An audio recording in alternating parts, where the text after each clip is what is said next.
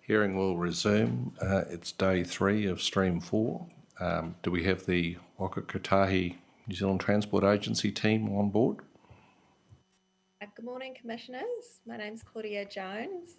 We're just waiting on a few more team members to come, Mr. Swears and Mr. Brathwaite. Okay, all cool. You have counsel with you? No. Since we have some legal submissions from them, hopefully they're going to arrive at some point. And yeah, there's legal submissions for noise, and noise will be... So we're going to hear from counsel when the noise team rocks in? Yes, yeah, and that will be on Monday. Okay, that's all good.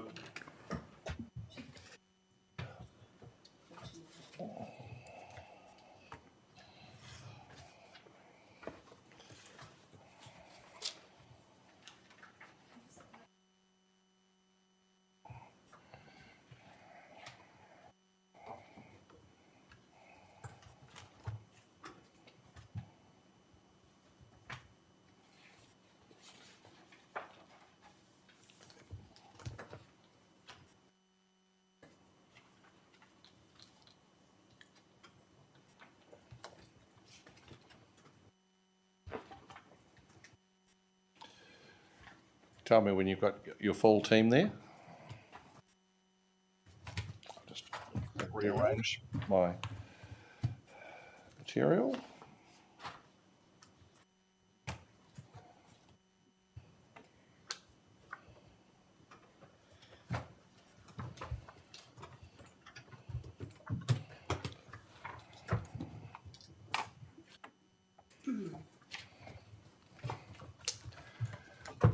Okay. So we've got the whole team online.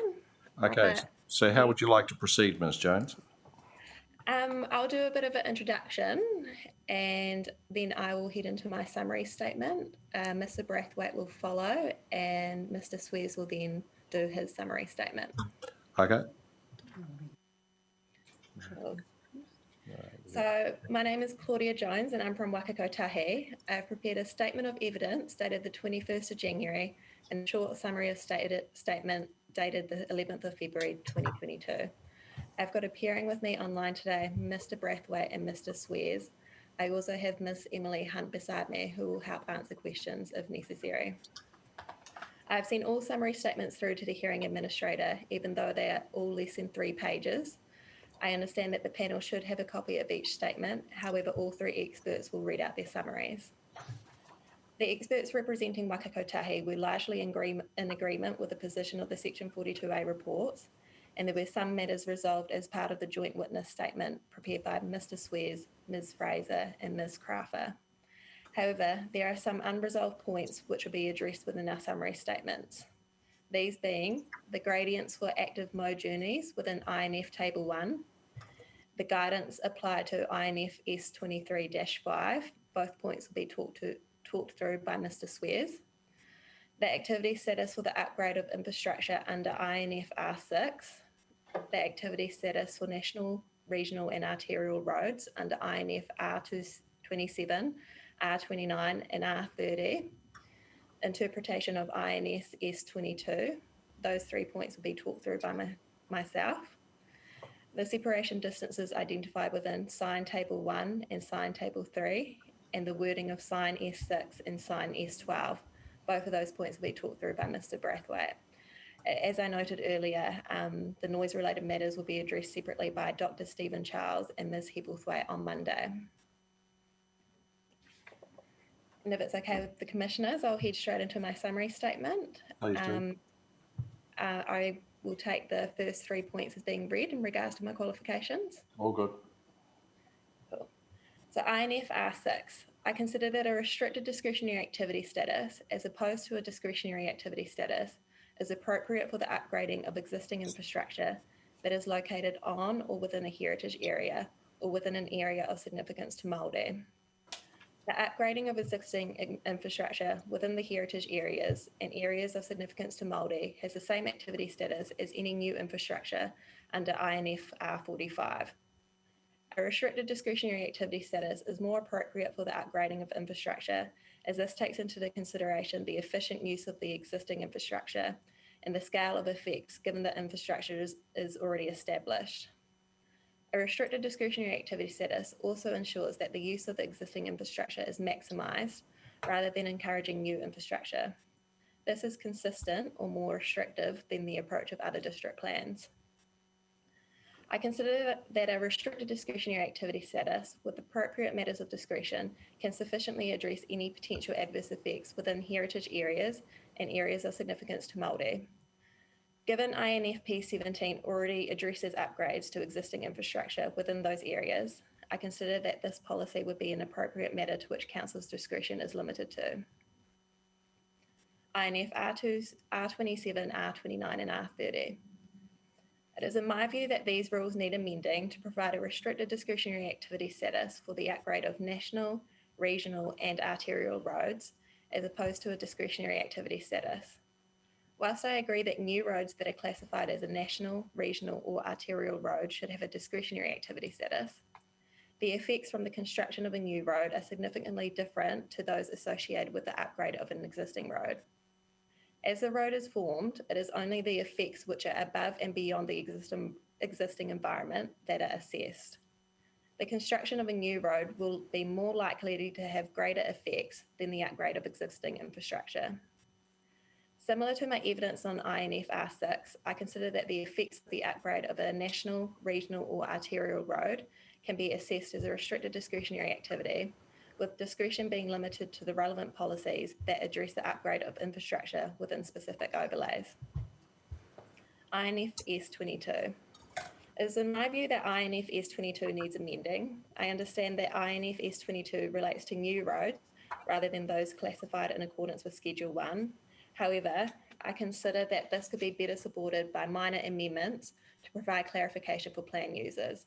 I suggest the following amendment is appropriate as per my evidence and summary statement. That is the end of the summary statement, and I'm happy to answer any questions. Ms Jones, can I start with a legal question?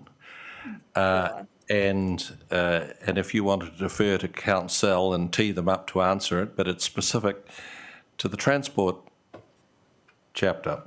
Mr Swears favours referencing guidance from Waka Kotahi's website as a primary source of instruction, while acknowledging that there are difficulties in referencing it. Yes. The legal question is whether it's appropriate or even legal to reference a document online that Waka Kotahi's continuously amending and changing. Yes, I'll write that down and I'll get in contact with our council and respond to you later today, if that's okay on that question. Well, they can respond when they show up. Okay. Because I'd like to discuss it with them, and you can tell them that my experience of that question in the context of referencing the overseer nutrient model in the context, in a regional plan context, is that you have to specify a specific version precisely to avoid the position that third parties are not changing the plan without going through a first schedule process. So as I say, that I'll be interested to know what council can tell me about why this position can be distinguished. The second question that I have that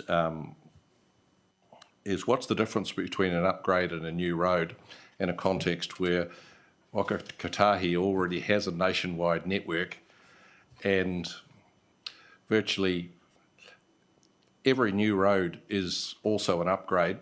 When does an upgrade become a new road? I would say that an upgrade becomes a new road when it is outside of the designation and there needs to be a new notice of requirement in order to establish that new road.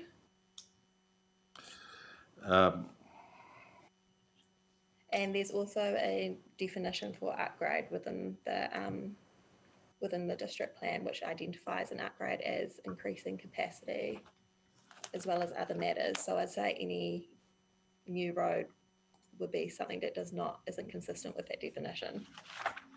But I'll just pull out that and have a good look at it, because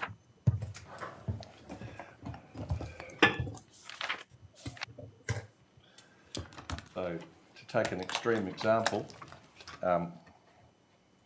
you could say that Transmission Gully is an upgrade of the state highway system because it increases capacity.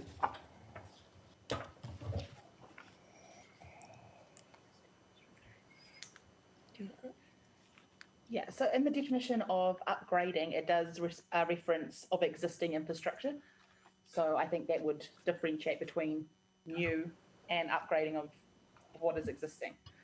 Yeah, but that's the point. The existing infrastructure is the state highway network. The Transmission Gully is an upgrade of the existing state highway network. So why isn't it an upgrade as defined? Like I accept that Ms. Jones' clarification would answer the question that if you can do it within the terms of the existing designation, it's an upgrade. But even that might be too constraining, because if, like, my experience of recent designations is that they're quite specific about what is constructed where. The old idea that you had some incredibly general description has sort of gone by the board. So I haven't studied, for instance, the Transmission Gully designation, but I expect it will be quite specific about what's going to be built where, so that if, for instance, you're going to put another lane somewhere along the corridor, that's probably going to need a change to the designation. Yes. Yeah. And so if like, your reasoning seems to me to be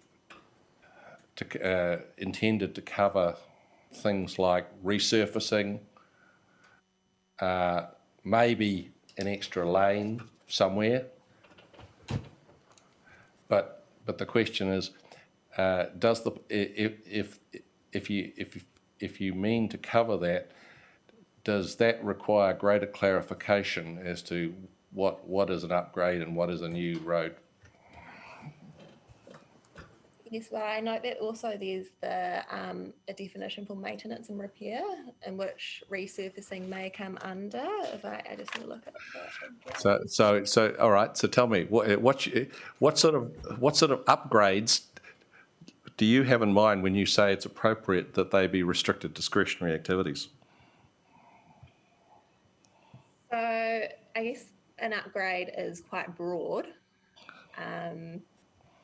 As you said, an upgrade could be a new intersection, some form of intersection, but yes, an upgrade is quite broad. Can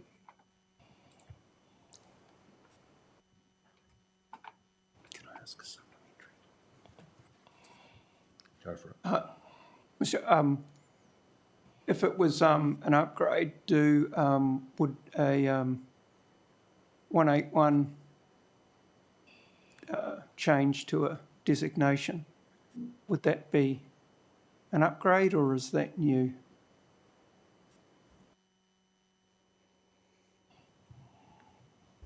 I'll have to go back and think about that one, because I can't answer that at the top of my head right now, but I'm happy to write that down and look into that.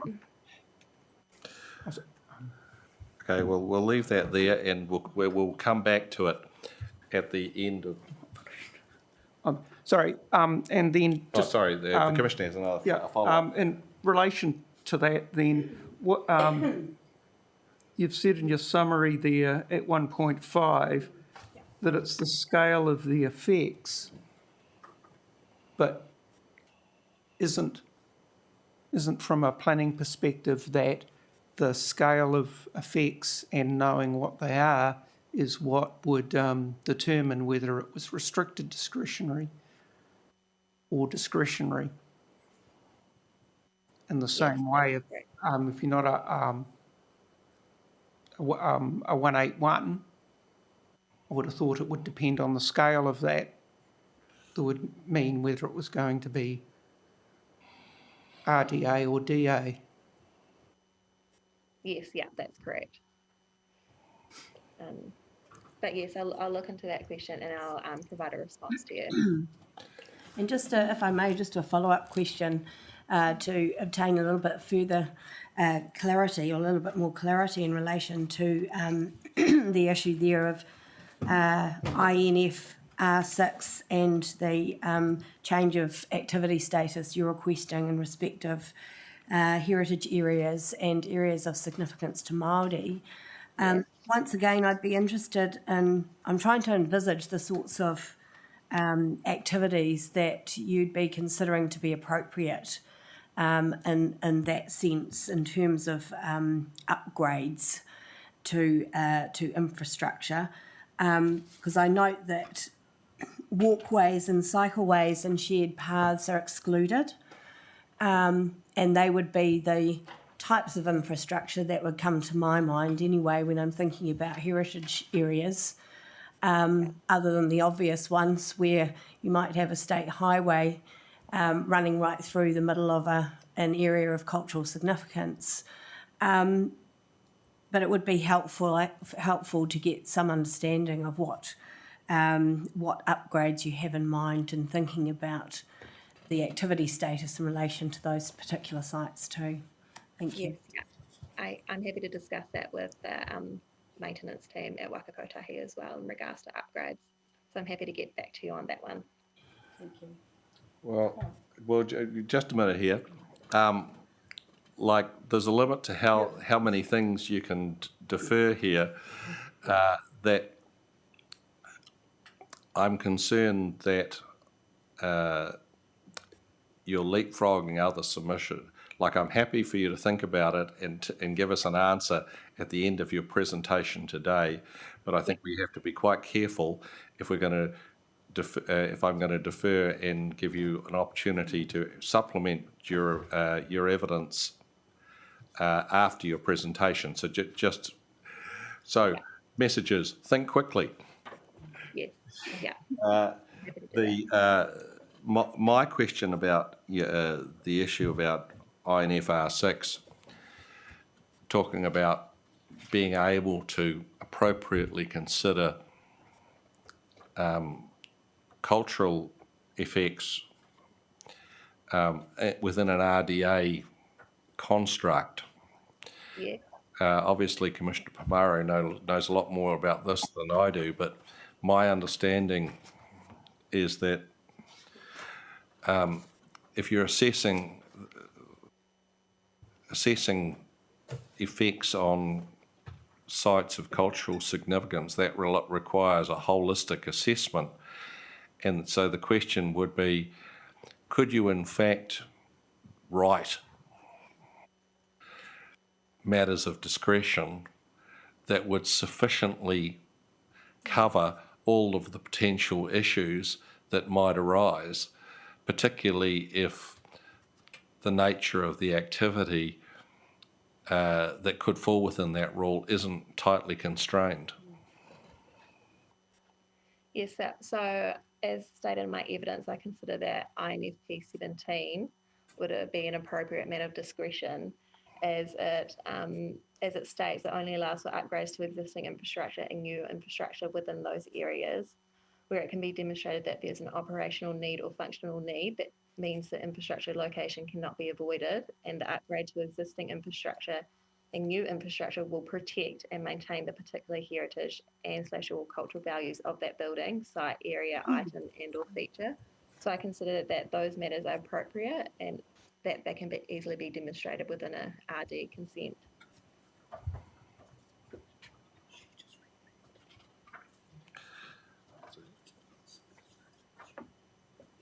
Where did you read that from, please? That is INFP 17. Oh, for, yeah, the relevant policy. Gotcha.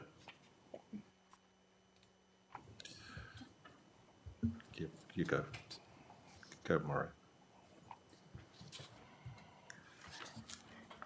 Kia ora, Ms Jones. In relation to that policy, just a question of clarification there. In your summary this morning, you've only referred to upgrading of existing infrastructure.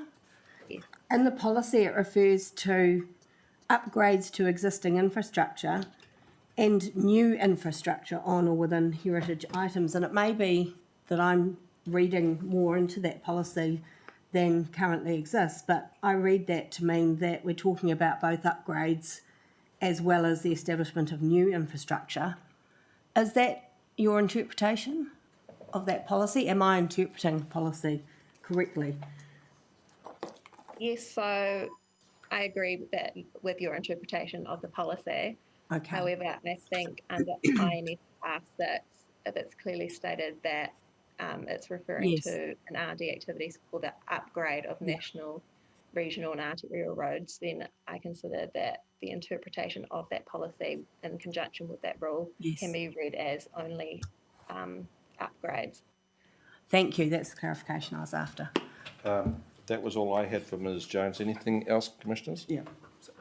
I think, Ms Jones, in terms of the policy, I'm looking at 10.12 of your evidence, page 11, where you say that the upgrade of a national regional road assessed as an RDA limited to the relevant policies. Which policies are you referring to? And can you take me to those, please?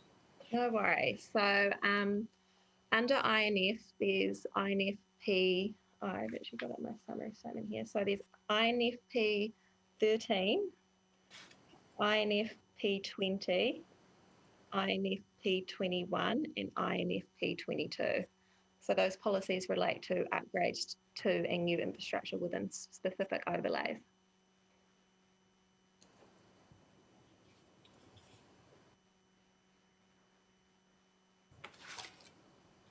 And if we were referring to something that had related to a site of significance for Maori, how would that be covered relative to your summary statement in relation to R6? So is it R17 that would do that? So for INF R6, I consider that policy INFP 17. Yep. Okay. Thank you. Well, we Thank should- you, Commissioners. Well, who have you got? Have you got Mr Braithwaite or Mr Spears? Yes, we've got Mr. Braithwaite. Morning, Commissioners. Morning. Over to you. My name is Luke Thomas Braithwaite. I will be taking my primary statement of evidence as read, and I have prepared a summary of my evidence and can talk to this if this will assist you. Please proceed. I have prepared a primary statement of evidence dated 21st January 2022 relating to lighting and signage issues. My qualifications and experience are set out in my primary statement. I reaffirm that I've read and continue to comply with the Code of Conduct for Expert Witnesses 2014 and that I am a Wakatahi employee. I've read the supplementary planning evidence provided by Mr Smeaton, lighting, and Mr Ratchlin, signs. Set out as follows is a summary of my primary evidence updated to reflect my position following the review of those statements. Lighting chapter. With the changes outlined in the Section 42A report, I consider that the lighting chapter is appropriate and aligns with the Australian and New Zealand Standard 4282 approved in 2019. This is the standard issued with a specific purpose to control the obtrusive effects of outdoor lighting. The standard is considered to be best practice guidance in terms of ensuring that lighting effects do not compromise traffic safety. Signage chapter. I considered the signage chapter as generally appropriate to manage the potential effects of signage on road safety, but I seek changes to sign S6, sign table 1, sign table 3, and sign S12 as set out below. Sign S6. Various terminology is used in the proposed district plan to describe the location of signage in proximity to the state highway. For example, the proposed district plan uses wording such as adjacent to any road, within 10 metres of a road, or at right angles to the road. I have sought the replacement of these terms with the words visible from a state highway to ensure that the effects on road safety that the proposed district plan seeks to manage are appropriately addressed. The key issue is whether the sign can be seen from the state highway, therefore have the potential to distract drivers, causing a road safety issue. I note the rural section of the operative district plan regulates signs that are visible from the state highway. The Section 42A report and the supplementary evidence of Mr. Ratchland recommends retaining the wording adjacent to rather than referring to visible from. If the wording adjacent to is retained, then I consider that that term should be defined. In addition, in Mr. Ratchland's supplementary evidence, he agrees that the wording used within sign S6.4 at right angles to the road is of concern. However, considers that since Wakatahi did not specifically seek the wording change in our original submission, that we do not have scope. I've discussed this issue with Wakatahi legal counsel, and I disagree with Mr. Ratchland's statement, as Wakatahi broadly sought for signs to be assessed where visible from the state highway, and this refers to safety and impacts on the transport network. This wording change comes within the consequential relief sought. I sought clarification in sign S6.4 regarding how to measure the space between signs to ensure that separation distances are measured consistently along the transport network. I've also sought the removal of the wording traffic sign. As drafted, the rule would apply to all traffic signage, for example, parking time limit signage. I have suggested clearer wording and make it clear that the rule applies to permanent regulatory and warning signs, being the signs that require the full attention of drivers and may require drivers to undertake certain action. Finally, I've sought that any sign visible from a state highway shall contain a maximum of 6 elements, ensuring that drivers are able to comprehend the sign without adversely distracting a driver from the task of safe driving. I've also included a definition to define the term element, so this can be easily understood. Sign Table 1 and Sign Table 3. In my opinion, Sign Table 1 and Sign Table 3 require amendments to achieve sufficient distances between freestanding signage or transport network infrastructure. Sufficient spacing between critical elements of the transport network and signage, or between 2 signs that may distract drivers from the driving task, is important to ensure road safety. I've sought that the separation distances in Sign Table 3 also apply to pedestrian crossings and curves that have chevron signage installed on them, indicating tight cornering manoeuvres to avoid safety issues associated with distraction at locations where drivers need to be concentrating on the driving task. I note the Section 42A report supports this addition. Sign Table S12.3. As with Sign S6, it is my view that Sign S12.3 requires amendments to ensure that the digital billboards that are visible from the state highway rather than those only adjacent to the highway are adequately controlled. Section 22AB1Y of the Land Transport Act 1998. Mr. Ratchland comments in his supplementary evidence in regard to controlling signage visible from the state highway via a bylaw under the Land Transport Act 1998. Although there is the ability for Wakatahi to control signage through this bylaw, this is not easily accessible option for many, whereas the district plan is much more accessible and includes all relevant rules in one location. As such, I consider that the district plan is the most appropriate location to control the effects of signage on the state highway transport network. And that is the end of my summary statement, and happy to answer any questions that you may have. Mr. Braithwaite, What's your test of visibility? When is something visible? Like, and to put context around the question, my understanding is that you could see a sign from space if you had the right equipment. So, At what point do you define visible? Yes, and that's where I'm getting to, is that we need to have a term that defines all signage that is, I guess it's more easily visible from the state highway, because those signs that are generally visible have the potential to distract drivers, but adjacent to just doesn't have enough coverage as currently worded to include all those potential signs that could be visible from the state highway, have an effect, but wouldn't fall under the umbrella of adjacent to. have you suggested some words that cover what is more easily visible and exclude what is less easily visible? That could be an option. Yes, I know it's an option, Wasn't but the without question. some words, we can't consider that as an option. I'm thinking about think of it in Section 32 terms, as I think Mr. Smeaton observes. There are elevated parts of the state highway where you can overlook the entire Porirua basin, and every sign is potentially visible. Well, certainly with the aid of a telescope or binoculars. So if you're going to suggest that it's possible, I think you need to tell us what the words are so that we can assess them, because without words we're circling round saying, well, you have an issue but you don't have a solution. Or you have a solution that will capture vastly more than you intend to capture, which obviously has Section 32 implications in terms of costs and benefits. Yes, and I do note that the visible is used within the current district plan, but I can provide a definition for visible if that will assist.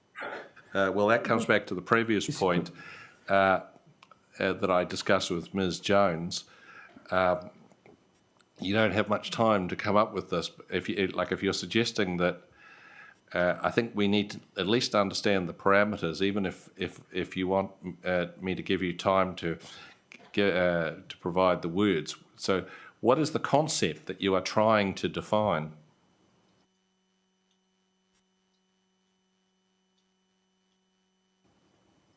Okay, I will come back to you on that. And if I can just make the task hopefully more easier for you, in terms of the visibility of a sign, is it just the side of the sign on which the message on the sign is written, or are you concerned with whether you can see the back end of the sign? No, it's just where it predominantly faces state highway, so where it's easily visible to a road user as they pass the sign. The back end of a sign where you could just barely see the glowing part would not fall under what I visible. consider. Yes. Visible, right. I think, as the Chair pointed out, doesn't quite do that at the moment. Then my other question in relation to that is, if you're on State Highway 59 going through the Mana Esplanade, or does your proposal affect all signage on the buildings on the commercial strip that's along there? Yes, it would. And is that retrospectively or into the future? I would say it would be into the future rather than retrospectively. Then related to that, you may wish to defer this to Council. Is there any case law in relation to the words adjacent or definite, adjacent or adjoining, and for that matter, visible from. I will ask the legal counsel to come back to you on that, but there is case law when I was referring to quality planning, and that came from the case Ports of Auckland versus Auckland City Council 1999. And what's Ports of Auckland versus, and what's that case about? And I take it you can give us a copy? I will ask our legal counsel to provide that. Thank you.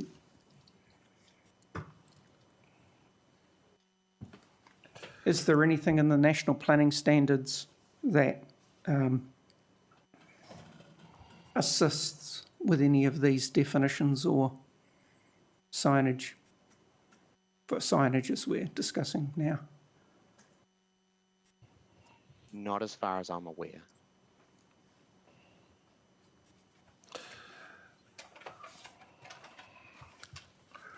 And your evidence is quite clear that there are safety issues, Mr. Braithwaite. I understand that. So in terms of the cost-benefit equation, you've clearly addressed the benefits of the additional regulation you're proposing, but can you point to any assessment of the cost? No, I cannot, because Wakatahi's focus is on safety and efficiency of the road safety network. You'll understand that if we are to amend the plan, we need to undertake an evaluation pursuant to Section 32AA, and we cannot restrict ourselves just to a consideration of safety. So if you can't address the other half, I think that we have a problem. Can I just observe that?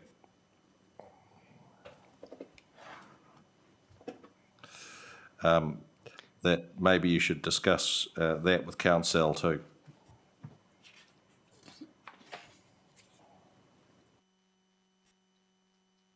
Yes, I will do that.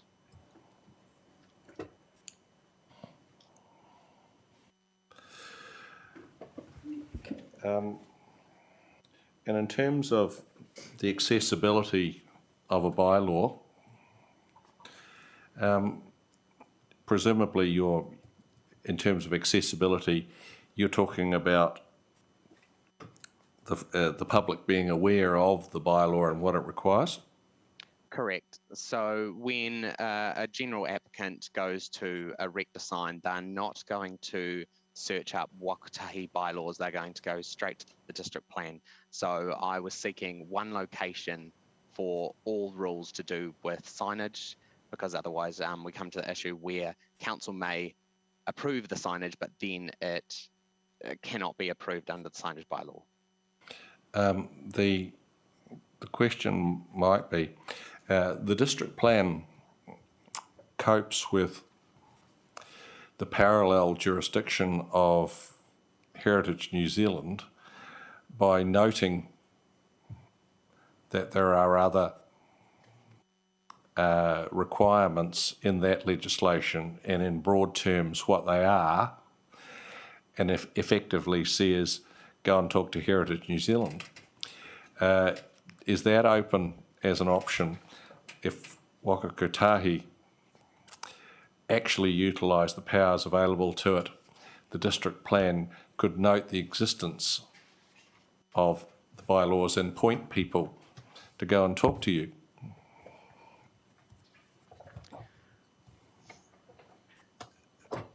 Yeah, I guess it's tricky that we don't have an existing bylaw to that effect at all. So we have to go through the process of creating that, and that process could take quite some time. So I can't see that occurring prior to the district plan being finalised. We could certainly refer to the possibility that signs that are visible from the district plan might be the subject of bylaws, and people could check. should check? That is a possibility, but that is, I guess, on the basis that we will be creating a bylaw, and there is no discussion that I'm aware of that will be created in the near future. Related to that line of questioning, has Waka Kotahi had any consideration to a nationwide reference to how it wishes signs to be addressed? So has it considered any alternatives, National Environmental Standard, or, since I assume that Porirua isn't the only place where Waka Kotahi's seeking this outcome? So you're talking about national consistency with signage provisions in district plans? Oh, yeah. Well, there may not be within district plans. Have you considered that an alternative? Is there some other mechanism, bylaw, or are there any other things that have been considered? So I guess that comes back to our Traffic Control Devices Manual Part 3, which is our standard national guidance on best practice for advertising signage. So that is our national point of view. So that is already on your Waka Kotahi. That is published online. Yes. Is that document got a version number and date on it? I understand it is the first version, but I can provide a copy. No, I don't need a copy. Just need to know whether what's the version and date number of it. That's all. I can provide that.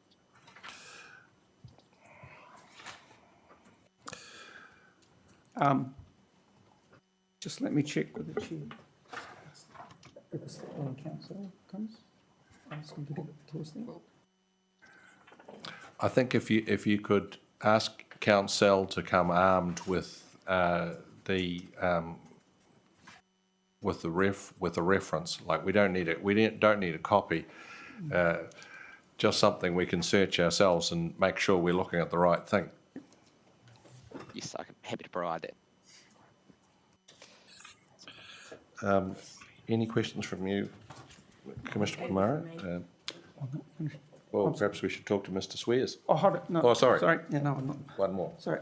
One more, Mr. Braithwaite. This is just in 6.15, the provision regarding the content controls for, this is in your evidence, pages 7 and 8, just as the definition of element. Sorry, could you just clarify me, was that the definition of sign element, was that included in the submission, or is it that just clarified in your evidence? It's only clarified in my evidence. And that was in response to the Section 42A report. And what did the Section 42A report say? They were seeking understanding of what we meant by the term element. Right, and so where does that element, where does this, each word used equals one, where does all that come from? Is that based on anything? I suggest that question is referred to Mr. Swears. Okay, thank you. And then also Mr. Swears can get ready, I suppose. For each word used equals 1 and an image equals 4, I just try to understand how it's put together if the first word is, I don't know, endoplasmic reticulum, for instance. It doesn't quite seem to stack up, but we can ask Mr. Swears about that. Thank you. Like, I have a question about that definition too. It says an element refers to each individual item on a sign, which includes, and then there's A through F. What else does it include that's not defined? Or is that a question I should ask Mr. Swears too?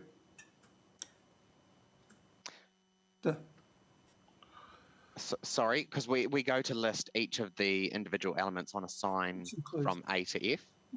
I know, but it says which includes. So if it includes those bits, therefore there must be something else as well, because that's the way the definition written. is structured. Yeah. So if it includes that, there must be something else. I think that's what the chair's Yes. getting at. What else is there? I don't consider that there are any other aspects, but potentially ask that question Mr. Swears as well. It may be a change in wording. So if we were to clarify the wording, what should it be?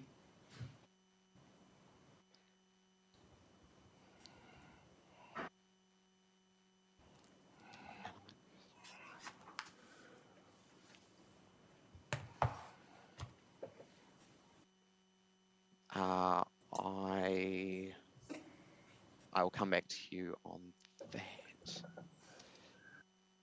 Same answer. Same answer. Mr. Braithwaite, you need to think quickly. Yes. I don't expect an answer in the next 30 seconds, but we need to know by the end of your presentation, or if not, we need a clear definition of when we are going to get an answer. A simple amendment could be remove the word includes. So an element refers to each individual item on a sign. I'll come back to you.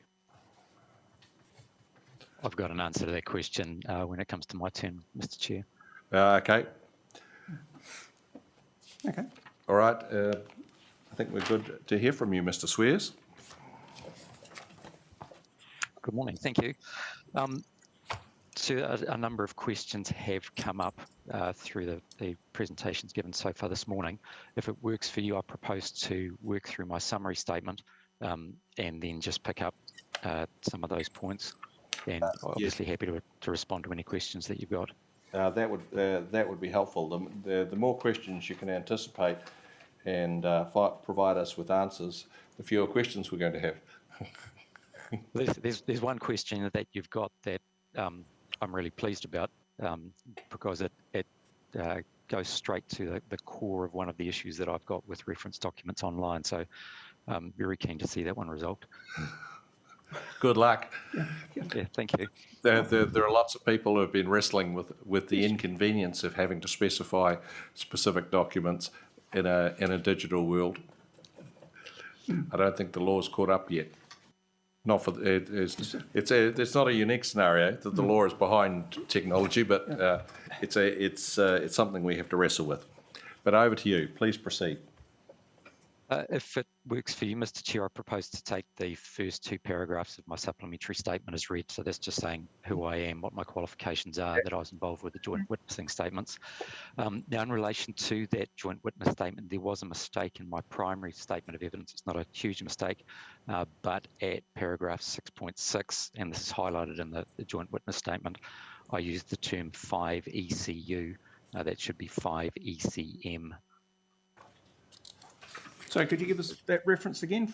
So paragraph 6.6, it's the fifth line, which reads vehicle movements 5 ECU. That should read 5 ECM. Well done. I didn't notice it reading it. That's all right. I didn't notice it when I was proofreading it either, and it was only in the joint witnessing that I spotted it. You only ever see it later. Unfortunately, yes. Please proceed. Mr. Chair, in the table that I've provided in 1.3, I've tried to summarise my statement and just sort of give you a cross-reference guide to the matters that were addressed through joint witnessing, and then I'll give you an idea of what I was going to be focusing on in the summary statement. I'm happy to go through the table if you'd like me to, but I question whether there's a lot of merit in that. No, if the table's helpful, we'll take that as read, please. Okay, thank you. So if I can continue at paragraph 1.4, although the Waka Kotahi's submission relates to signs being visible from a highway, given the same traffic volumes, alignment, operating conditions, and so on, I consider it unlikely that the effect on road users of signs visible from the road would vary significantly based on the type of road from which the sign is visible. And I do acknowledge, Mr. Chair, the questions that were raised previously about what does visible mean. 1.5, as noted in my primary statement, the issue isn't whether signs are within a given distance from a highway, but whether they can be seen from the highway and have the potential to distract road users. There are various factors to consider in relation to the likely effects of advertising signs on road users. Therefore, I consider the simplest way to address the matter is to apply restrictions in relation to advertising signs based on whether they can be seen from the highway.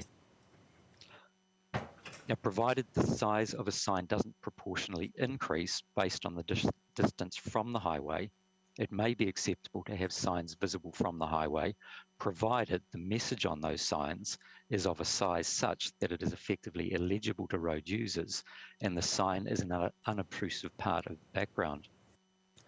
In his supplementary evidence, Mr. Racklin states that he continues to have concerns regarding the introduction of the term visible from a state highway.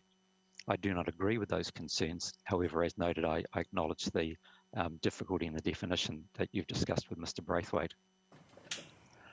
Moving to 1.6, if signs can be seen from the highway, they present the potential to cause distraction.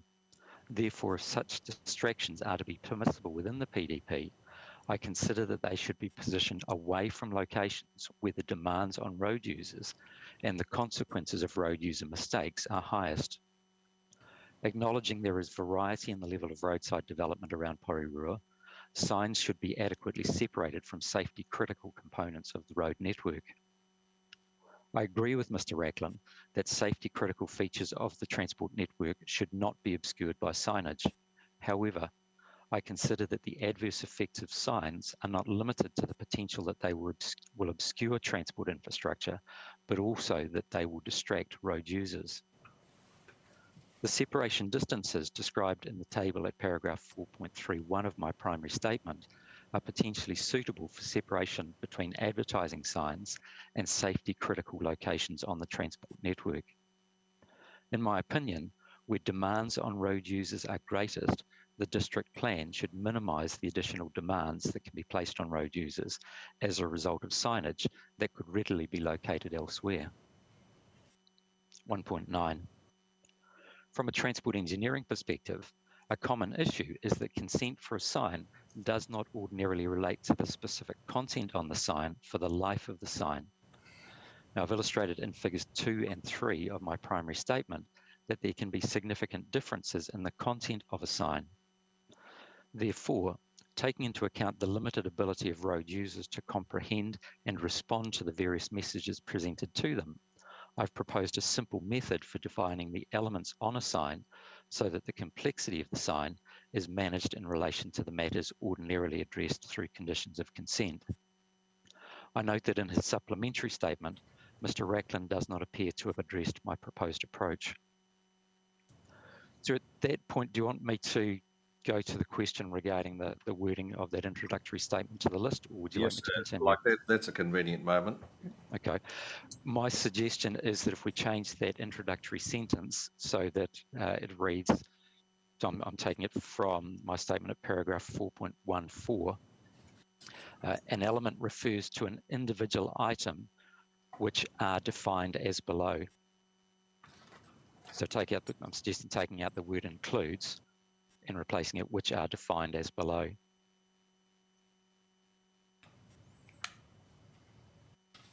Thank you. And there's likely to be someone who'll come up with something for a sign that doesn't fit nicely under one of those 6 categories. But the suggestion there hopefully addresses the open-ended nature of the includes. Okay, all good. Thank you. Could I just, Mr. Swears, you heard me ask Mr. Braithwaite about where did those that suggestion of the definition of element, did that come from anywhere, or does it just being made up, or what? It's essentially been made up based on the guidance that's provided in relation to guide signs for a roading environment. So for a roading environment, and picking up on, and I'm not going to try and pronounce the word you used before, Commissioner, recognising there are some words that are very long and there are some words that are very short, it does get difficult. And so, for example, from a road sign convention perspective, I'm just trying to think of a long place name. Waimakariri, for example, is longer than the word tawa, but they're both single words and they're both perfectly legitimate single words, and both are likely to need to go on a sign at some point. So you don't have differentiation between those. In terms of long words such as the one that you used, that would count as a single word. But as I gave the example in my evidence, if you had a sentence and just took out all the gaps in between the individual words, I'm proposing that that wouldn't be a single word, but each of the identifiable words would be counted as a word. So I'm just trying to capture the potential for creativity in advertising signage and cover it. Yeah, but there's a whole industry that will do that all by themselves. Yes, thank you. And they're very good at it as well, sir. Yeah. Please roll on. We're running tight for time, Mr. Swears. And, Sorry, sir. So 1.10, as noted in my primary statement, the effect of a sign on a road user's ability to focus on the driving task is not necessarily a function of the supporting structure of the sign, but rather is a function of the content of the sign, its location relative to the road user, and its location relative to other features that have the potential to distract road users. From a transport design perspective, signs intended to inform road users should be separated from each other to provide road users with sufficient time to comprehend the sign message and react to that message. This applies to all signs, including those official signs where road users need to be informed of more than one issue for a given specific location. Notwithstanding my concerns regarding advertising signs being visible from the highway network, I consider it important that advertising signs, whether freestanding or supported on a structure such as a building, are adequately separated in order to minimize the potential for distraction to drivers and or information overload at any given point. Now, starting at continuing paragraph 1.13, and I acknowledge, Mr. Chair, your legal question that you raised earlier on. But starting at 1.13, the existing provisions reference an incorrectly titled and soon to be replaced Waka Kotahi guide and an Austroads guide that could be readily confused with another Austroads guide. In my primary statement, I propose to refer to specific authors, not documents, with priority given to council. However, in conferencing, I updated my position and now consider that the district plan should refer to and give preference to the Waka Kotahi guidance first, followed by Austroads, and then the council guidance. Ms. Crafer and Ms. Fraser agree that Waka Kotahi guidance is useful. However, they raise concerns regarding that guidance where it is a web-based source.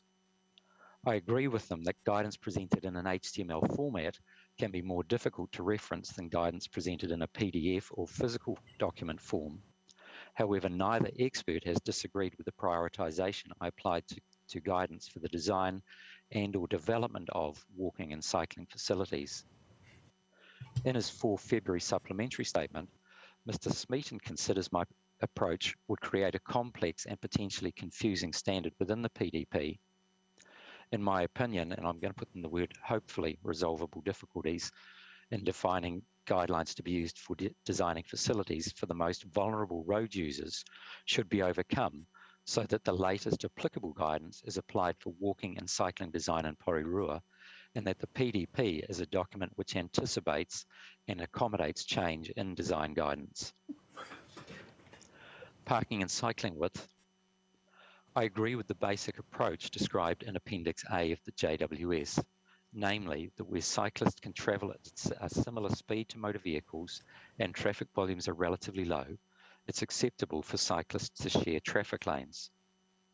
Where motor vehicle volumes and or operating speeds increase, dedicated facilities should be provided for cyclists. The primary concept in Appendix A of the JWS with which I disagree is the acceptance of gradients that discourage walking and cycling and potentially force cyclists to travel at a speed that is significantly different from the motor vehicles with whom they share traffic lanes. And at this point, I've got a difference with Ms. Jones. She said that I was going to cover gradients, My understanding is that because gradients weren't covered in my primary statement, that I don't have scope to consider that matter in any more detail in my statement. But the point I'm raising there is that I've got concerns regarding the gradients described in the table of the joint witness statement. 1.17. In my primary statement, I referred to the table being expanded to include design speeds higher than 50 kilometres per hour. However, given that for a target operating speed of 60 kilometres per hour, a shared path is required, I consider that if there is a need for provision to be made for cyclists adjacent to roads with operating speeds greater than 50 kilometres per hour, the table clearly indicates that the facilities for cyclists should not be on the road. The concerns I raised in my primary statement regarding parking and cycling widths have been largely addressed through the conclusions of the joint witness statement. And finally, I consider that setting a limit of 100 equivalent car movements rather than 100 vehicle trips addresses my key concern that all vehicle movements are not equal. In his supplementary statement, Mr. Smeaton agrees with the ECM approach. And at that point, sir, I'm happy to take any questions. I have two questions only, Mr. Swears. The first, I think, might be just an unfortunate choice of words, but I don't think I could let this go by. Paragraph 4.24, you say the PDP is focused on permitting distraction for road users. That implies to me that the PDP is intentionally providing a regime to facilitate distraction for road users, and I would ask you to explain why you are, what is the basis for that view? I think you're right, sir. I think the use of the word focused wasn't a good choice of words. If we could rephrase that sentence as, in my opinion, the table proposed in the PDP is too coarse in its level of detail and permits distraction for road users. And the second thing is, contradicting Ms. Jones, I do want you to tell me why you disagree with the other experts in relation to gradients. The key reason I disagree is that the gradients that are in the table, we were talking about gradients up to, from memory, 12.5%, which fortunately was down from 16% that it was earlier, is steeper than typical gradients used for design of pedestrian and cycling facilities. So for example, the Waka Kotahi Pedestrian Planning and Design Guide, which is the document that I referred to previously, which is soon to be out of date, refers to a maximum gradient for pedestrian routes of 8% over a distance no greater than 9 metres. So to have gradients of 12.5%, obviously that's significantly greater than 8%.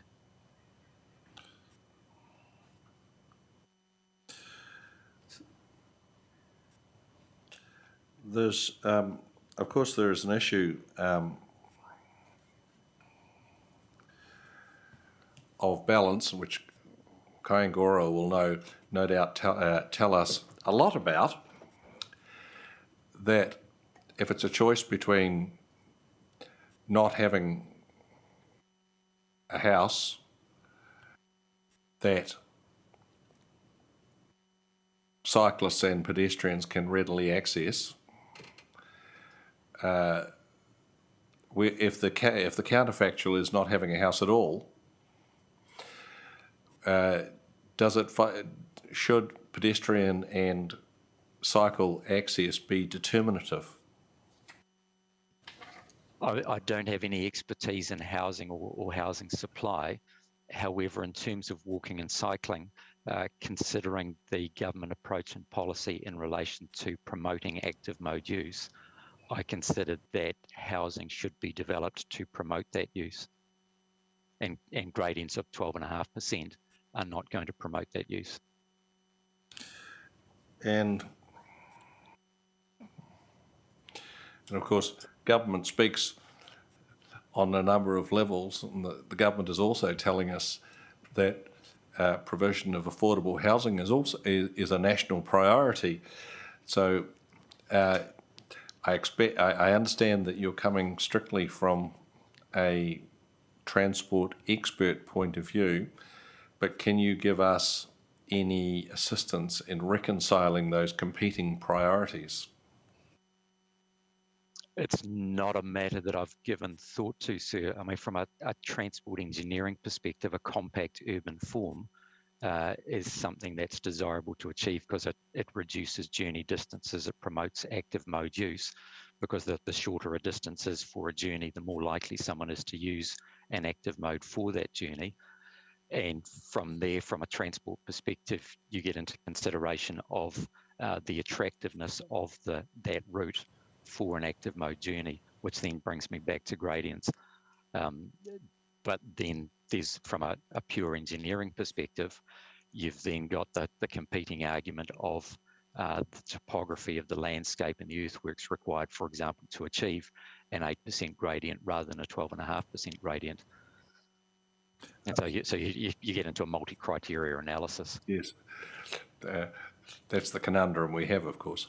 Yes. Commissioner Sinclair? Sorry. Thank you, Mr. Swears. The change in the guidance, you said that was recently, is very soon to be out of date. Yes. This might be a question for Council. If that was, I'm assuming that's the one that was in place at the time of, the one that's going to be out of date was the one that was in place when the plan was notified. Does that have a version number or anything like that? If you can give me a brief moment, sir. Yep.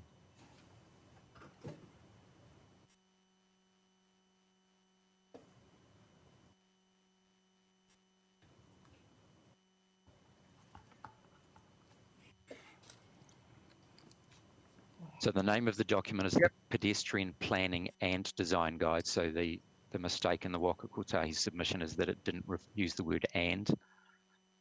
Yeah. The version I'm looking at is... No, it doesn't have a version number. It's dated October 2009. Okay, thank you.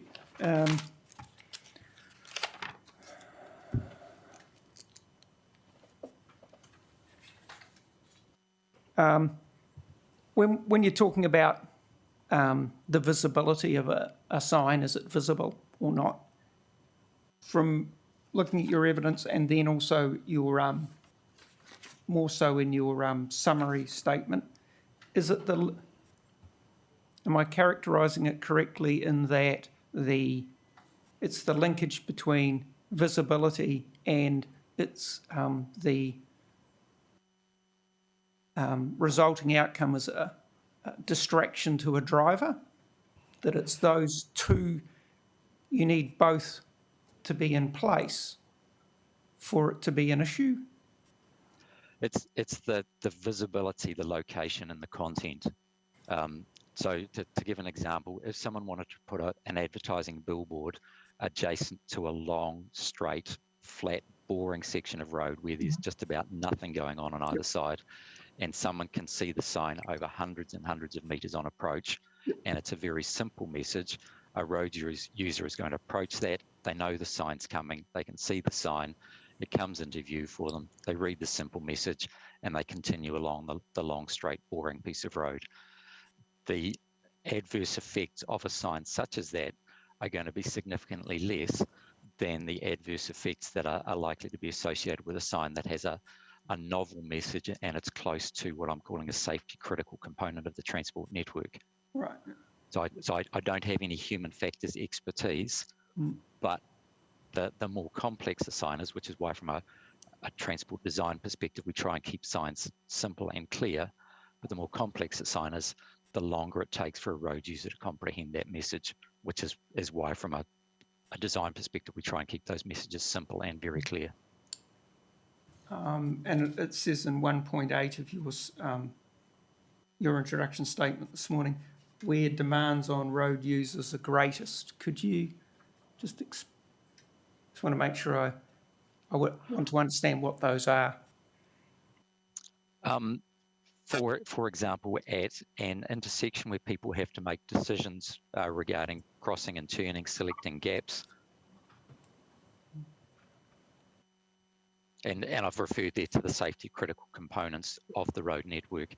One of the things we know is that road users make mistakes. So we need to make sure that we minimise the number of mistakes that road users make.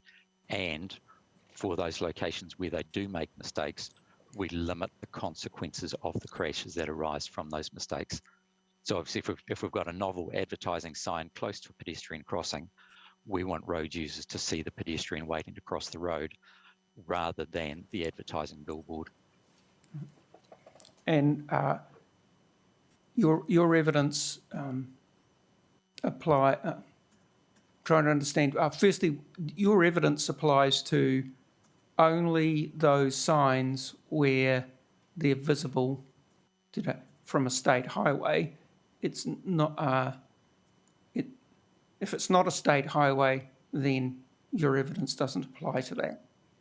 I've qualified that in my statement. From a transport perspective, it really doesn't matter what name a road is given. If everything else is equal, if it's called a state highway or it's called Mana Esplanade or whatever you call it, the designation of the road, I don't think makes a difference. Does the speed of the traffic make a difference? Yes, it does.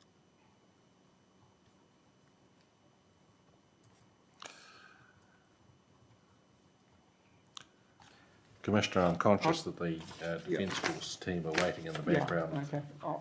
I'll attempt to be quick. 4.10 of your primary statement, Mr. Swears. What is it? In terms of, do you have any details of how many accidents, I don't know, nationally result in from driver distraction due to signage? Is there any? I don't have specific numbers for that. One of the difficulties we have, and a researcher called Wallace described this very well, he stated that people who survive motor vehicle crashes are unlikely to admit that they were distracted by an advertising billboard because of the potential liability consequences and insurance implications of that. So the short answer is no, I don't have data as to how many people are distracted by advertising billboards, but crashes are defined as rare, random, multi-factor events and a little bit else. And so the multi-factor may be that someone was tired and they saw an advertising billboard which took their attention for a moment. There was a child in the back seat crying, and at that particular moment a pedestrian stepped out onto a zebra crossing and was killed by that driver. The driver's unlikely to say, and I was distracted by the advertising billboard. Yep. 4.22 in 2.3, just the table refers to desirable spacing and minimum. And desirable's hardly got the force of regulation or being clear in which should it be? I think it should be, well, it's got to be one or the other. I think desirable is the approach to take. I agree with you, sir. I don't like the use of the word desirable. Because as soon as you've got desirable and minimum, then minimum becomes the standard.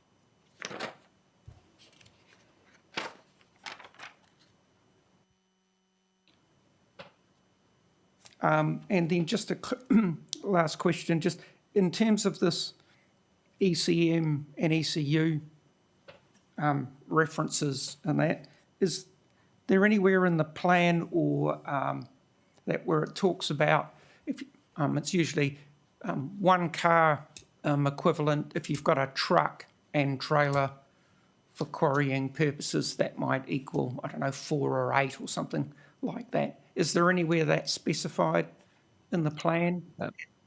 At present, I'm not aware of it being specified in the plan. I know it's in the Transport Agency's Planning Policy Manual, and it is the 1, 3 and 5 are values that are ordinarily used from a transport engineering perspective. So it's one for a car, 3 for a single unit heavy commercial vehicle, and 5 for a multi-unit heavy commercial vehicle.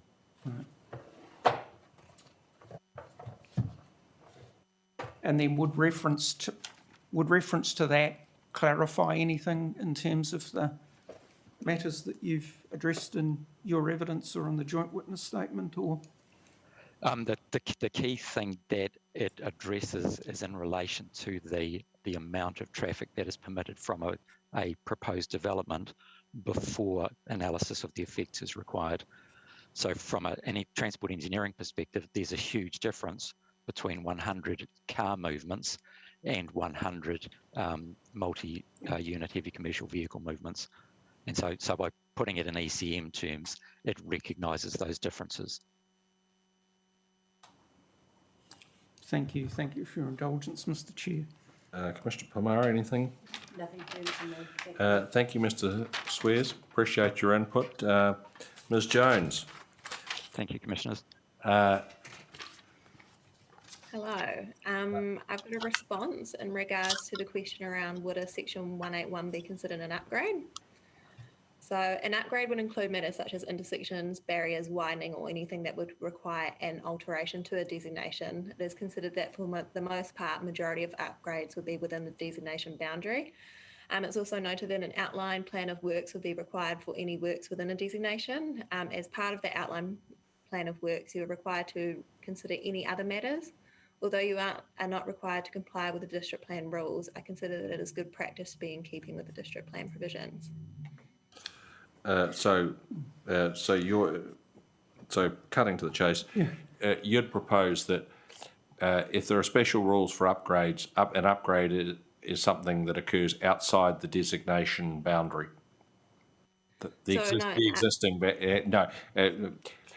No, I put that round the wrong way. That an upgrade is something that occurs within the existing designation boundary, and Yes, that's how it should be defined. Yes, that is correct. Thank you very much, Ms. Jones. I think that's it, and we'll look forward to hearing the balance of the Waka Kotahi team on Monday. Cool. Thank you. As I say, the Defence Force team have been waiting patiently in the background, I think. All right. Thanks, Commissioners. Thank you very much.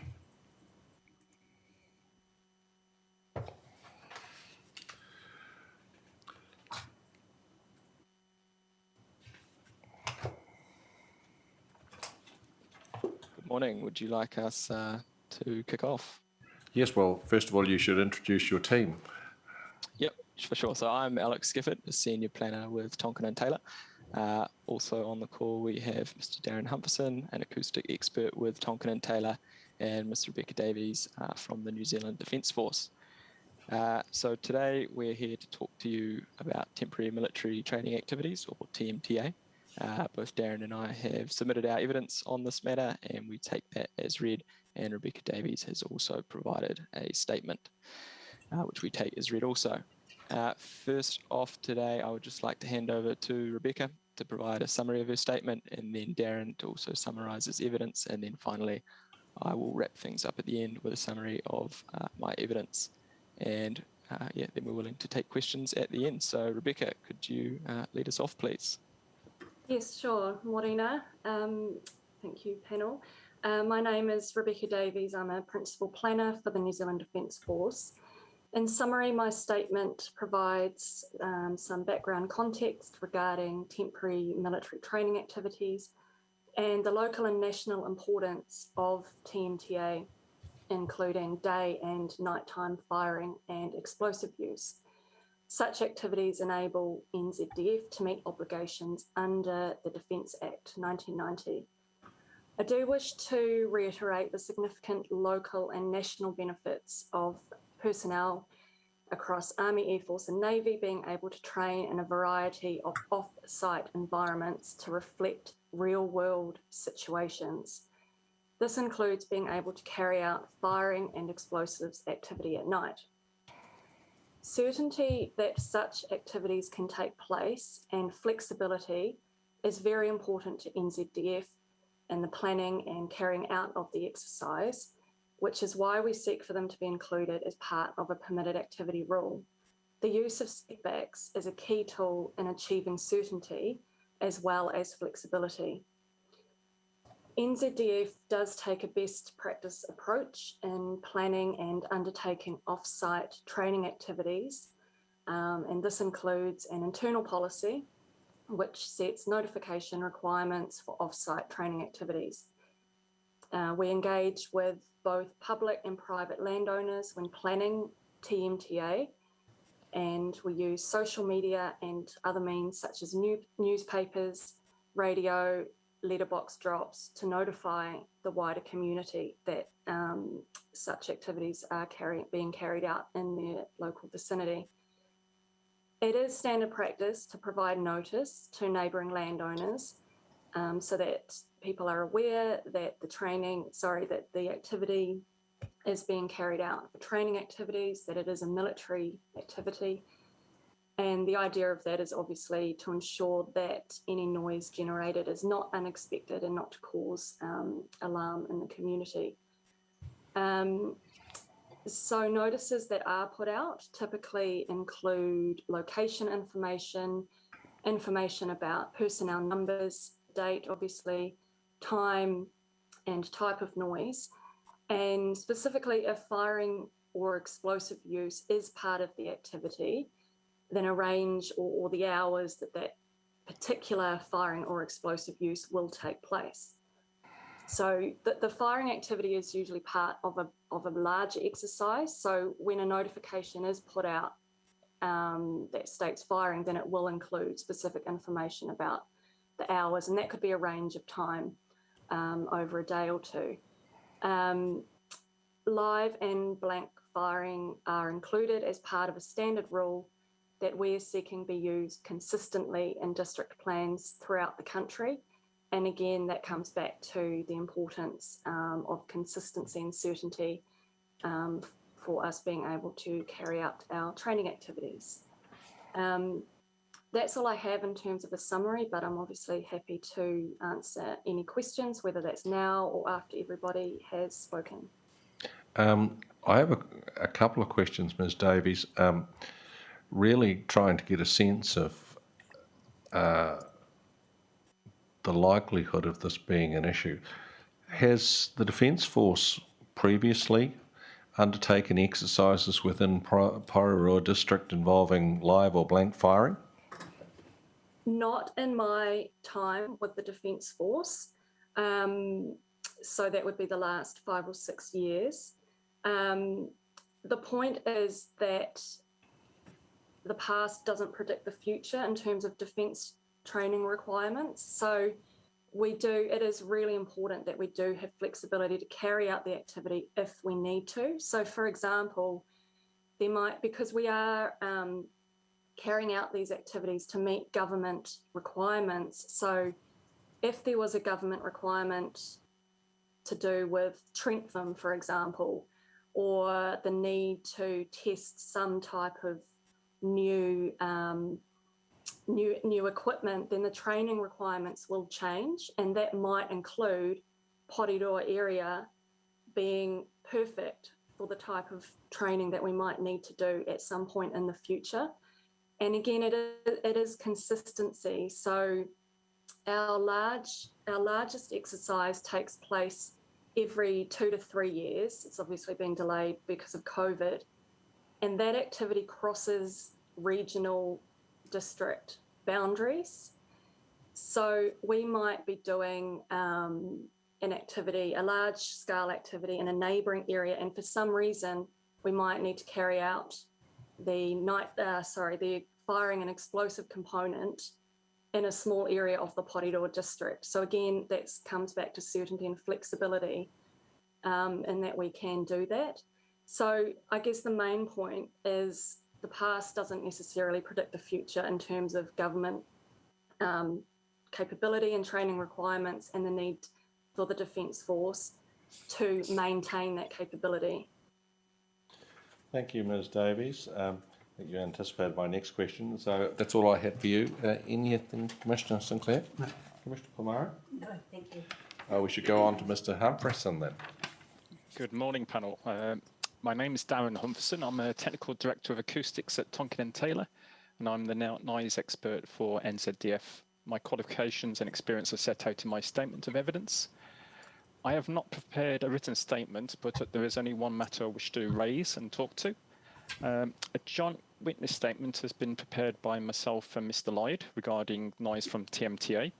The only matter in disagreement is the practice of firing blank and live weapons and use of explosives between the hours of 7 p.m. to 7 a.m. within the district. He has no concerns with any other form of TMTA at night, just the noise generated by these impulsive events. Mr. Lloyd considers that even with prior warning of exercises involving the firing of weapons and explosives, people will still be disturbed by this type of activity. He provides no evidence to support his opinion. Mr. Lloyd has no concerns with this type of activity taking place during the day, therefore accepts the use of the two-tiered approach to managing this type of noise, which Ms. Davis just mentioned, which is separation distance in the first instance and peak noise level if that distance can't be achieved. As Ms. Davis has already stated both orally and in evidence, NZF engages with both public and private landowners when planning TMTA and uses social media and other means to engage with the wider community too.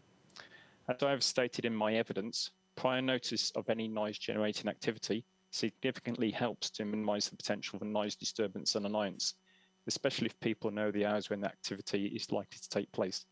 And this is no different to any other form of noise which is temporary, for example, construction noise. We usually use an engagement process on that for neighbours, and that's managed through a noise management plan. And the same when there's any sort of temporary events such as New Year's events, fireworks, and there's an engagement process that takes place with that, usually through the local papers or the radio. The NDF's two-tier approach to managing weapon firing and explosive noise, which is the separation distance at night of 1,250 metres, and followed by a peak sound level of 85 dBc, if that separation distance can't be achieved, has been adopted elsewhere in the country, and experience has shown that the NZDF thresholds are sufficiently conservative to protect noise immunity during the hours of 7 p.m. to 7 a.m. That's all I wanted to say regarding the JWS and the agreements with myself and Mr. Lloyd. And I'm happy to hand over to either Mr. Gifford or to take questions as you did with Ms. Davis. Well, I think we'll go straight into questions, Mr. Humphreys. I only had 2 points that I wanted to explore with you. And the first is the point discussed in your paragraph 32, saying that the separation distances that you are recommending are a reduction of previous separation distances and recognising that the Army no longer uses howitzers, which were particularly noisy. That is correct. Ms. Davies has said that the Defence Force needs flexibility to test new equipment. If there's an assumption inherent in your recommendation that the existing range of equipment will continue to be used, do we need to specify that range? If there is potential for a new piece of kit that is significantly louder than you have assumed? I can't speak what the NZDF may do in terms of weapon types, but the 1,250 metre separation is sufficient to encompass all handheld or portable weapon systems. And what I mean by that in terms of machine guns, sniper rifles, which have just recently come in, the Barrett rifle, but it doesn't encompass larger weapon caliber such as going back to like the howitzer. The howitzer was just a one-off when it comes to the actual type of noise. And probably Miss Davis would, I don't know whether Rebecca wants to just talk about what could happen in terms of other future weapon systems. Well, but that 1250 is sufficiently conservative to provide protection. Well, you just said for all handheld portable weapons. I have visions in my mind, probably from the last movie I watched, of those very large things that people put on their shoulders and fire at tanks. The Defence Force may or may not have those, but I don't think we should be speculating about what will happen. I think the issue for me is Ms Davies has said weapons may change, and so from a noise point of view, my issue is if you have assumed a particular range of weapons, should that assumption be built into the plan to cover the potential for new weapons with different noise characteristics? Sure. The levels that we have for both daytime in terms of the 500 metre separation distance and the 95 dBc, and the nighttime, the 1250 and the 85 dBc, have a sufficient headroom that they can accommodate both existing weapon types and future weapon types. If we get a weapon type which is produces higher noise levels, or the separation distance is greater, then that can't be carried out as TMTA. That would have to be carried out on a specific range. Can I just add, there's also the issue of safety templates as well, which if some, I think of the type of weapon that you might have in mind, as well as noise issues, there's also safety issues. So if we couldn't carry out a training activity safely with some, I don't know, howitzer type weapon, then it would take place on a specified NZDF range, as Mr. Humphison says. The point about the future weapons issue was more about training requirements, not so much about the equipment. And if something did come in that was hugely going to change the noise profile, then we would obviously carry out different noise assessment and have to relook at the district plan rules. But I guess the point is about the actual need to carry out the off-site training rather than the actual weapon used. I just wouldn't want that to get, I understand the question, but I just wouldn't want that to sort of be a diversion. So I just wanted to add that about the safety templates. And sorry, if there's anything else to ask about that. No, I think I should go back to Mr. Humphreys, and you've said, Mr. Humphreys, that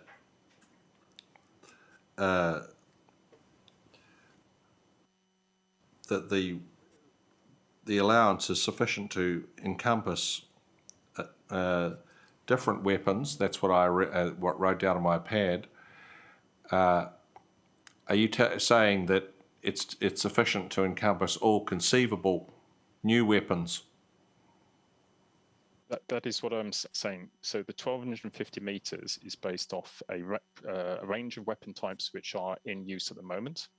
Obviously, they exclude the old howitzer, but the 1250 is sufficient to include a degree of flexibility in terms of the type of weapon systems that could be in operation, both now and potentially in the future. And as Ms Davis has said, that if there is a weapon that falls outside that range and also the safety template, then that would have to not be undertaken as a TMTA exercise.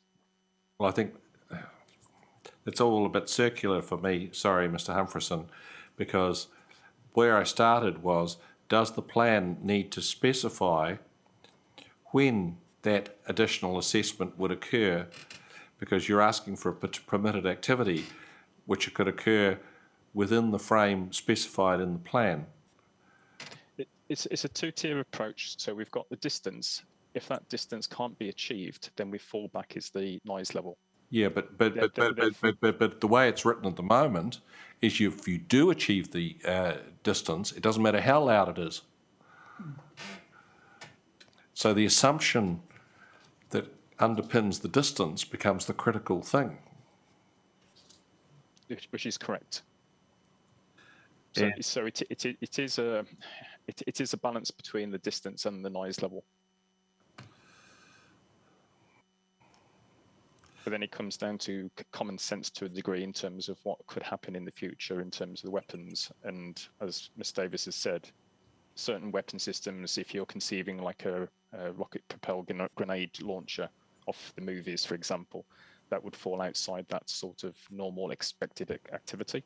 Why? Where does the plan provision say that? That like maybe that's a question I need to ask Mr. Giffords, but that's what's exercising my mind. That's where the distance falls down. So the actual anticipated noise level, there would be a process that would be in place by NZDF to look at the range of noise levels. Another noise assessment would be done. We would find that that would create adverse noise at 1,250 meters or 500 meters, and then that wouldn't be put forward. So I agree that the plan as it's written at the moment does not provide that facility. And the only solution, well, the most sensible solution is for NZDF to self-manage that internally.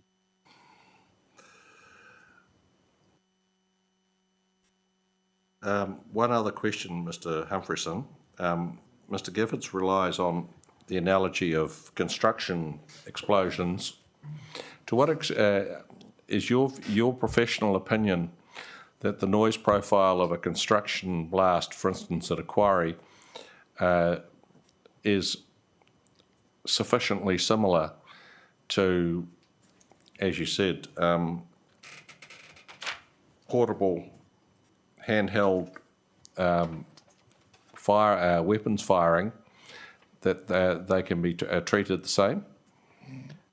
The analogy comes into the use of things like explosives and thunder flashes and grenades in terms of that noise signature. The noise signature of those types of sources is very akin to blasting for quarries, for example, or for demolition works. It's not similar to the noise of a weapon, which is much sharper, sort of a crack, rather than a bang or a boom. But the analogy still fits in terms of the TMTA rules are written to capture both weapons and for use of explosives. And the use of explosives within the construction noise standard has a much higher level of 120 dBc level as far as the actual noise threshold compared to what NZDF are seeking. So the levels that NZDF are seeking are a lot more conservative and a lot more restrictive than the permissive standards within the 6803, the construction noise standard. Commissioner Sinclair, anything for you? Just one from me. Mr. Humphreys, you said when you were talking about the similarities with construction noise that where if someone was doing that you'd prepare a noise management plan. Have you prepared noise management plans for NZDF? NZDF has a policy which requires, there's a standard policy which Ms. Davis talked to about the need to engage, and there's a process that goes through, and there's a set hierarchy in terms of that process. I have prepared management plans in the past for NZDF, but not for short TMTA exercises. That would be too onerous in terms of the level of input that would be required. But there is standard policies that NZDF do use for both that engagement and the self-internal management. So does the engagement and that you've said that NZDF do, is that the same as a noise management plan? It's similar in terms of the scope, in terms of engaging with neighbours, having points of contact for people to get in contact with. to notify them of the times, the dates, as Ms Davies said, in terms of those hours when activities are likely to take place, and also the type of noise that could be experienced as well. So that's very, very similar to what would be in a noise management plan. Thank you. Kia ora, Mr Humphrey. Just one question from me. I'm just wondering whether you're aware of any issues with the temporary military activities meeting the compliance requirements of permitted activity standards in other districts around the country. I've been involved with, this is my 6th hearing for TMTA for NZDF, and that's the reason why we put provisions in for both weapon firing, mobile sources and fixed sources.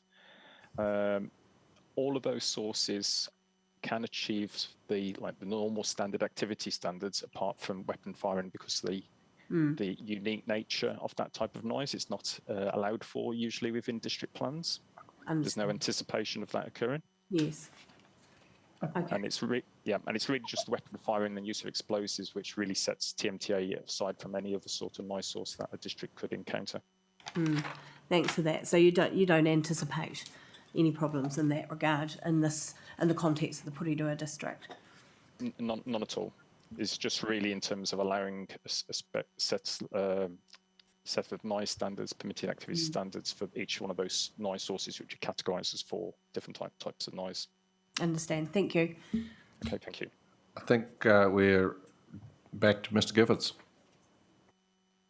Thank you. As I mentioned earlier, my name is Alex Gifford and I'm a senior planner with Tonkin & Taylor. My experience and qualifications are outlined in my evidence. As Mr Humphrey has outlined, expert conferencing was undertaken between Mr Humphrey and Mr Lloyd in January 2022, and as outlined in their joint witness statement and the suggested amendments to Appendix 2, Table 1, a number of matters were agreed. And relying on their expert opinions, I agree that Appendix 2, Table 1 and the proposed plan should be amended to reflect their agreed amendments, and this resolves the majority of the points raised in my evidence. However, I would like to note that the terms other mobile noise sources and other stationary noise sources are retained under the noise source column of Appendix 2, Table 1. In my evidence, I outlined that, in my opinion, the inclusion of other was unnecessary for effective plan interpretation, and I maintain this opinion. As Mr Humphrey has outlined, the outstanding matter of disagreement is whether weapons firing and explosive use at night time should be a permitted activity subject to permitted activity standards or require resource consent. My evidence covers weapons firing and explosive use at night time in detail. However, I would like to emphasise the following points. Construction and demolition activities, which can include impulsive noise, such as blasting activities, are included in the proposed plan as a permitted activity, and this is subject to compliance with NZS Standard 6803 for construction noise. And as outlined by Mr Humphrey and discussed just recently, the proposed nighttime standard of 85 dBc for nighttime weapons firing and explosive use is lower than the 120 dBc level contained in NZS 6803. As Ms Davies has noted, it is standard practice for NZDF to provide prior notice to neighbouring landowners and the wider community, and notification will typically include the location, number of personnel involved, the time and duration, and the type of noise, such as firing of blank rounds or the use of pyrotechnics. As explained by Mr Humphrey, if people are aware of the presence of noise and the character of that noise, they are much less likely to be startled when it occurs. It is also clear from Mr Humphrey's evidence that the activity is well understood, and in his expert opinion, the noise effects are acceptable subject to compliance with the proposed permitted activity standards. Therefore, in my opinion, a resource consent process is not necessary to better understand the activity or to develop mitigation to manage noise effects. As such, obtaining a resource consent would add little benefit in terms of managing environmental effects, but creates an economic cost for the New Zealand Defence Force of obtaining and complying with a resource consent, and therefore, in my opinion, obtaining a resource consent is less efficient than a permitted activity pathway. As Ms Davies has explained, TMTA are important to ensure NZDF personnel are trained to respond to real-world scenarios, including being trained at night in nighttime weapons firing and explosive use.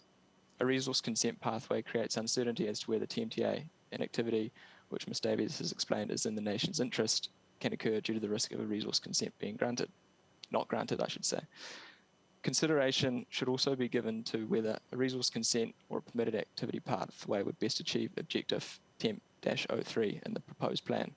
Sorry, it's not in the proposed plan as yet. It's recommended to be included in the proposed plan in the Section 42A report. This objective is for TMTA to contribute to local and national security and to provide for the well-being of the community while adverse effects are mitigated. As nighttime weapons firing and explosive use would be enabled by a permitted activity pathway, in my opinion, this better facilitates TMTA to contribute to the local and national security and to provide for the well-being of the community. Also, as Mr. Humphreyson notes, the adverse noise effects will be acceptably mitigated through the proposed noise limits without relying on a resource consent process. Therefore, in my opinion, providing for nighttime weapons firing and explosive use as a permitted activity, subject to permitted activity noise standards, would better achieve objective temp-03 rather than a resource consent process. I would also like to highlight that this is not an issue isolated to the Porirua district. Other district councils have provided for nighttime weapons firing and explosive use as a permitted activity, subject to the conditions suggested by NZDF. And this includes, but it's not limited to, the South Taranaki District Council, Horowhenua District Council, and South Waikato District Council. Overall, in my opinion, nighttime weapons firing and explosive use should be provided for as a permitted activity as requested by NZDF, subject to the permitted activity standards proposed by NZDF. And that is all I have, and willing to take questions. Mr. Gifford, I asked Mr. Ackland to forward on to you the plan that he prepared because I was looking at the two maps in your evidence in chief trying to figure out where one interrelated to the other. So I asked Mr. Ackland to superimpose them. It seemed to me that as regards the issue of night firing, which seems to be the only issue in contention, that if you take into account the development authorised on the Plympton Farm site, there's going to be little or nothing left of that. Well, I'd find it hard to describe the shape. It looks like a upside down tennis racket. If you, I know where you're referring to. that's north of the Paatahanui Inlet. There's not going to be a lot left of that. The area that impinges north of Porirua Bay is going straight up a cliff above the Centennial Highway, so that doesn't seem a likely proposition unless you're going to recreate the Anzac Bay landings. And therefore, what we're really only talking about is that area on the right-hand margin of the district. Like, in trying to get a sense of, well, how real is this issue that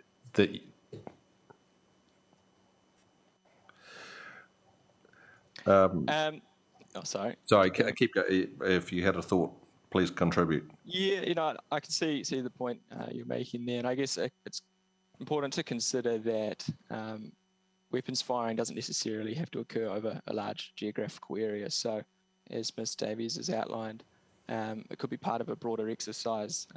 For example, there could be a landing in the Porirua Harbour, and they could make their way out towards the hatched area out on the west to do some weapons firing at night time out there in an isolated rural zone. So while it's correct that there are limited areas to undertake nighttime weapons firing in the district, I think the setbacks are a valuable tool because it's easy for anyone to use, right? So you can simply take a ruler to a map and assess whether you're going to comply with the permitted activity standards. The alternative to not including the setbacks as a permitted activity standard, whether that's the daytime setback or the nighttime one, is engaging someone like Darren, an acoustic expert, to assess each operation. So obviously that has a cost, and that work essentially has already been done by developing these setbacks. So it would just be a repetition specific.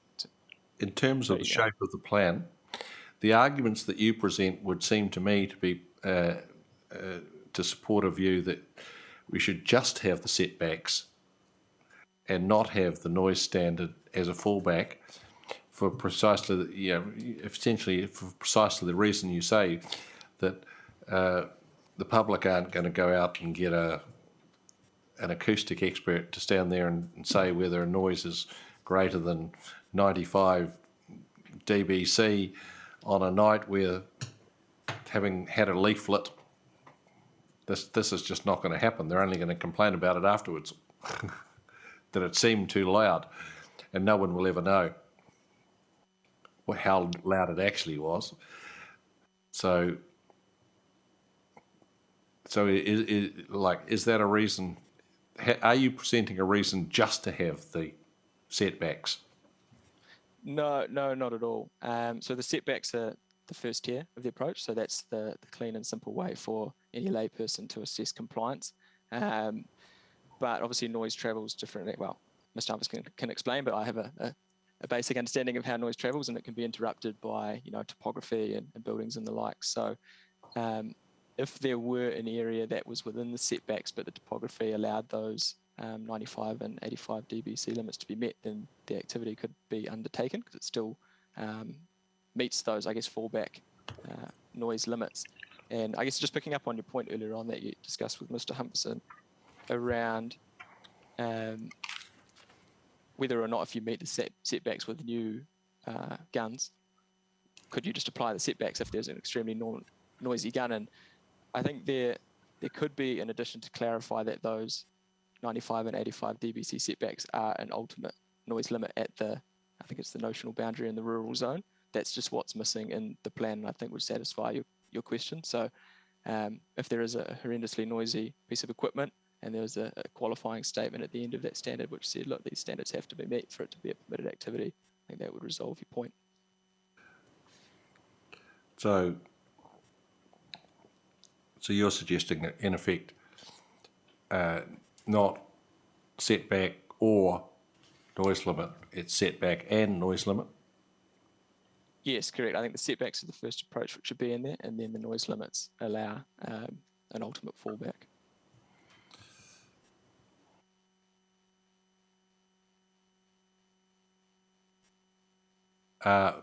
Looks like we might have an enforced adjournment shortly for a fire alarm. But we'll try and finish your case, Mr. Givens. What about the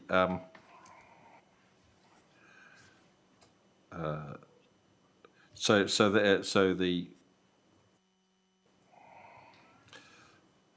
that would address I think that would address my concern about potential new weapons that aren't reflected in the setback.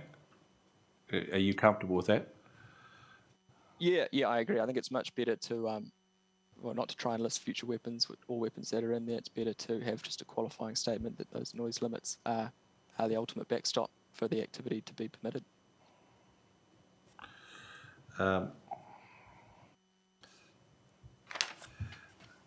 Commissioner Sinclair, anything? Just from me. Mr.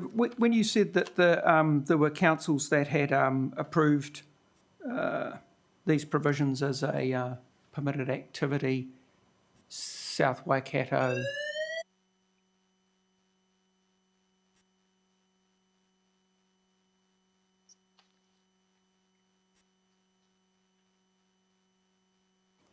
I believe it's finished. It was a test.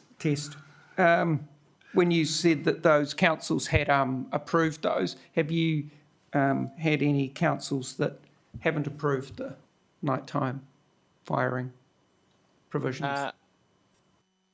I don't have that information to hand. I'm aware of councils slightly modifying the proposed provisions, but Rebecca, I might just hand over to you because you've been across these since your time with NZDF. Are you aware of any that haven't accepted the nighttime limits? Do you mean an absolute rejection? I'm just trying, or a modification? Both. We'd probably have to go away and do a bit of an assessment on that, I think. Nothing springs to mind, but perhaps we could come back to you on that with a written response, if that would be an option. Well, can we leave it on an exceptions basis? If you're saying nothing springs to mind, if having researched it you find something, can you file a memorandum advising of that with the hearing administrator? The other question I had is the councils that you list are all what I would call are not, well, the NPSUD None of the material. saying, where was that?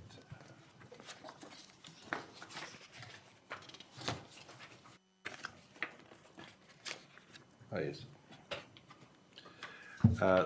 They're all what I would call mostly rural councils. Have any urban councils incorporated these provisions?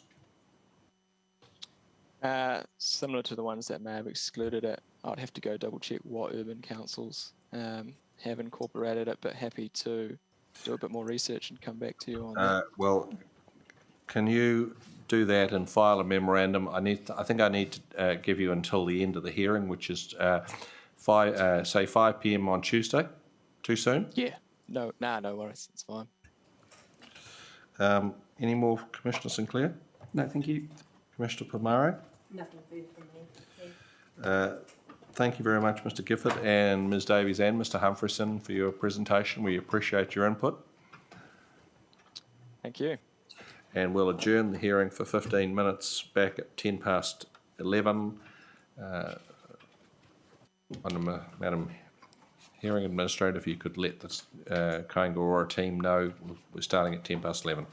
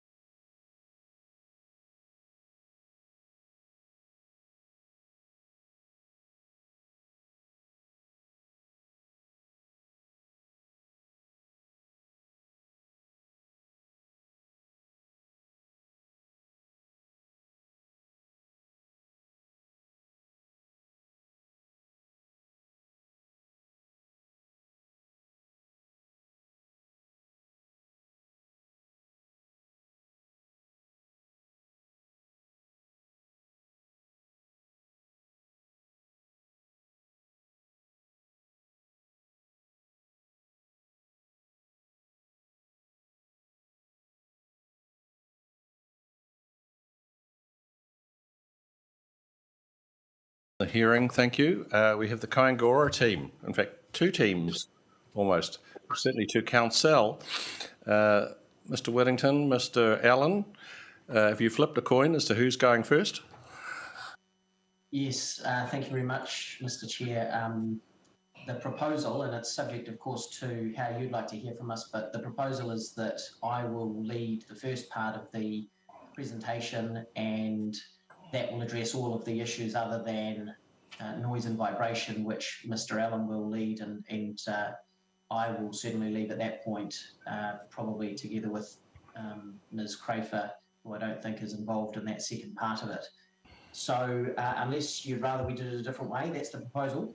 Over to you to run, well, between you and Mr. Allen to run your case as best you feel would be adapted to the situation. So, Mr. Whittington.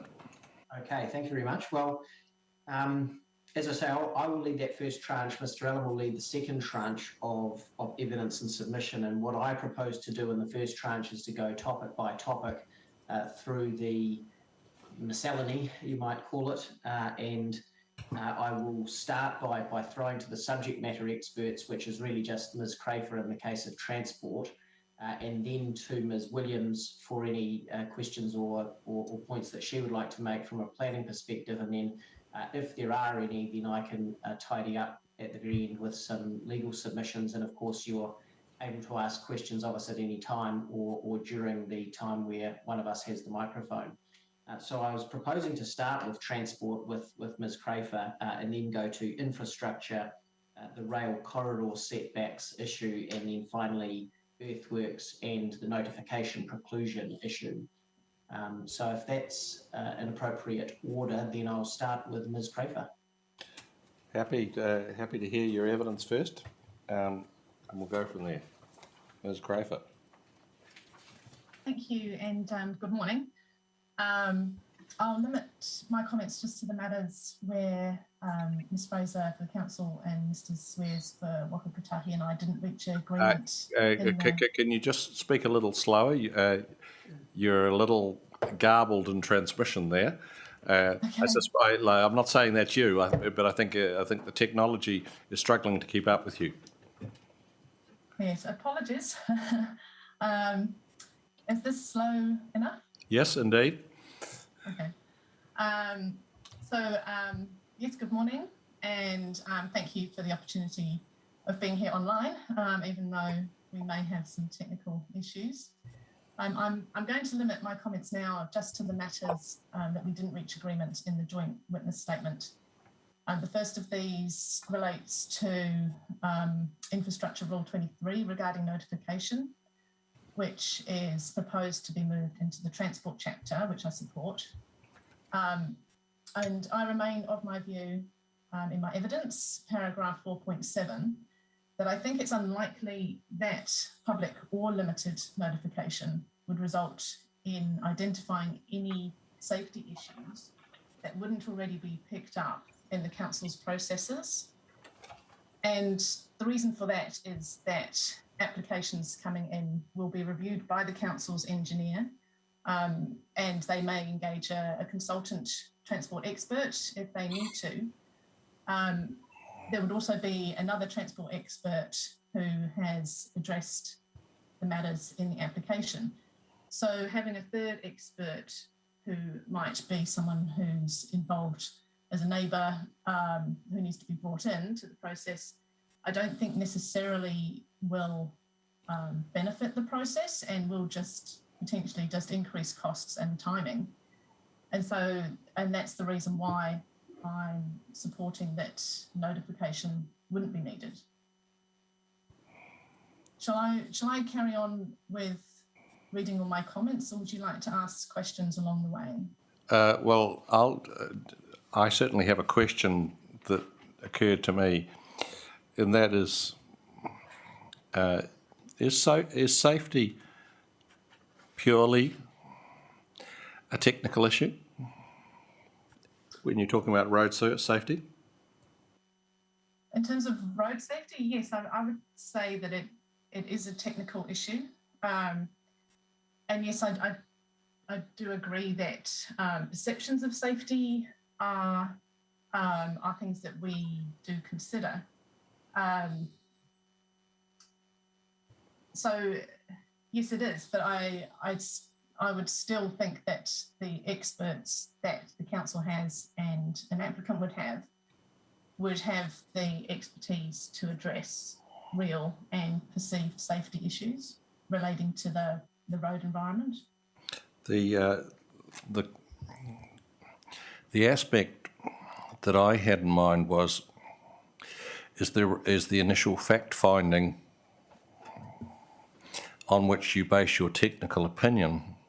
That's the first point, that the local people, the local residents, may know about how the road actually works, how many, like what the profile of traffic is. If you don't have accurate traffic counts on to rely on, and also any different perspectives. I've just done a case, for instance, where local residents presented extensive evidence about the extent to which a particular rural road was utilised by people on horses, and how which was then considered by the traffic experts. So as I say, that's one aspect, the initial fact finding, the basis on which you form your technical opinion. And the second thing is that where you have something outside the norm, like horses, that the standards don't actually cater for, where the safety becomes more of a policy issue than a technical issue. So those are the two things that occur to me. Yeah, I mean, I agree that there can be circumstances that are unexpected, and that is why I would expect that the council in such circumstances would undertake site visits, or whoever is reviewing the application for council would be undertaking a site visit to make sure that they fully understand the situation. And yes, obviously with horses and the need for bridleways or whatever it might be, they're obviously another safety aspect to consider, which is can be often the case on rural roads where stock might be being moved or for whatever reason. So yes, there are sometimes and often can be unusual circumstances, and I think that's often where transport experts come into their own, in that they are not just considering standards and rules, but they also have to consider behaviour, travel behaviour, which relates to how people are using streets.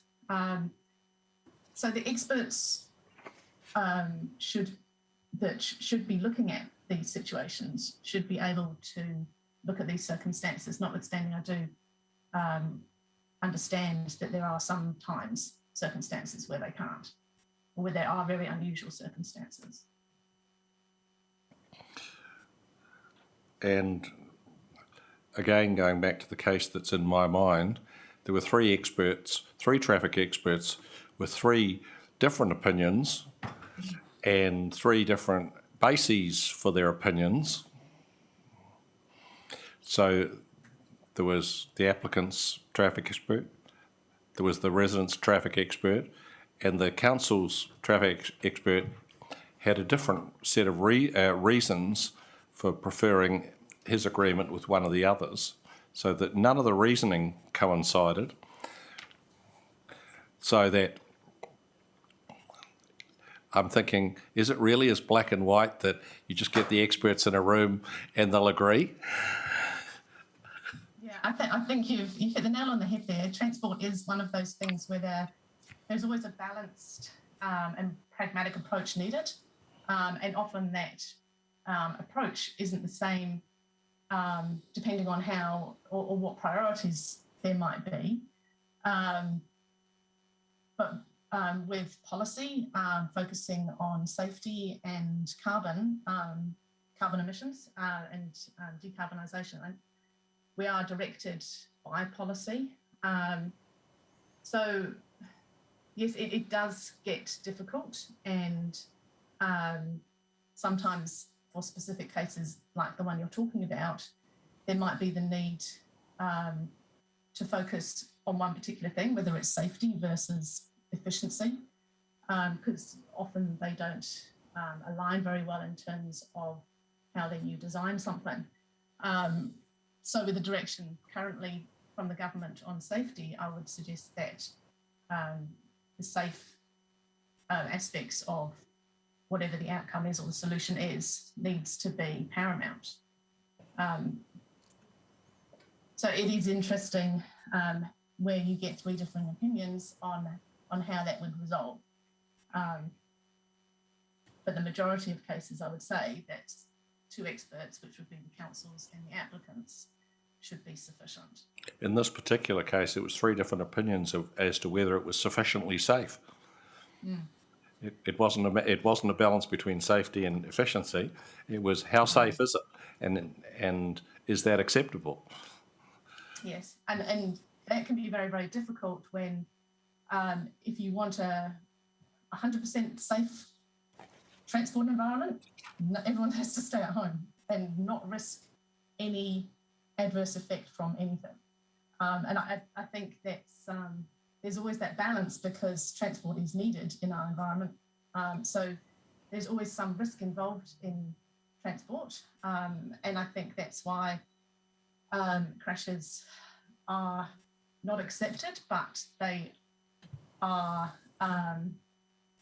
considered something that just happens. And whilst we have a lot of policies and desire to reduce all crashes, particularly severity of crashes, there is that sort of underlying acceptance that crashes do occur. I'm not saying that that's a good thing. I'm just saying, you know, that's how it is. That's how people are behaving. And these sorts of things have to be weighed up to be as safe as possible whilst still enabling transport to occur. I interrupted you. Any other questions from commissioners on that point? Perhaps just one related question, Ms. Crafer, and thanks very much for your evidence. I'm thinking about the situation where potentially there may be visual and amenity effects that are considered important from the perspective of adjoining owners or owners in the general vicinity of infrastructure that's in existence and being upgraded or undergoing development, and the potential impacts that those people in those situations might perceive that are less technical and more subjective. You know, like for instance, if there was earthworks occurring in relation to the construction of new roading in an area that was highly visible from surrounding residential areas, that isn't necessarily considered to be a landform perhaps of high natural character in technical terms, but from an amenity, you know, community point of view, perhaps does have values of that nature. How then would those perspectives and concerns be addressed through the proposed pathway that you're intending, with no opportunity for notification? So the notification that I'm talking about is your visual. You just froze there. Can you go back? The words where the notification I'm talking about was.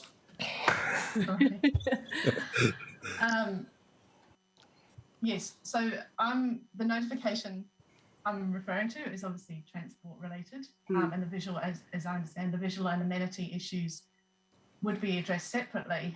And I understand the question because often it's hard, as you say, to someone to be able to address those with meaning, and they rely on transport effects to cover those off.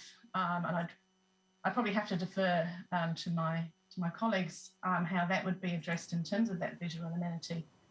I would imagine that council would still have the ability to address that. I don't know if Karen or Nick have any other comments on that.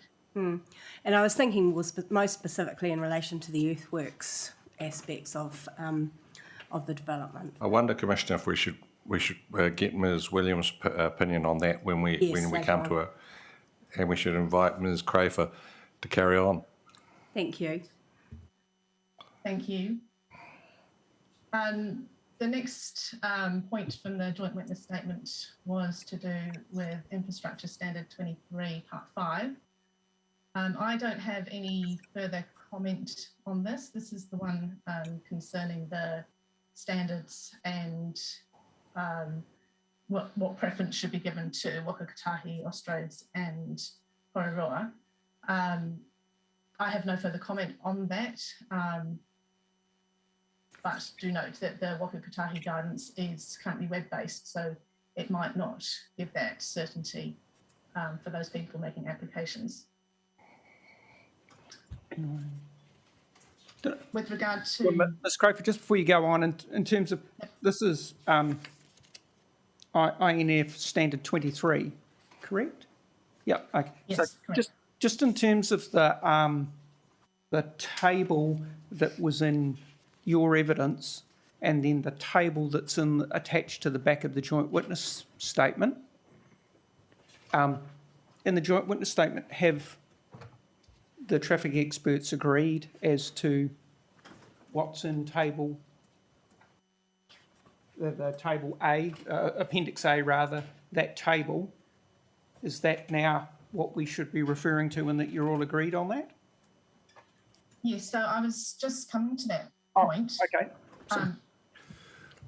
So table 1, which referring to the one attached to the joint witness statement, there are just 2 aspects to that we haven't agreed on. One concerns the gradients and the other concerns the parking provision on the collector roads. So if I'll just talk about the gradients to start with and then move on to the parking. Thank you.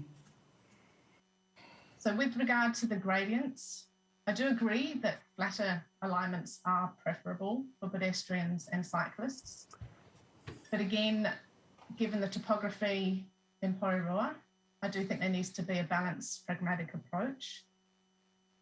And I have been guided by NZS 4404/2010 and also the Local Government Act. So the Local Government Act does state in section 329 that where gradients are not defined by councils in district plans or bylaws, that the maximum grade should be 1 in 8, which is 12.5%. And NZS 4404 has different grades for different types of roads. And I had originally suggested all of these apply to all of the roads for Porirua that are in table 1. I do agree that for the low volume access road, that should be flattened to 12.5% as per table 1. Whilst 12.5%. Sorry, which column? Which column in table? That's the first column for access roads where the typical daily traffic is 1 to 200. Right. So that's the first type of road. So that's 12.5 in the joint witness statement. Correct. And your view is? That 12.5% would be appropriate on balancing up the needs of all road users and the need for development to occur without a lot of impact that might otherwise occur regarding earthworks, an amenity. Again, just to be clear, now, effectively, all the experts agree on that number, 12.5. Mr. Swears would like 10% for all roads. Okay.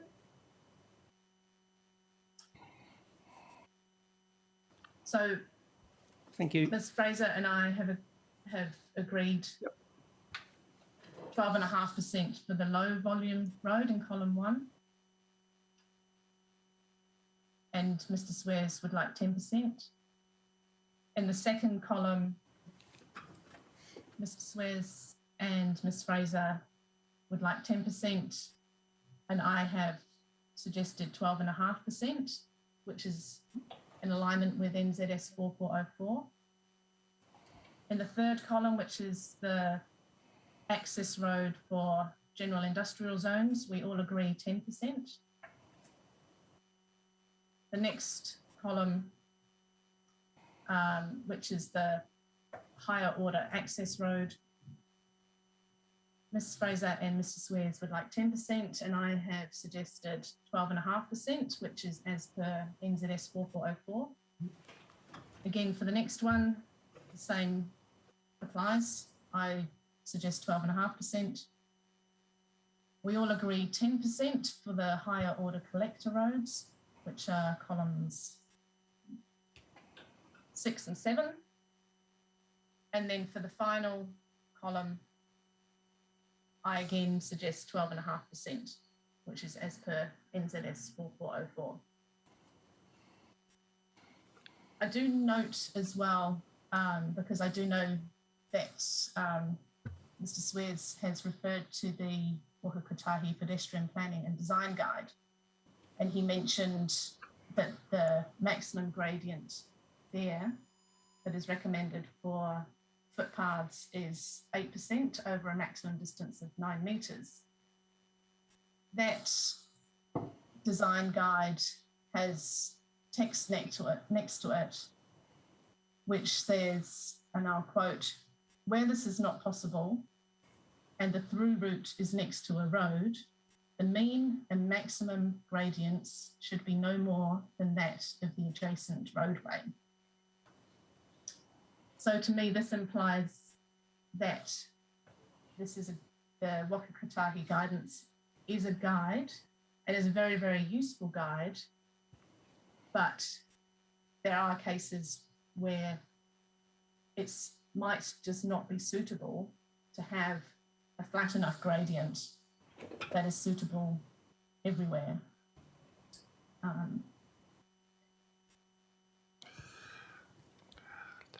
I suppose the issue that occurs to me, and I don't know if you were listening when we were talking to Mr. Swears, the issue occurs to me that there are two conflicting national policies, like using national policies with a small n and a small p, before Mr. Whittington tells me that only one of them's in a national policy statement.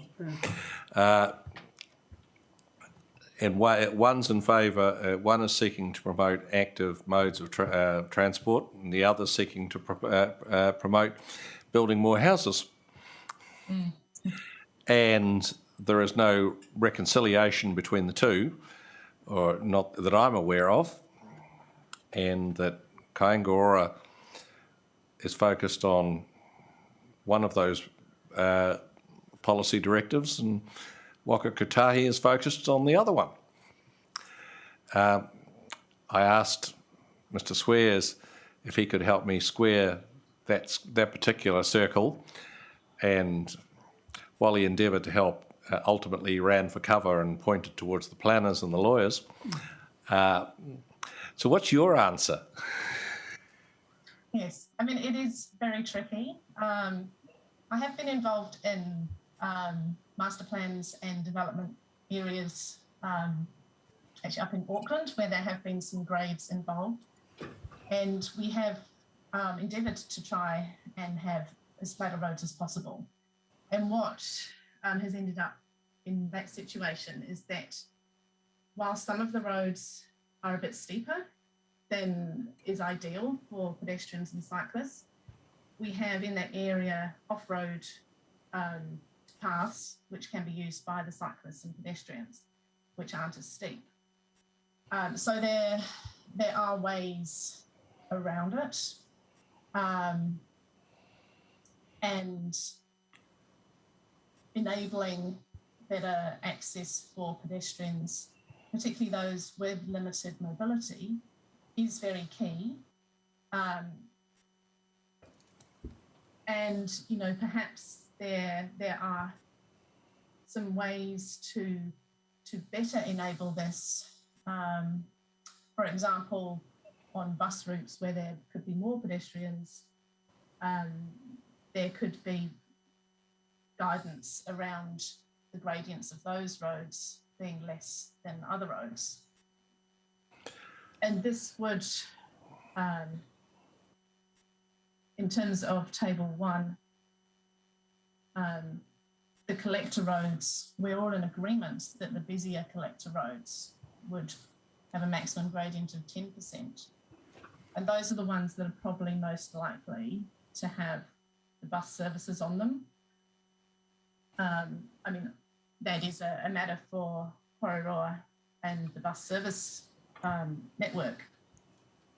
But looking at the volumes that are anticipated on those roads, I would imagine those are the ones with higher density. So more pedestrians potentially on those roads, and they have the flatter gradients, flatter maximum gradients. On that score, I wonder how reliable that assumption is. I'm not familiar with the Porirua bus routes, but I'm aware that in Wellington City, they take buses up. Well, there are some certain notorious bus routes where every so often there's a picture in the DOM of a bus that's got stuck trying to make a hairpin bend and needed a crane to get it out. Yes, I can imagine that's not ideal. Yes, and obviously there are always exceptions to a general rule of thumb. But I think if we are trying to have a balanced approach that still enables development, then there does need to be that mix of making sure that the flatter gradients are on the busier roads, and the busier roads are probably going to be those ones that are potentially busier for pedestrians and cyclists also, because they are connecting through to other areas. Picking up on the point you made earlier, is one solution to provide that the roads might be 12.5 as long as there is pedestrian and cycle access that is no more than 10.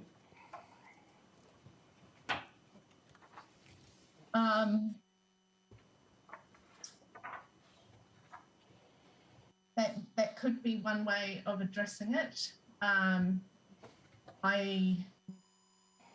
don't know the exact circumstances always whether that would be feasible, but that could be a way of addressing it. But that would be able to be addressed if there was a road network being designed that would trigger an assessment, a discretionary assessment. So that could be considered as part of that, could be addressed as mitigating those effects. So I don't know whether it would be useful to have more prescription such as that in the district plan itself. Thank you. Ms. Crowe, related to that, is the purpose of gradient purely in relation to traffic matters and suitability for cyclists, pedestrians, or that? What I'm trying to understand is how does it relate to the land development aspect of it, that having what's the result of having steeper gradients? Does it mean that you don't have to require so much earthworks if you're not including sites and that on a road?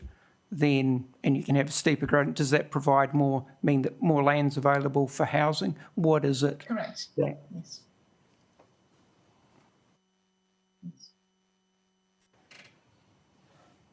Shall I move on? You happy, Commissioner Kumar? Okay, yes, please.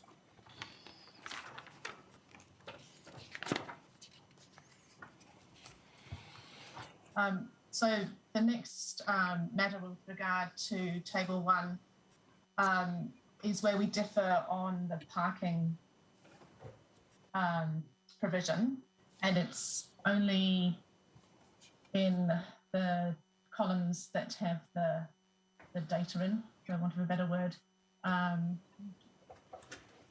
6 and 7. So 2 back from the right-hand side. So for the collector road, the busier collector roads, if you go down to the minimum width required for the parking, we all agreed that that parking width should be reduced from 2.5 to 2.1.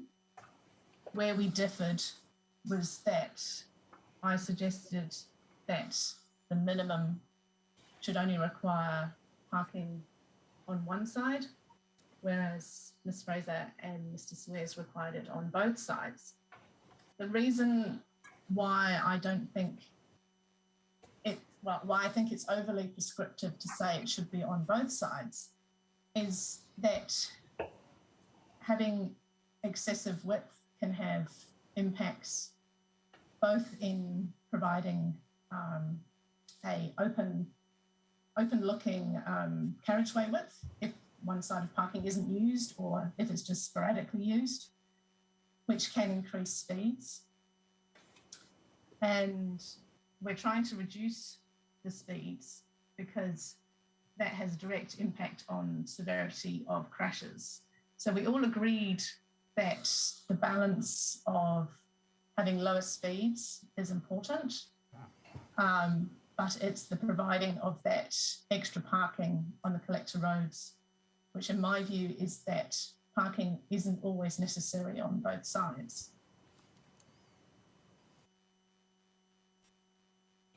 The answer, the comment that Ms. Fraser gave when we discussed that aspect with her was that there is an interrelationship with the direction in the NPSUD for removing a requirement for on-site parking, which in her view will increase the demand for on-road parking. What's your answer to that?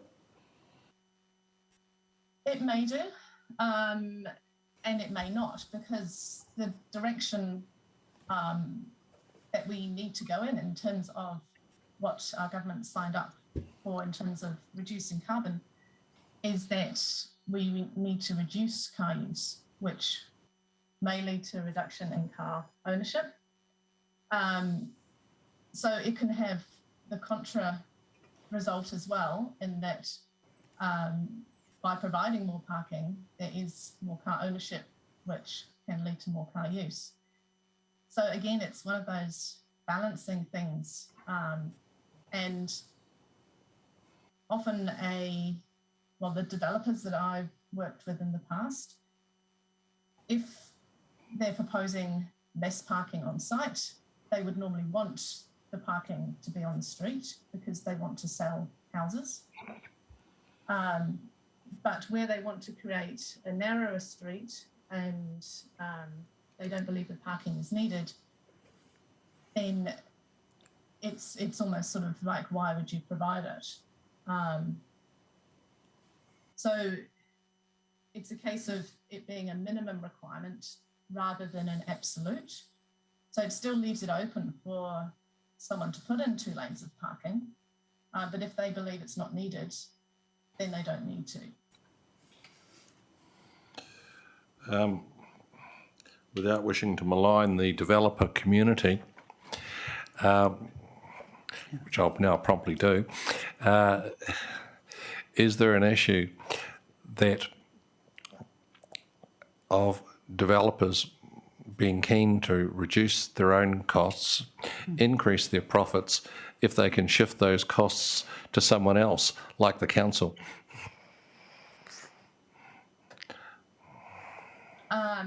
Do you mean in that the council would need to somehow provide parking somewhere else? Correct. Or alternatively, like obviously large planned developments, it's not feasible, but for smaller developments, gumming up the existing roads, if they're relatively close, is an attractive proposition to a developer if that means they're going to sell more sections within their own little enclave. That could eventuate, I think, in the short to medium term. But there's still the need to recognise that we're planning, and building for the future where there may be lower car ownership. And I think the parking management strategies that a lot of councils are developing along with the incorporation of NPSUD and taking out parking minimums from their plans means that they are thinking of the ways to better manage parking provision and parking use. And aspects of that can include time restriction or parking permits and that sort of thing. So I think there are ways that councils can manage parking supply and use.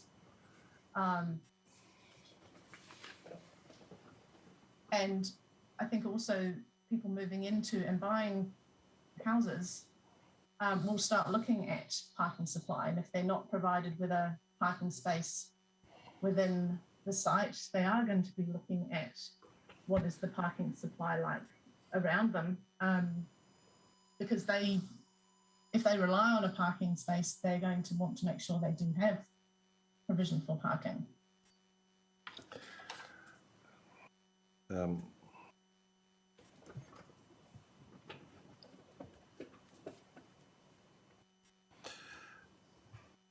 Thank you, Ms. Crowther. I'd just ask my colleagues if any other questions on that aspect. No.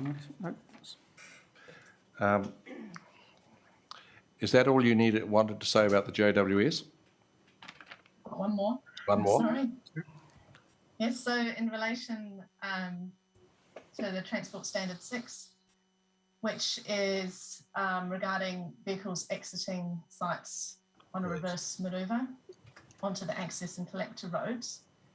I talk about this in paragraphs 8.5 to 8.9 of my evidence.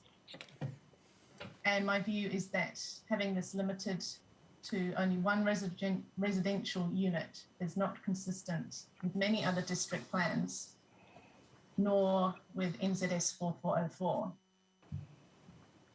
My view is that where there are restrictions on length, which we have here at 30 metres, and therefore that reduces the speed that vehicles can travel, the effects on safety generated by such reverse manoeuvring is mainly at the boundary with the road, so with the footpath and then with joining the carriageway.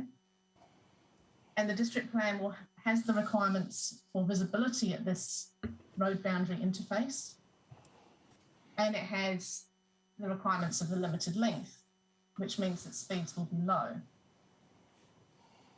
And given that manoeuvring on the driveway will occur anyway if vehicles have to turn around, I maintain my view as presented in my evidence, and also note that where there could be conflicts between people walking and cycling on the driveway and vehicles, then by limiting this to a certain number, the people using that driveway will tend to know each other.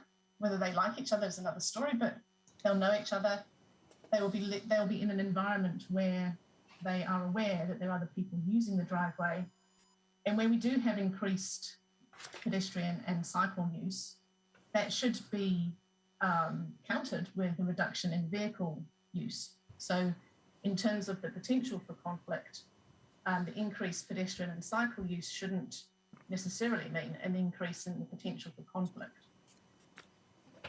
And going back to the speed, the severity of any crash that might occur is going to have a very low likelihood of serious or fatal injury. I do recognise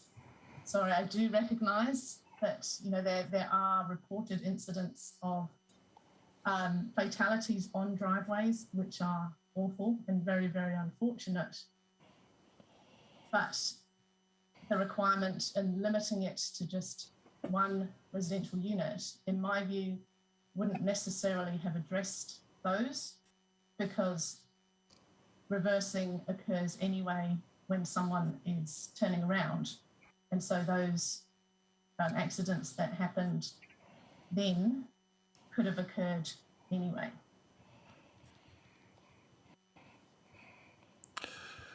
My lay understanding of accidents in driveways is typically little children wandering out of in drivers' blind spots.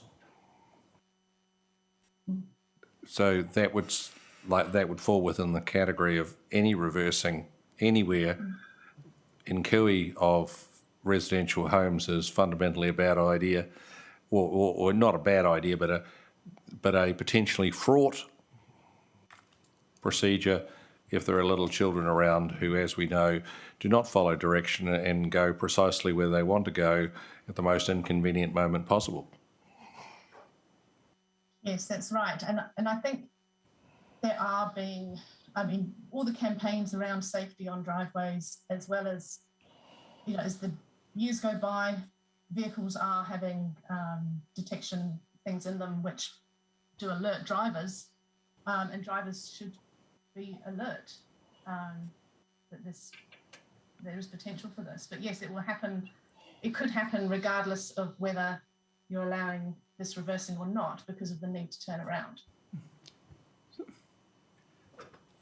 Isn't the issue that the district plan is trying to address, rather than what occurs on the driveway, it's at the access way or the entrance to the property, the vehicle crossing, where the that they go in forward and come out in a forward manner?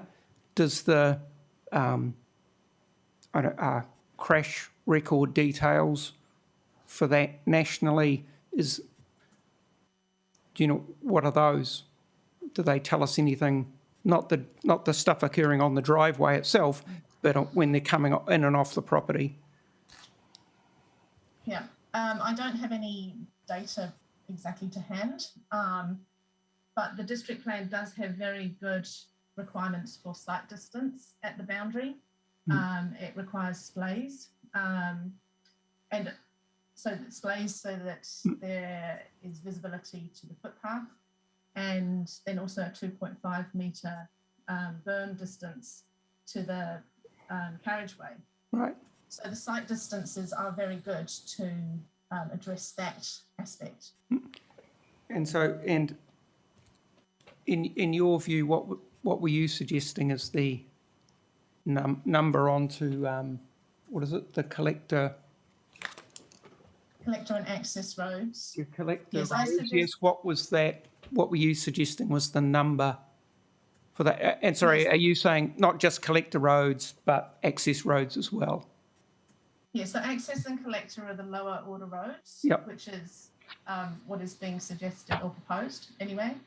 My suggestion was that it would still have the 30 metre maximum for that reversing distance, and that the number of units would be 3 or fewer residential units, or 4 or fewer parking spaces. So the latter might apply, for example, if it's not a residential development.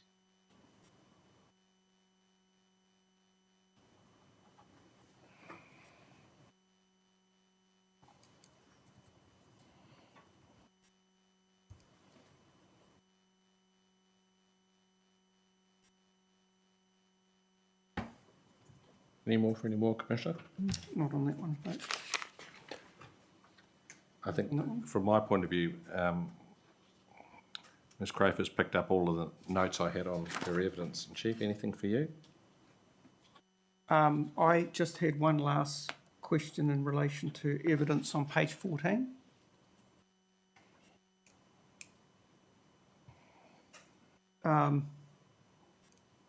I just wanted to check in terms of the revised standard that you've put there. Is that is it the way it's set out? Is it that all three are required to be? Sorry, which document are Page, your evidence in chief, page 14, paragraph 8.9.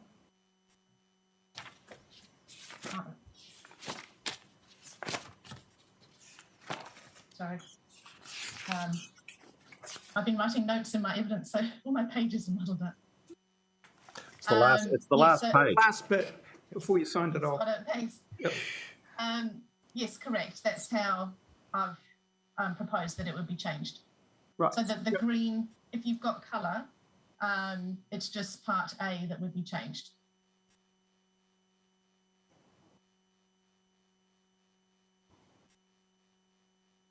So yeah, it's just, but my question is, rather, is it meaning that A and B are both required, and C is it's a comparison between A and B and C, rather than A or B or C? How is it envisaged? Yeah, all additional. Right.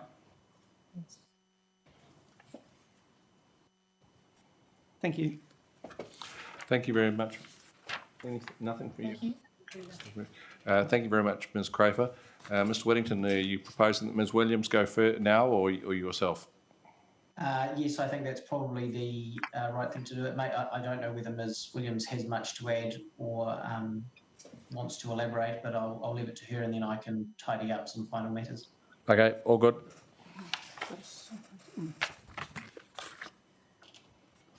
Hello again. Look, I thought what I would do is set out a summary of my evidence, and so recognising that transport is part of my broader evidence, perhaps we can touch on it as we get through to that point. But I do have a summary statement prepared that goes over my main evidence in chief and rebuttal evidence. So if it's okay with the panel, I suggest I read through that, and then we can perhaps go to questions from there. Please proceed. I should also note that obviously we've got two sessions running concurrently with the noise and vibration as the latter session. So I will leave addressing those matters out of my summary statement and pick that up as we enter that second session. Understand. Yep. So my name is Karen Williams, and I'm providing evidence for planning on behalf of Kaingaora in relation to submissions on this proposed plan. My qualifications and experience are set out in my evidence in chief dated 21st of January 22nd. This summary briefly sets out an overview of my evidence in chief and rebuttal evidence and responds to some aspects raised in Mr Smeaton's section 42A supplementary evidence. So jumping to infrastructure, and I've structured this in alignment with my evidence in chief, the topics covered within. So first to infrastructure. In my evidence in chief, I recommend changes to infrastructure objective 2 and infrastructure policy 5 to alter the way in which reverse sensitivity effects are framed within the provisions. I continue to support the recommendations outlined in my evidence in chief. I also recommended changes to the new proposed infrastructure policy 6, which is set out in Mr Smeaton's 42A report in relation to managing adverse effects on the national grid. With time, I've since reviewed Ms Whitney's evidence, including her rebuttal. And upon reflection, I find that I agree in part with her suggested changes that she's making to that provision, although I do suggest some further refinements, and I've set those out within an attachment to this statement. It's my understanding that this statement has been made available for the panel's benefit. Yes, we've got it in front of us, thanks.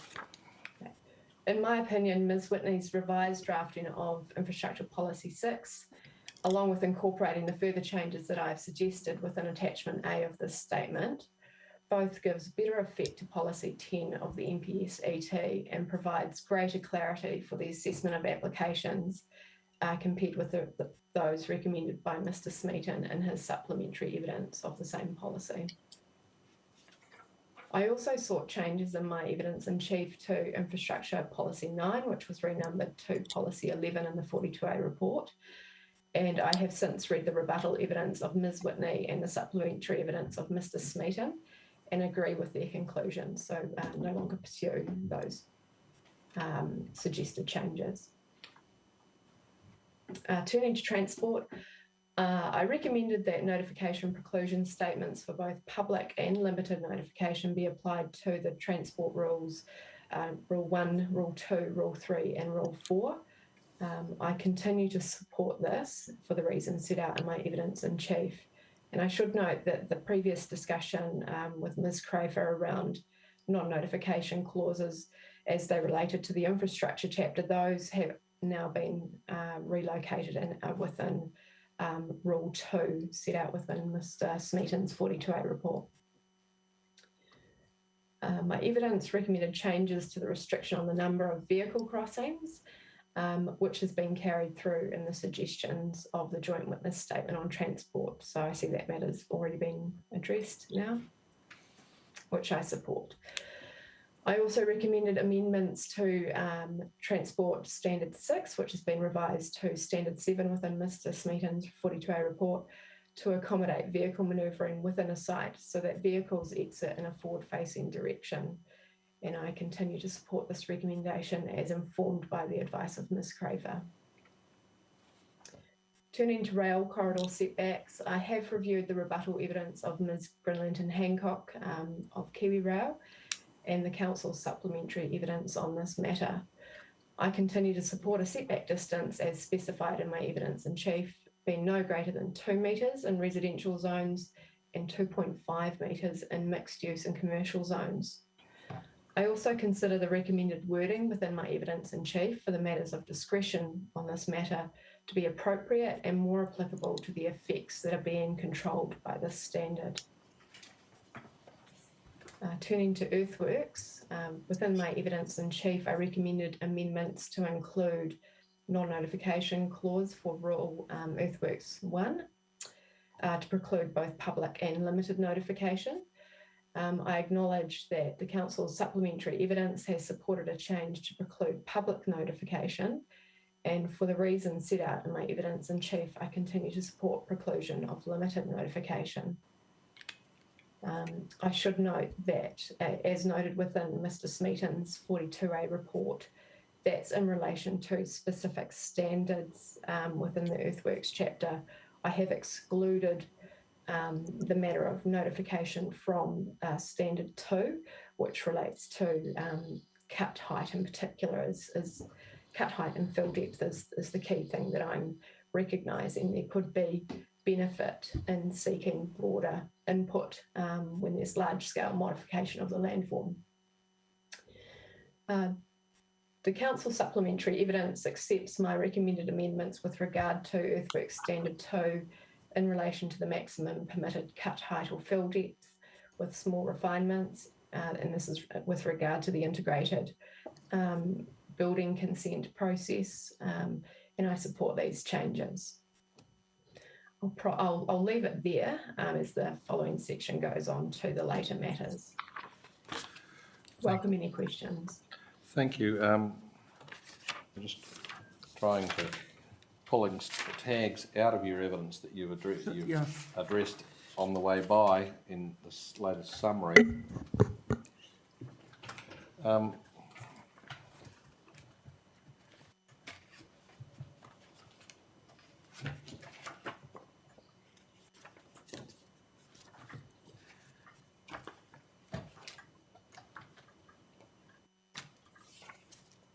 going to paragraph 5.18, you're talking here about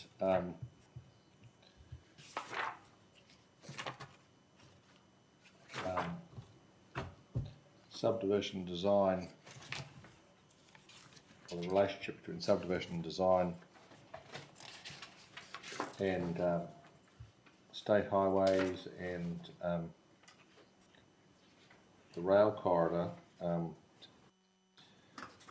In the middle of 5.8, suggesting specific reference to managing design and location and sensitive activities to be redundant and unnecessary. Is this a noise issue that we will deal with this afternoon, or is this, do you consider this part of the transport sedgeway of issues? Should we defer this discussion? Happy to. It largely does reflect back into the noise and vibration matters of the road and rail corridors. That's particularly I guess the angle at which my evidence is approaching it. So happy to discuss that further later in the session. Paragraph 5.37, the reference to, you recommend including reference to planned urban built environment. And I asked the Mr. Smeaton, because he liked that idea, whose plan are we talking about? Yes. And he said, well, as only a council planner would, the district plan. And I wondered whether you would agree with that, and whether it might be desirable to actually say that. Yeah, so it's recognising that with the changes that will be directed down through the NPSUD, there's obviously a greater degree of intensification to occur across the city. So it's recognising that, and that will be carried through via the district plan zone. So that is how it will be brought through, is through the zoning framework. So I understand and accept Mr. Smeaton's response in that regard. In terms of where the wording was particularly directed or brought through from, it was from the NPSUD more specifically, but I accept that it's through the district plan that will be the planned urban built environment will be through the zoning framework that applies in that location. Being specific, I think every developer has a plan, and sometimes they're even the same plan as they had last week. And so I'm while I understand and accept that that's the language in the NPSUD, in terms of giving effect to that and clarifying, well, what do we mean here? Do you think it's desirable to say the urban built development as envisaged by the zoning in the district plan, or that's clumsy language, but that if that is the concept? Yeah, that aligns with what the outcome that is being sought would be. So I could happily accept that would be perhaps how it would be better worked through. As I say, Mr. Smeaton's gone away to ponder how you might actually draft that somewhat less clumsily than I've just put it to you, but that's I think it's important you agree with the concept.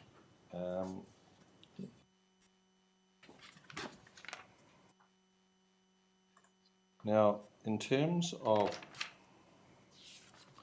framing your discussion of transport, as you've emphasised, in paragraph 6.6, the NPSUD direction for the variety of homes. We're talking here about the interaction between provision of homes and the transport network, and I suggested to Ms. Crafer that there are conflicting national directions here, because we also have government directions of promoting active transport, and as Waka Kotahi emphasised, the regional land transport plans now have road safety front and centre. And so the question for you is, just looking at the NPSUD, which of course focuses on a well-functioning urban developments. Is a well-functioning urban development one that has an efficient and safe transport network?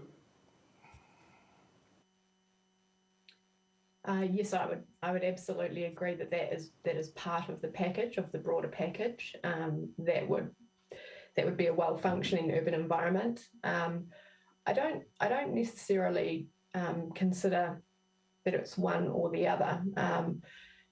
In terms of, I guess, the point that I'm perhaps making within my evidence is, for example, the matter that Ms. Crafer was referring to just before concluding her session around on-site manoeuvring, for example, and ensuring that the thresholds are set at an appropriate level to achieve that balance between ensuring safety outcomes are met and achieved, while also not compromising the land development opportunities. So the more excavation you do within a site, for example, to achieve on-site manoeuvring, the less, that's quite land hungry on-site manoeuvring in hilly locations. So there's a cost to that. There's a loss of potential yield in terms of available land area for dwellings.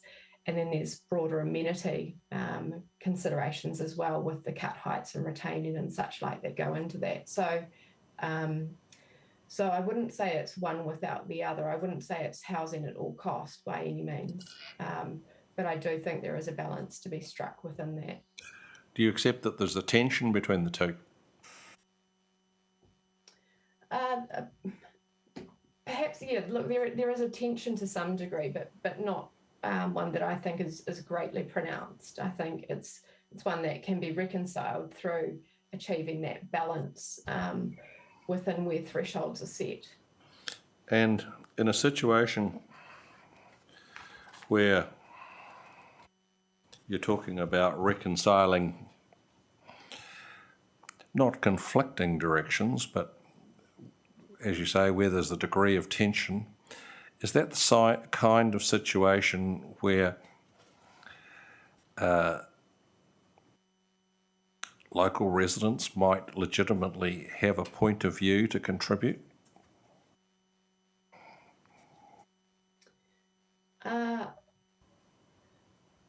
I guess, in my opinion, if I could just clarify that, perhaps the point you might be directing towards is the matter of non-notification and involvement within consent processes. Is that the yes, to the extent that the plan provides sure. Consent discretions, like it requires a consent and requires decisions to be made. Yeah.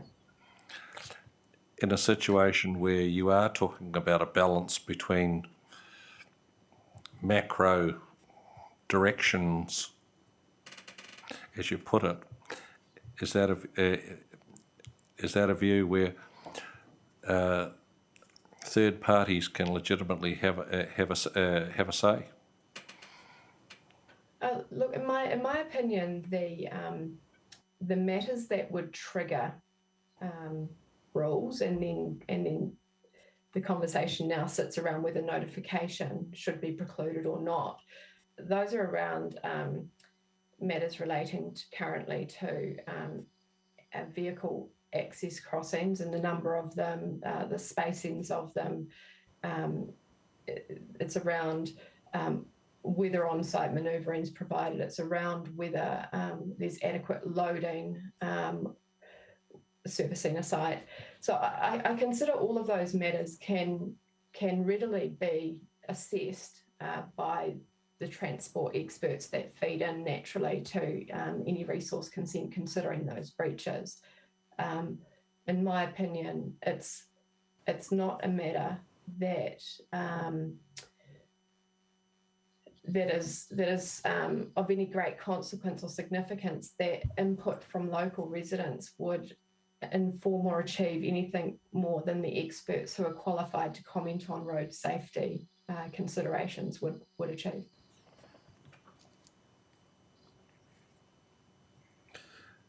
Commissioner Sinclair, any questions for Ms Williams? Yeah, just in relation to that that particular matter, the is that which I think you were talking about in earlier evidence to this panel about the issue of having, if it required notification in relation to this matter, then it might require that the even though the application might have other benefits or whatever, or achieve a number of other things, that it would be notified on that basis as though it was a catch-all for it.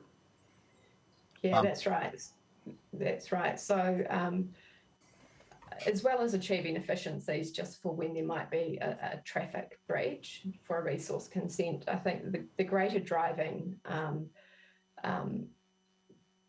matter behind this is around where you're doing land development, and let's talk residential development, but it could equally apply to a commercial development as well, where the proposal is designed to meet all of the relevant bulk and location parameters that the plan would have, and therefore within that rule there could be a non-notification clause that applies to that development, simply around design considerations to ensure that the right design outcome has been achieved.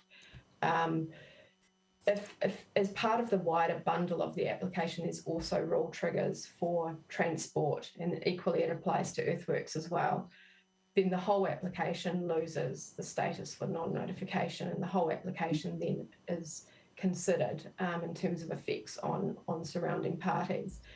And so what has occurred in my experience of both processing and being an applicant with resource consents is the entire application can be subject to notification or require a level of detail of information that otherwise wouldn't be necessary, simply because there might be a small breach to an on-site loading trigger.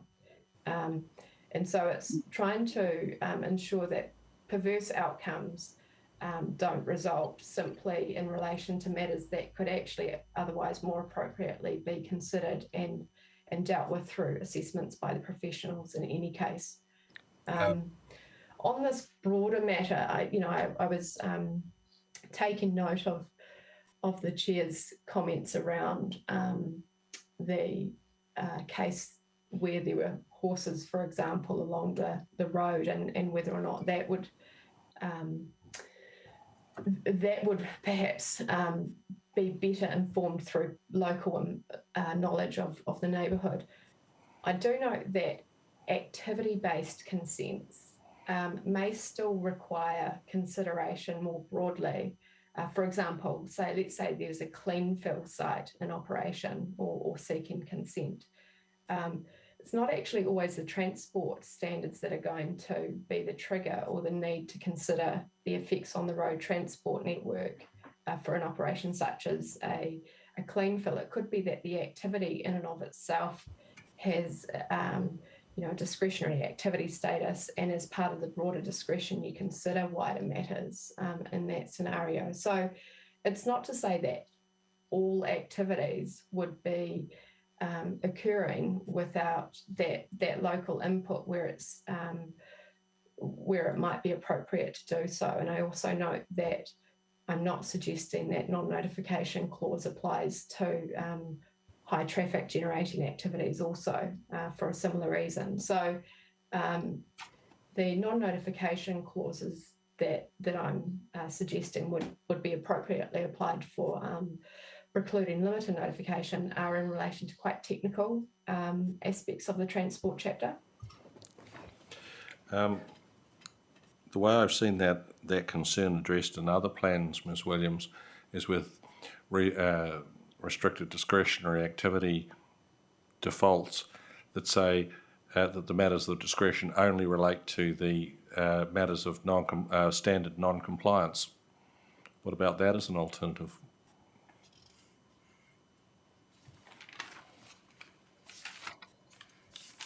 So, sorry, I'm not quite sure I fully understand your question in relation to this. Could you repeat that, sorry? If the default for non-compliance with the standard is to an RDA that says the only matter of discretion relates to the effects of non-compliance with the standard, the whole activity may be notified, but it wouldn't matter because the only matter and issue would be the breach of the standard. Yeah, in terms of, I guess, my experience of implementation and practice is where there is that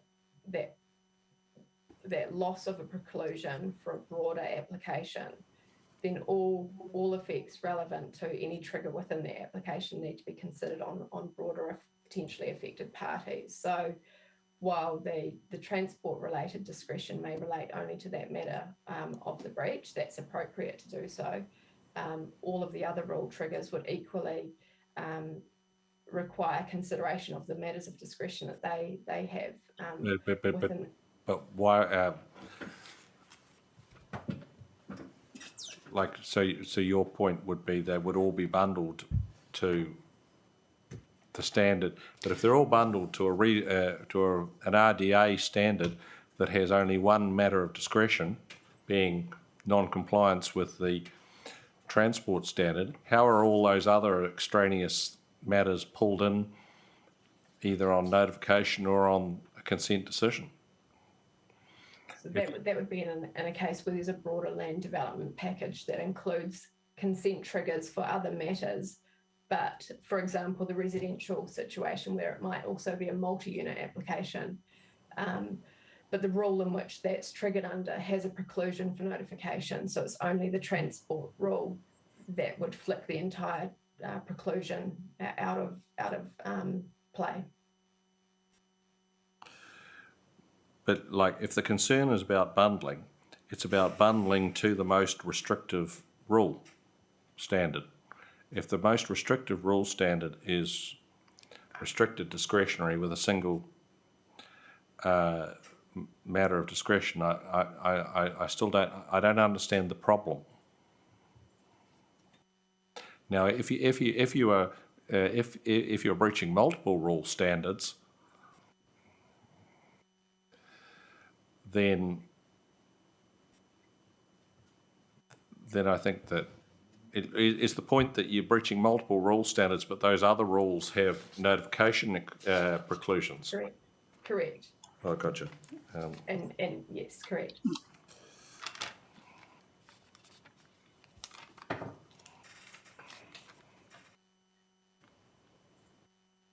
Ms. Williams, my next questions were going to be to start just through your evidence in chief, and then, however, unlike the chair, I'll be relying on you to say, you don't need to ask me that, Commissioner, because I've already agreed to it, and what have you.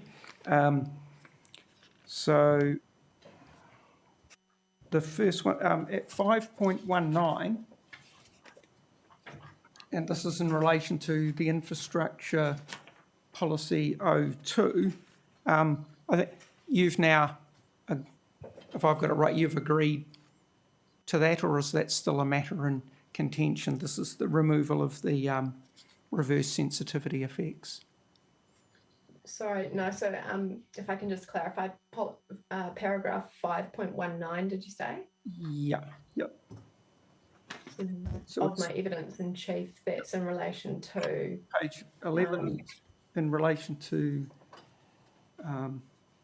this is INF 02 at 513, and then it's about the policy and the deletion of... Yeah, so I'm not agreeing to the removal. I'm not agreeing to the I guess where the council's position has landed. So I'm still seeking these changes. In short, still seeking the removal of explicit reference to reverse sensitivity, as it's my opinion that the provisions encompass that within the wording without explicitly making reference to it.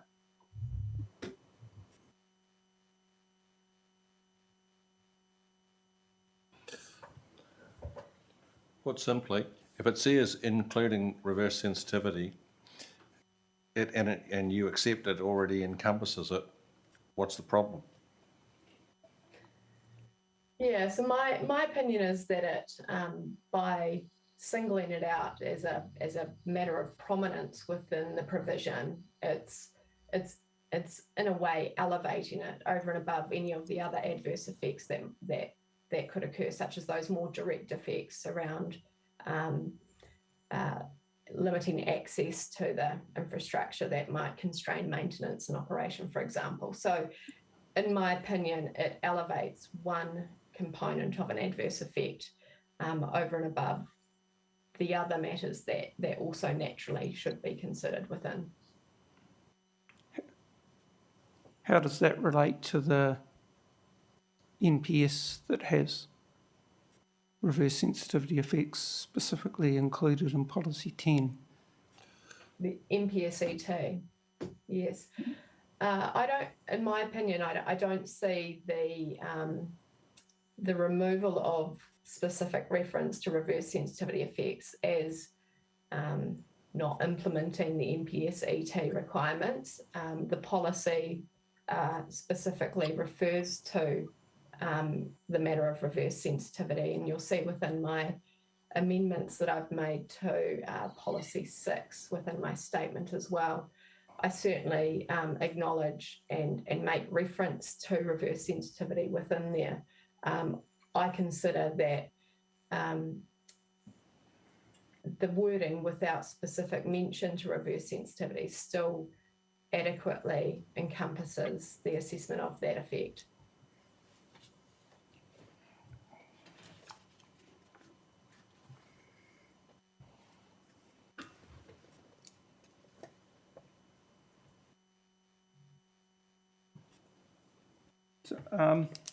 In terms of the changes you've made to policy 5, 51C, it's changed it from avoiding the potential reverse sensitivity effects to avoid, remedy, mitigate. How does that align with, we seem to have changed it from protection, which normally often means avoid, to only avoid, remedy and mitigate? If your question's in relation to how that gives effect to the NPSET, this policy is not applicable to the national grid. So this is more a reference to regionally significant infrastructure. So it's the following policy. Yeah. So if it was in relation to the regional policy statement, what then? So the regional policy statement requires reverse sensitivity along with other matters to be a consideration to ensure that development isn't inappropriate. This still allows that to be a consideration. The RPS doesn't have an avoidance statement with regard to reverse sensitivity. What does the RPS require in terms of ignore reverse sensitivity for the moment? What does it have in relation to the protection of regionally significant infrastructure? So it requires district plans to protect regionally significant infrastructure from incompatible new subdivision use and development occurring under, over or adjacent to infrastructure. Sorry, could you take me to that wording again, please? What policy number is it? That's within policy 8 of the RPS.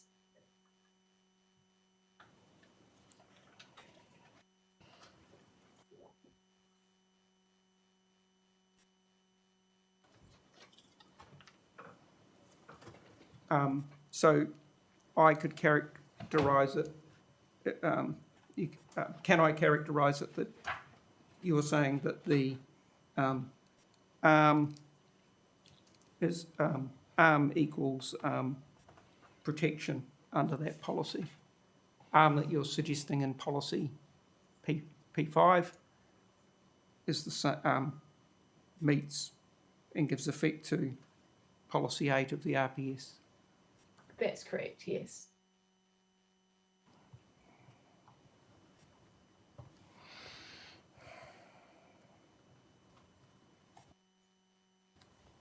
Thank you. 5.28,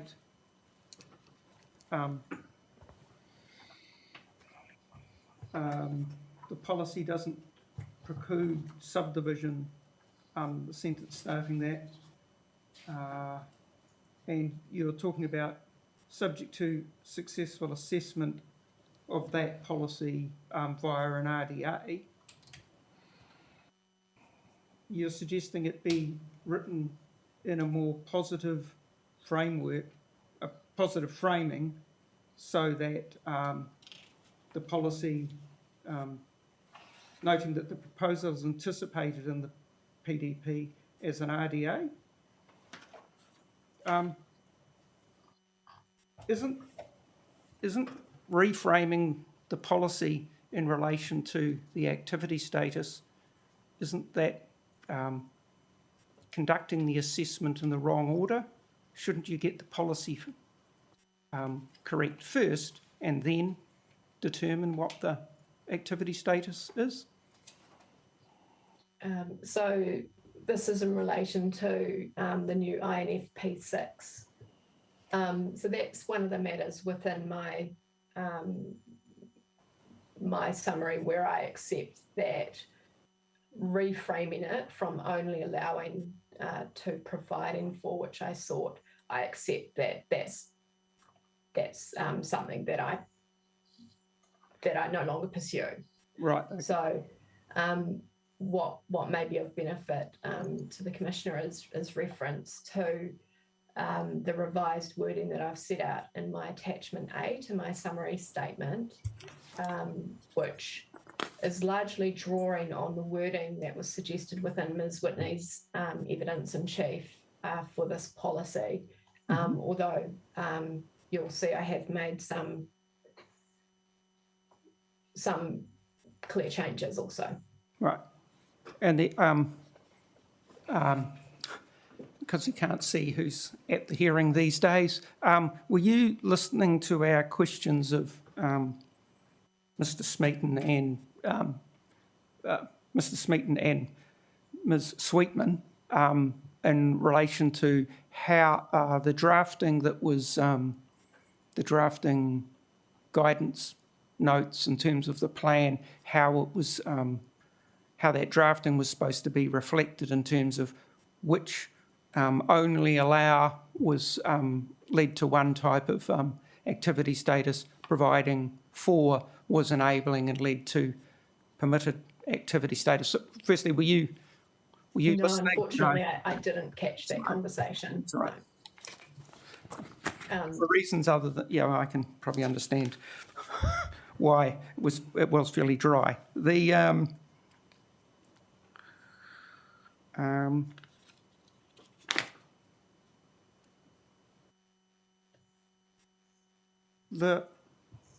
100 paragraph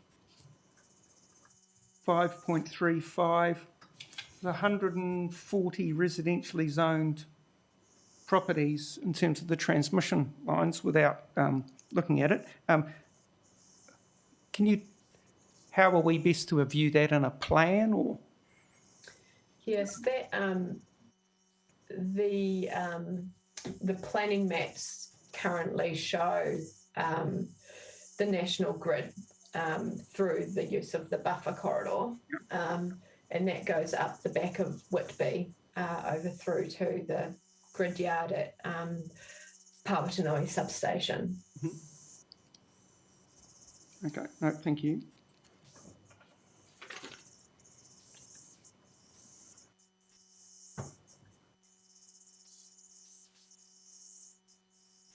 So I think just those.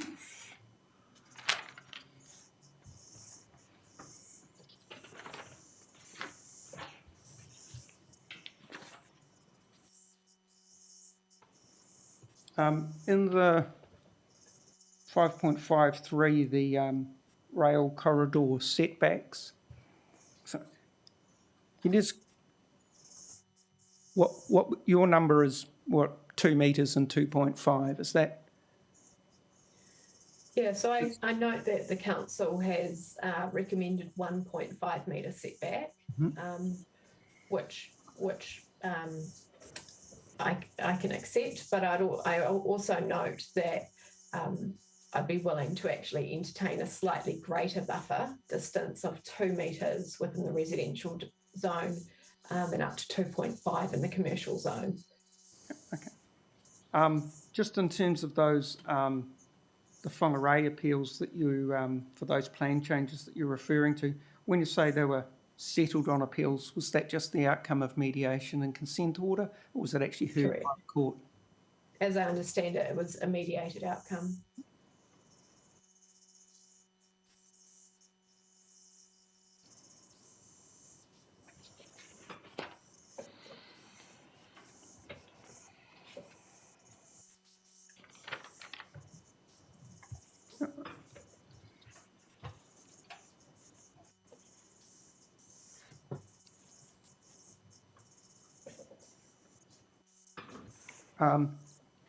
We asked Ms. Crafer about it, which was the issue in relation to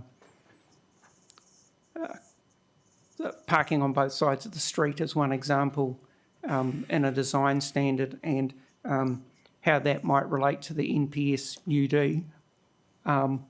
What's, in terms of a tension that the chair referred to, in that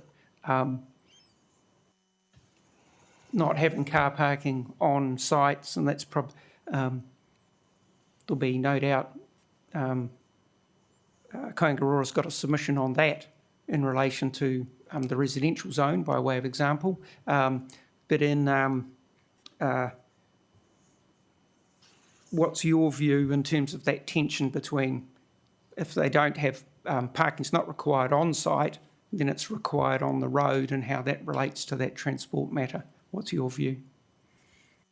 Yeah, so as I understand it, parking would still be required on one side of the road. But what Ms. Crafer's suggesting is that there's greater flexibility as to whether or not it's required on both sides. In my view, plans are future focused, and there is a downward, there is a downward trend of car ownership. There is certainly going to be a bit of a short-term tension with cars that are no longer being parked on private sites overspilling into the street network. I acknowledge that.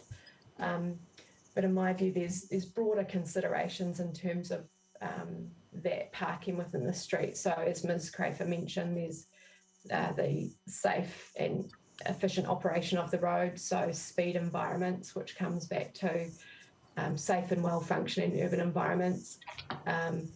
There's the greater the road width is, the more of a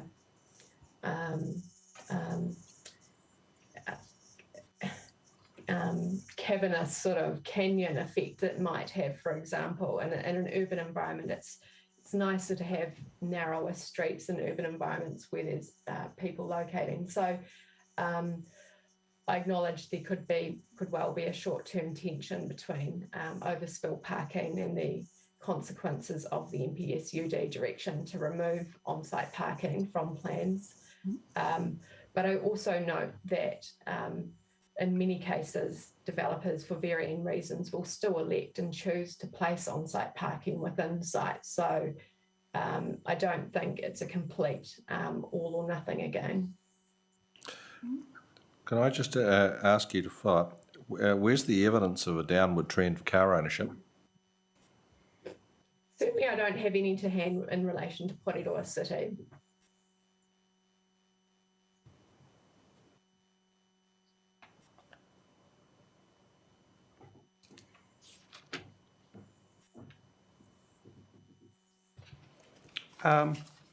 Just in terms of the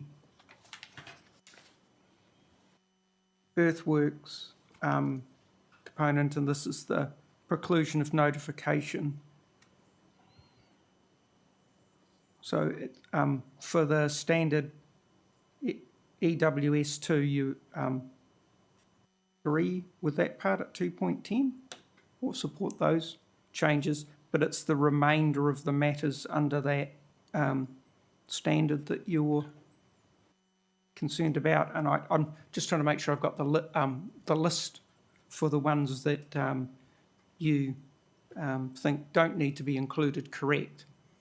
So that's E2, you're happy for that, but not for the rest of the things set out in that standard. Is that correct?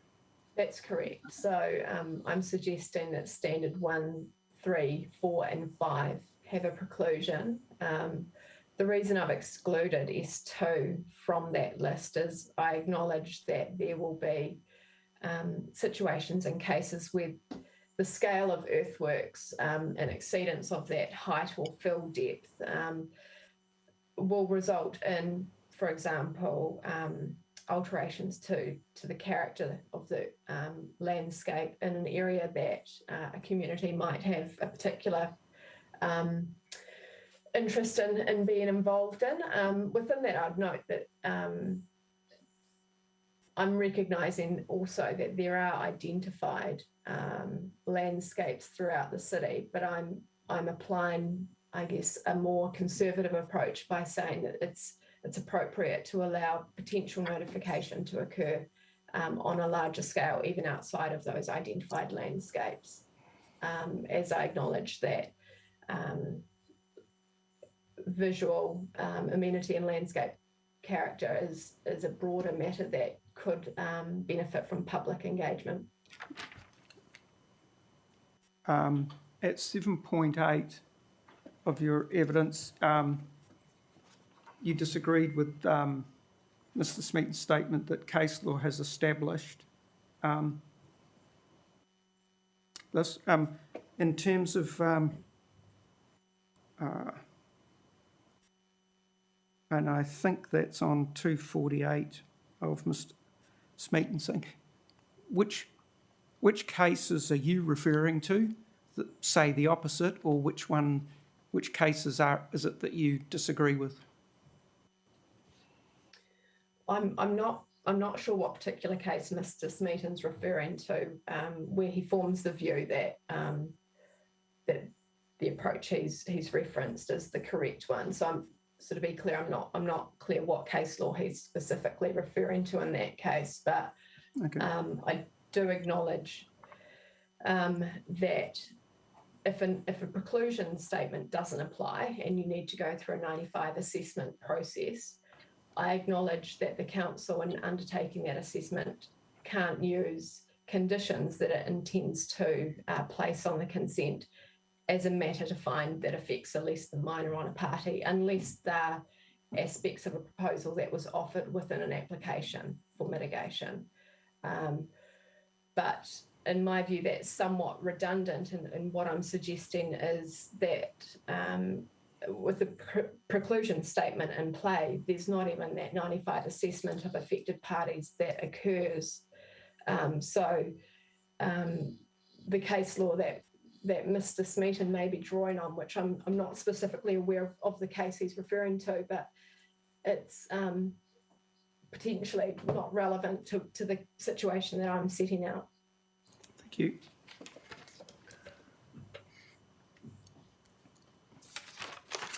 My last question, just in terms of the, I think we're calling it tranche 1, was just in 7.21, you say, I consider the amended approach reaches a more acceptable balance between risk and resource consent, processing complexity and costs. You've used the term more acceptable balance in a number of cases through your evidence. What's the test that you're applying there? I should note, and I'm happy to elaborate on this if you'd like me to, but I should note this is a matter that is agreement reached between myself and Mr. Smeaton in this regard. All right.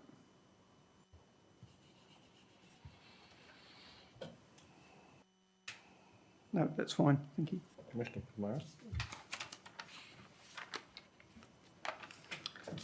Kia ora, Ms Williams. Thank you very much for your evidence and for your indulgence in responding with so much consideration to the previous questions.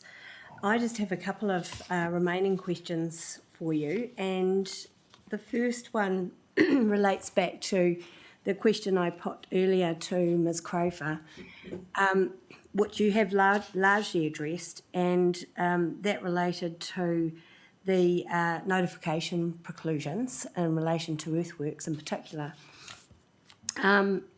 And I've heard your response to previous questions, and I understand Kāinga Order's desire to guard against perverse effects. And I've heard also what you've said around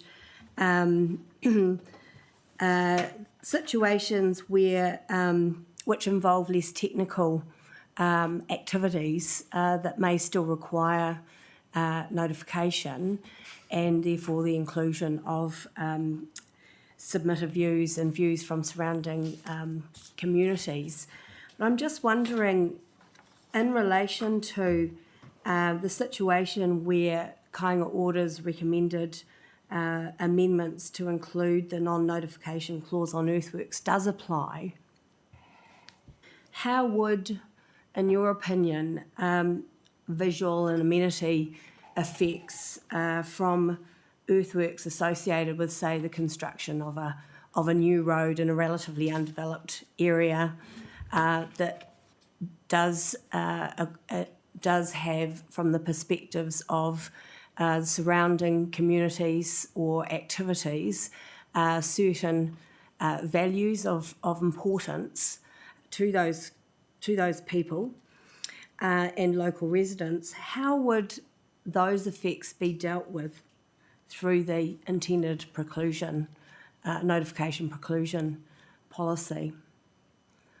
In my opinion, if it's a new road, using this example, being constructed, that would be subject to the infrastructure chapter and provisions within. So the infrastructure chapter has its own rule framework in relation to new roads and also includes specific provisions around earthworks to enable infrastructure work. So the earthworks chapter, as I understand it, is for land development occurring outside of the infrastructure notion.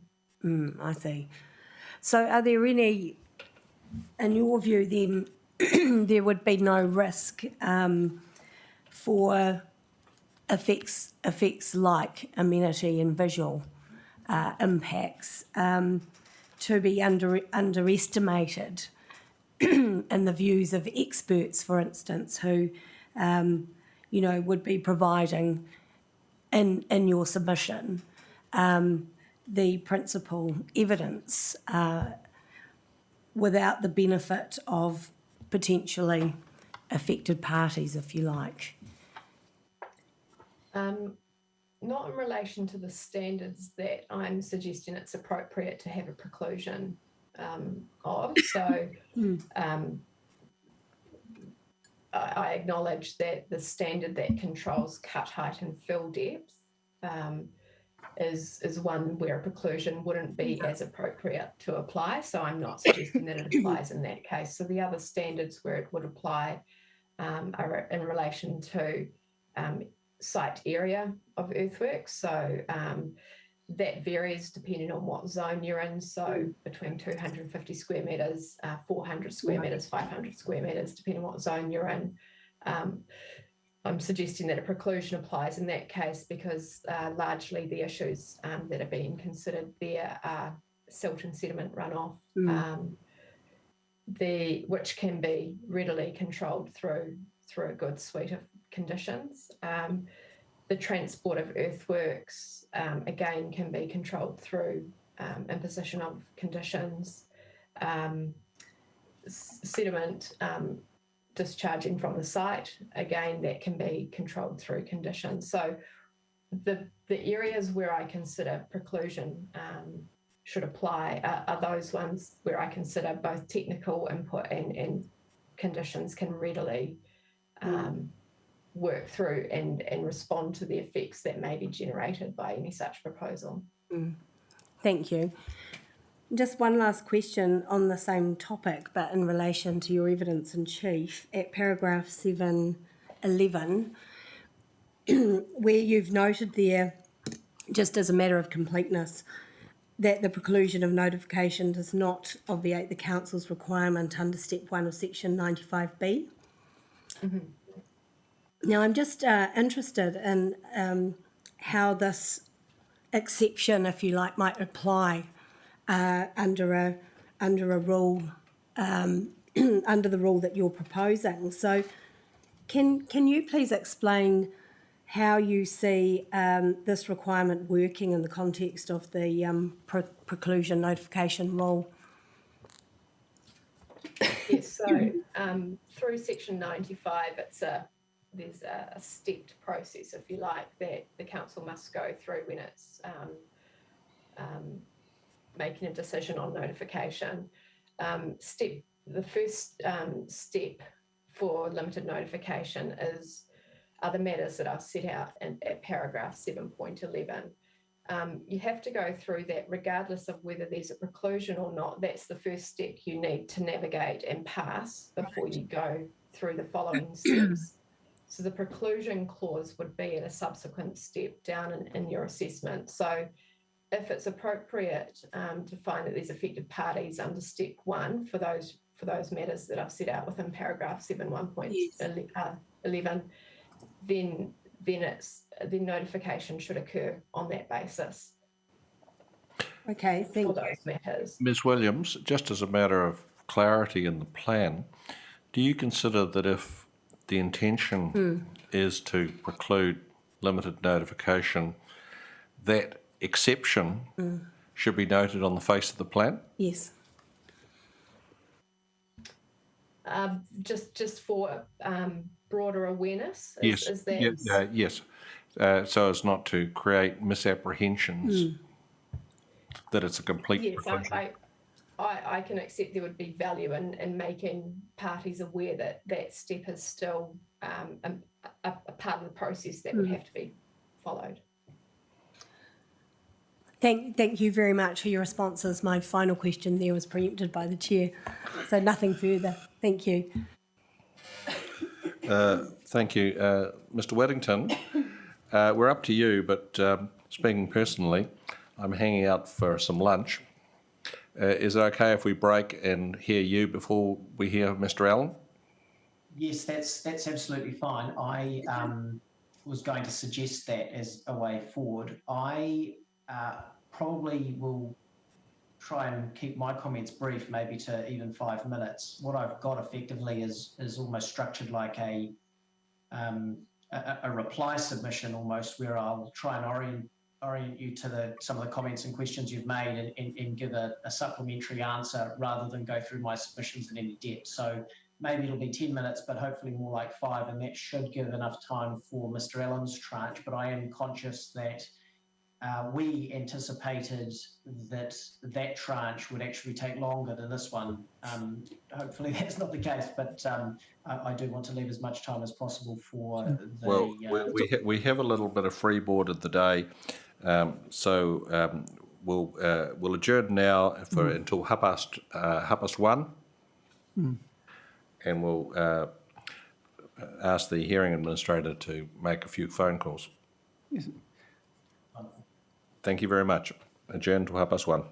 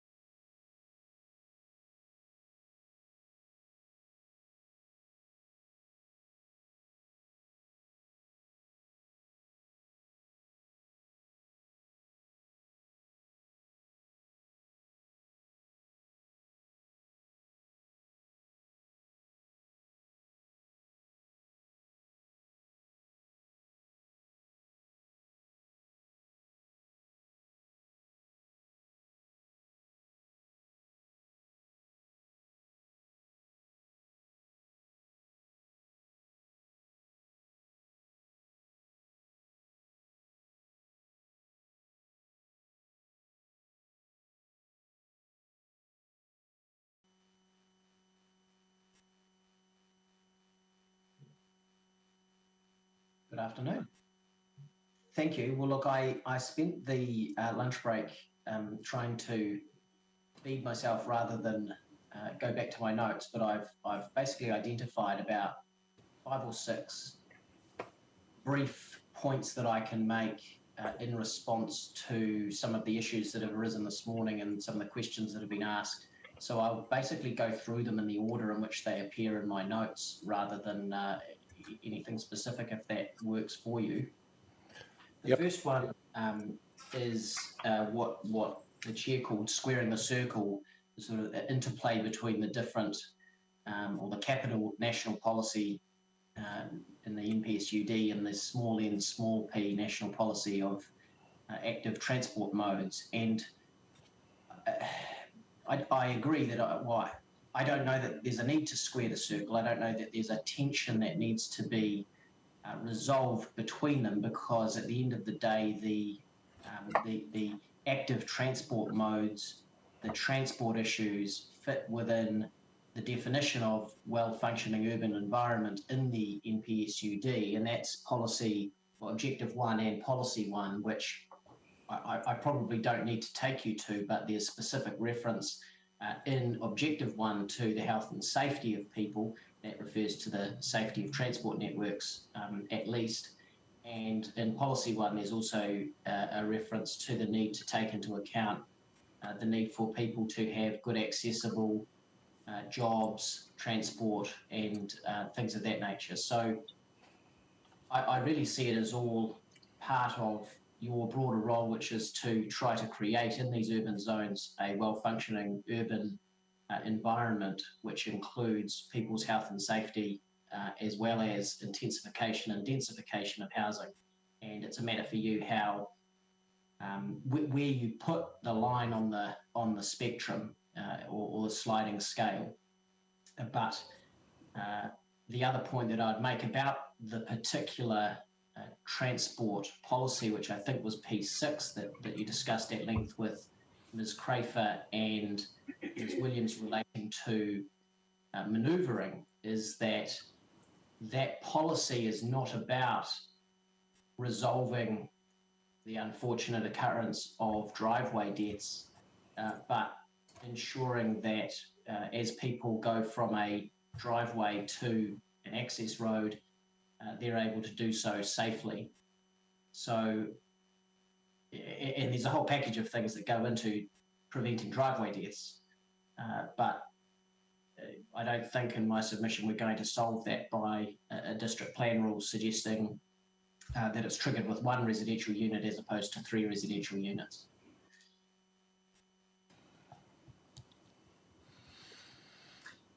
The next one it hasn't really been discussed today, and that's, other than with Ms. Williams very briefly, and that's INFP6.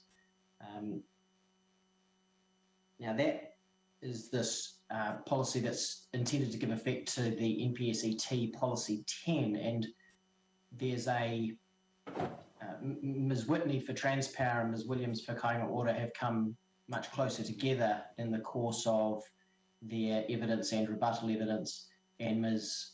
Williams' summary statement, which you have in front of you from this morning.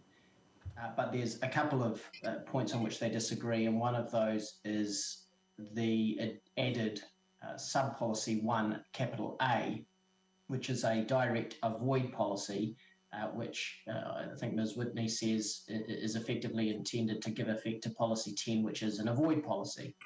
And the only thing I'd point out to you is that Policy 10 of the NPSET is not a strict or hard avoid policy. It's expressed to be, and I'm just going to read out from it, that in achieving the purpose of the Act, decision makers must, to the extent reasonably possible, manage activities to avoid reverse sensitivity effects.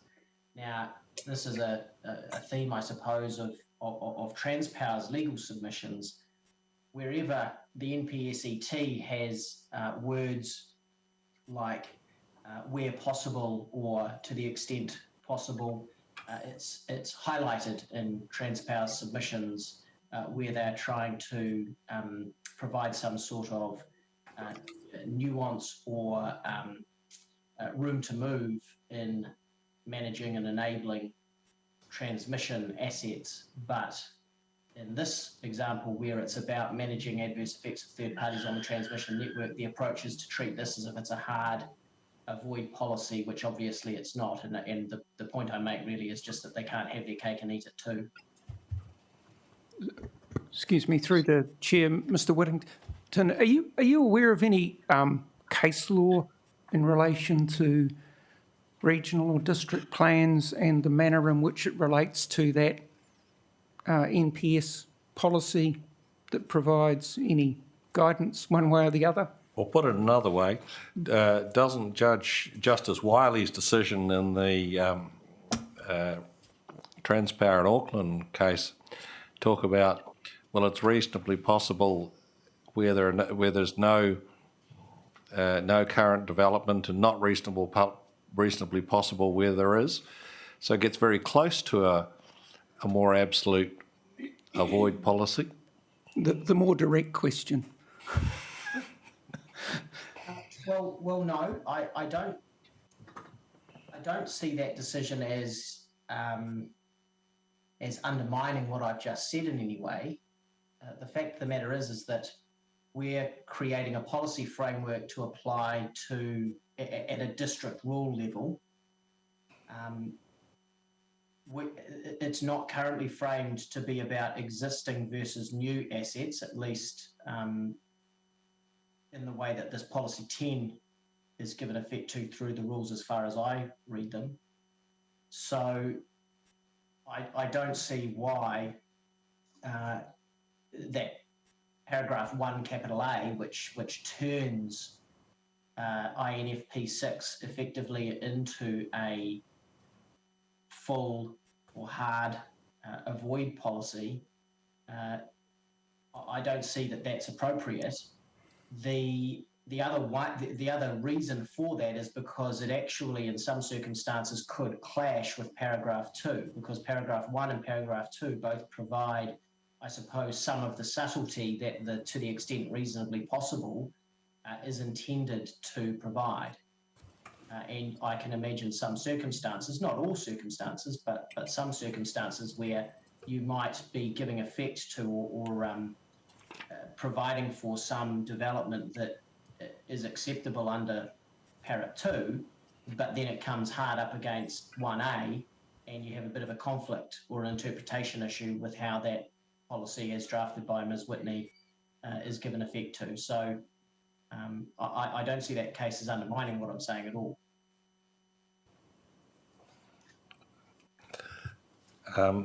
Since my colleague interrupted you, in your first submission, you set out that we have a broader role to create a well-functioning urban environment, and I wonder if that's a bit overstated. Whether our role is to enable it rather than to create it. I agree with that, absolutely. So the next thing that I will talk about is on the rail corridor setback, and I just raise as an issue, there's been this discussion about the whangarei consent order. I can make that available to you if you wish. It does contain some discussion by the judge in the order of the Section 32AA material that was provided in support of the amended rules. But I mean, it is specific to whangarei. Whether you'd find it useful is really a matter for you, but it's there if you'd like us to provide it after the hearing. I think if the judge says more than the standard qualification and actually addresses the substance of the order, then I'm interested in seeing what he or she said. Okay, I'll provide that. It was Judge Smith. Yes. So I'll send that through the hearing administrator at the end of this hearing, if that suits. That would be appreciated. The next issue is really, and the final issue is notification preclusions. And I'm going to try to deal with it in sort of high-level general terms because I think everyone's aware, I don't want to get bogged down into questions of EWS2 and the difference between that standard versus the other standard, but the way in which that I submit you should address or you should consider whether notification preclusions are appropriate is not by the way that's suggested in the Section 42A report, which is this reference to case law and whether adverse effects are likely or can be managed by conditions. If we don't disagree that there is the case law that's referred to in that paragraph, I think it's 248 of the report. We don't disagree with the point of law that the case law, which I don't know which case it is, but what it's expressed to say, we don't disagree with that as a general proposition, but we disagree entirely that it has any relevance to whether or not a notification preclusion is appropriate. And what I suggest to you is the appropriate way to address it is to conceive of the majority of cases and the effects relating to the particular rule that where the effects are manageable in and of themselves or manageable by the imposition of relatively standard conditions. That's what notification preclusion is trying to get at. If you're trying to conceive of cases or trying to identify whether it's likely that there would be any adverse effects of a breach of this rule at all, then that's the wrong way to go about it, because if that was the case, if there were never going to be any adverse effects and you only had a preclusion where there were no adverse effects of a breach of this rule, you wouldn't need the preclusion in the first place. You would never notify because you would always find that the effects were less than minor.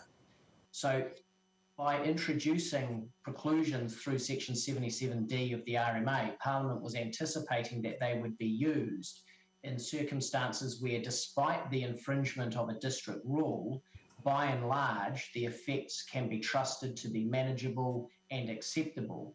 There is, of course, at the other end of the spectrum, the special circumstances. So just because you have a preclusion doesn't mean you need to worry about what might happen in an exceptional or in an unusual case, because that's dealt with through the special circumstances exception.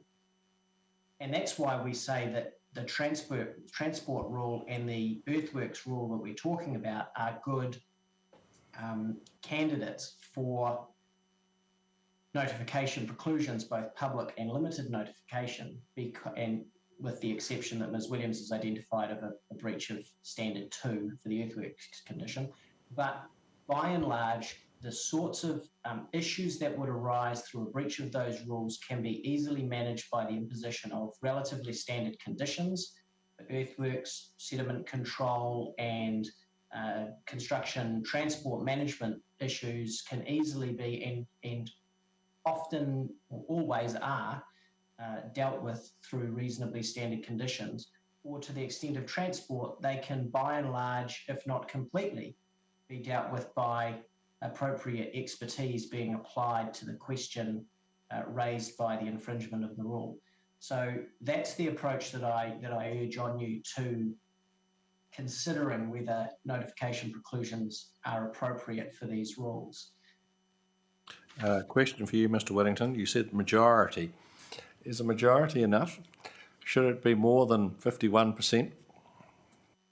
I think it should be somewhere between 51% and say 90%, but I don't think it needs to be quite as high as 90%. In other words, I don't think you need to be satisfied that in every case that is not a special circumstance case, the effects are likely to be manageable.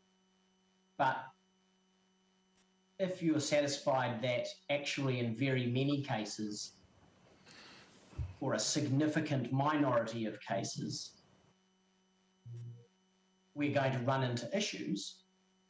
So, there's a significant number of cases where it may not be special circumstances, but nonetheless, there are going to be issues that can't be managed by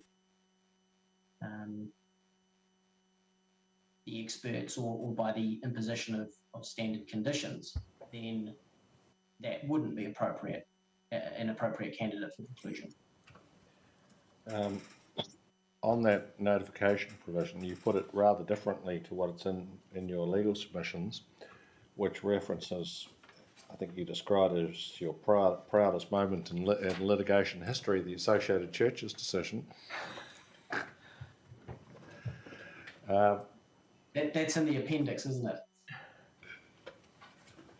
No, it's actually in the 2.4. Oh, so we're talking here about the purpose. Yes. Yes. Well, and in my submission, that supports what I'm saying, because the purpose of notification is to identify information that may be helpful to the council in resolving the questions in issue on the substantive consent. And so if in the majority of cases, the information that you need to determine whether the earthworks effects are going to be manageable can be provided by geotechnical expertise and can be managed by standard conditions, well, then there's very little, if any, information that's going to be obtained by notification. Very little purpose would be served by it. The particular point I wanted to pick up on in your written submissions is that you emphasise the need, the purpose is to receive any significant additional material, and I reread that decision, and the court said in two places that the essential question was whether notification was likely to result in the council receiving further information as opposed to receiving significant further information. Now, the judge also went on and said that he found as a fact they wouldn't receive significant further information. So there's a wobble on that. But when he put the essential question, it was any information. And clearly it would have to be some test of materiality, like always difficult to read between the lines. I have attempted to, before, to infer things from High Court judges and been roundly pulled up by their colleagues. But I just wanted to put to you that the actual question was broader than you've pitched it, and give you the opportunity to respond. Well, I suppose I have two comments. One is that I agree with you, there must be some materiality standard. I've used the word significant, which the judge did in one of the points at which he discussed what the test was. But the other point is that that's not a preclusion case. That's a case, there was no preclusion involved, and the judge was reviewing a resource consent notification decision. What you're addressing is whether or not to include a preclusion in in a plan. And so in my submission, it is appropriate to consider whether there's likely to be any significant, and I don't mean in a substantial sense, but something that could potentially affect how conditions are imposed or whether the consent is granted, simply because you may get some information of minimal value is not an efficient basis to decline to have a preclusion. Efficiency was not a thing the judge needed to consider in that case, Justice Toogood, but in my submission, it is a matter that you need to take into account here. Do the costs of not having a preclusion outweigh the potential benefits of receiving some potentially insignificant, potentially significant information? So I take your point about the way the judge addressed the purpose of it, but in my submission, the way he applied it is the way that you should be thinking about it. Thank you. I have no further questions, Commissioner Sinclair.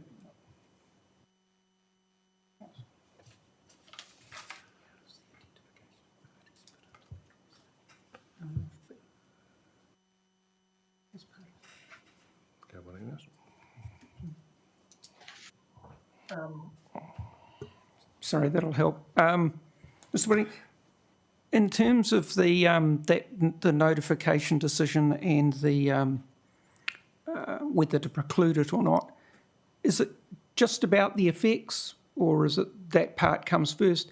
How does the identification of parties that are potentially affected, how does that fit into what you've just explained, the position you've just put to us? Well, it depends on whether it's public or limited notification that's being precluded. If it's both, then as Ms. Williams was saying just before the break, for section 95B of the RMA, the first step is to consider whether there are affected groups or persons, being protected customary rights groups or affected customary marine title groups. And if they are affected, then you must notify them regardless of whether there's a preclusion. The preclusion for limited notification, if there is one, kicks in at step 2, and then if there's no preclusion, you move to step 3, which is effectively identifying whether people are affected to it to the relevant degree, and then step 4 is to consider whether there are special circumstances. Right. That's how a limited notification preclusion would work. If you've just precluded public notification, then you bypass public notification effectively and move to decide whether there are some affected people, usually neighbours, maybe an infrastructure provider, who need to be considered before you determine the notification or otherwise of the application. But if we were having precluding both notifications in terms of the transport and earthworks, how is it and that's because the effects are either can be addressed by standard conditions or that they can be addressed by traffic experts. How does that take it out of the identification or of those parties and how they're affected? So does it, if that makes sense? Well, you effectively don't consider whether they are affected by the application, except to the extent that you look at whether the application is run-of-the-mill or is it in some way exceptional. And it may well be, if the effects that are being proposed are out of the ordinary for the particular application, then you're in the special circumstances zone and you can consider notifying or will notify neighbours or an infrastructure provider, the transport agency, whoever it may be. Okay. Thank you. It doesn't prevent notification full stop.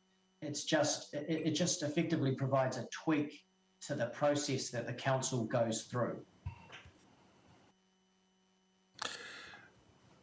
You good? No, that's good. Before I ask Commissioner Pomari, I have thought of one additional issue. I thought I'd canvass your opinion of an issue I have sought input from Whakakotahi's council. There's an issue in the transport JWS, which I don't imagine you've focused on. Or, no, I take it back, you will have been right on top of it, about guidance and the relevance. Just trying to remember whose expert was in which conference. Guidance to be derived from Whakakotahi's guidelines, which are on their website and which they have the ability to change. And I have asked Whakakotahi's council to tell me whether, having regard to a document that they have control of and can vary at their option on their website, is either appropriate or legal in terms of the operation of the plans, policies and rules. What's your opinion? This is taking me back to hearing stream 2, where we were arguing about the appropriateness of the overland flow paths being kept in documents outside the plan that could be updated at any time in the council's records and whether that was appropriate. So to some degree, it depends on where you land. Personally, I don't have a difficulty with it. NZTA has expertise, it has statutory responsibilities, its role is to ensure that it provides that guidance to local authorities throughout the country. So if they change guidance from time to time to update the position or in light of new expert studies or evidence, then in my submission that can only be a good thing. But I say that almost without thinking of the resource management framework that is put around it and on which you're going to have to resolve that in relation to overland flow paths and mapping otherwise. Yeah, thank you for drawing that link. I hadn't forgotten the link, but I hadn't drawn the comparison between it. Commissioner Papari. Well, thank you very much, Mr. Whittington. I think you can hand over to your colleague, Mr. Allen, now. Thank you very much.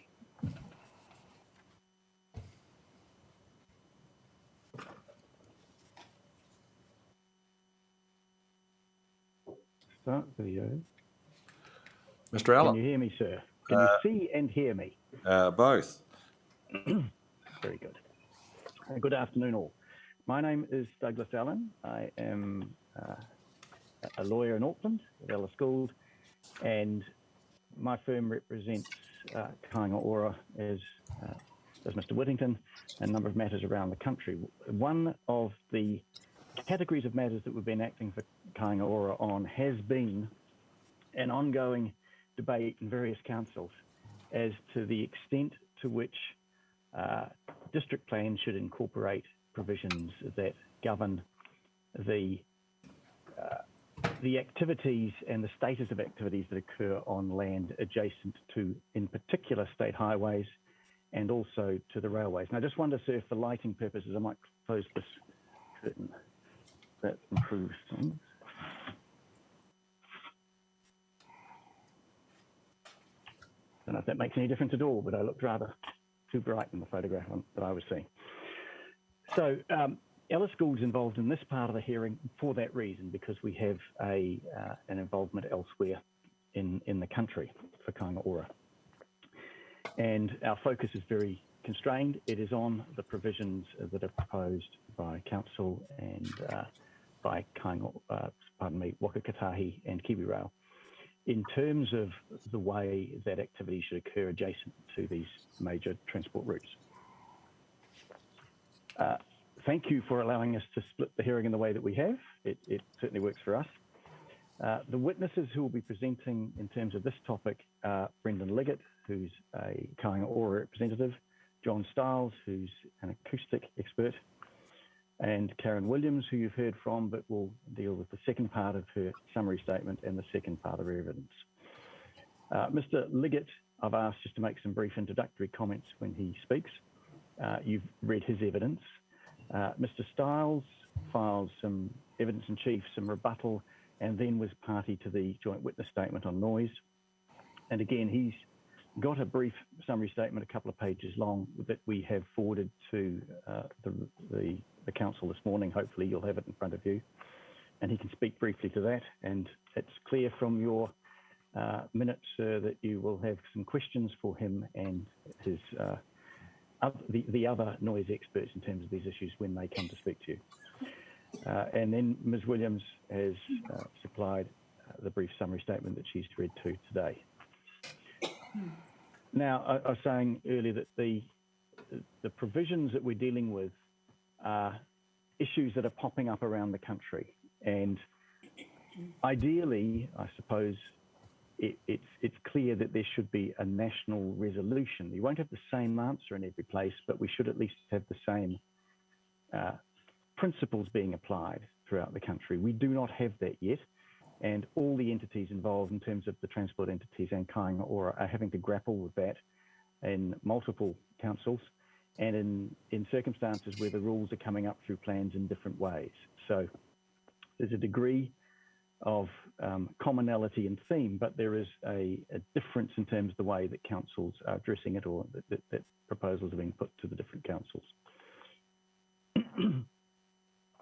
The other aspect of the issue is that, of course, if there is an issue, and it's acknowledged by Kāinga Ōra's experts, that noise from transport routes have the potential to generate adverse effects on neighbouring activities that need to be addressed.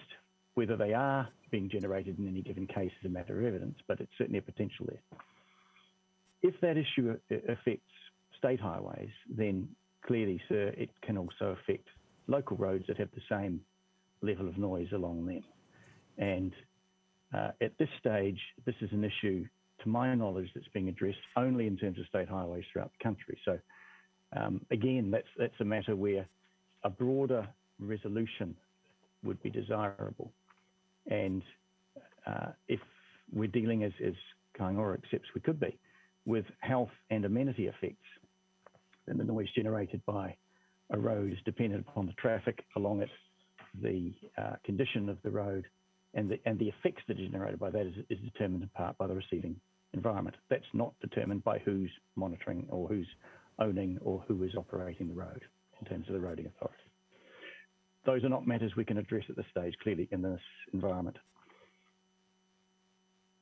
Now, the rules that we are dealing with in Porirua involve a standard width of, you could call it buffer area or area subject to the rule. Various numbers have been put to you, and others will speak in more detail to the extent that they support or don't support those numbers. But let's say up to 40 metres, you need a resource consent, even if you meet the noise standards inside the dwelling that you're dealing with. Between that and 100 metres, you need to comply with certain noise standards when you're building a dwelling. But if you comply with those, you don't need another resource consent in terms of this aspect. So it's a double-layered control. There are different ones around the country. The critical issue from our perspective in terms of that mechanism of the rule at the moment is that it is a blunt instrument, if you like. It's a standard width away from the road, a standard width away from the rail. And you will have seen from the evidence that Mr. Stiles' position, while in the JWS, he's saying, if you have to have a control that has a standard width, then this is the one that will cover everybody. He's also putting the view very strongly that, in fact, that's not the best way to do it. There's an ability to understand which areas are affected and which areas are not, determined in part by the decibel level that is identified as being the trigger or the threshold for that effect to arise. And that can be modelled, and I think the indication from the Wakakatahi evidence is that there's a process in place to do that. That, we say, is a very desirable aspect of any rules that were to be introduced if you reach the point of being satisfied on the evidence before you that they're needed in this case. It means that the rules are tuned to the circumstance, at least to some point, and at least to a much more sophisticated way than simply imposing, say, a 100-metre wide band.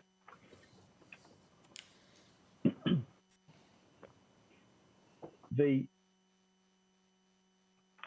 other aspect of that is the evidential basis that you do or don't have for the rules. And in the legal submissions, sir, I've taken you to Section 32, I've taken you to the NPS Urban Development. I think fundamentally it's a 32 test, and the Urban Development NPS doesn't really add much to that in a sense. You need to decide what's the most appropriate way of giving effect to the policy framework.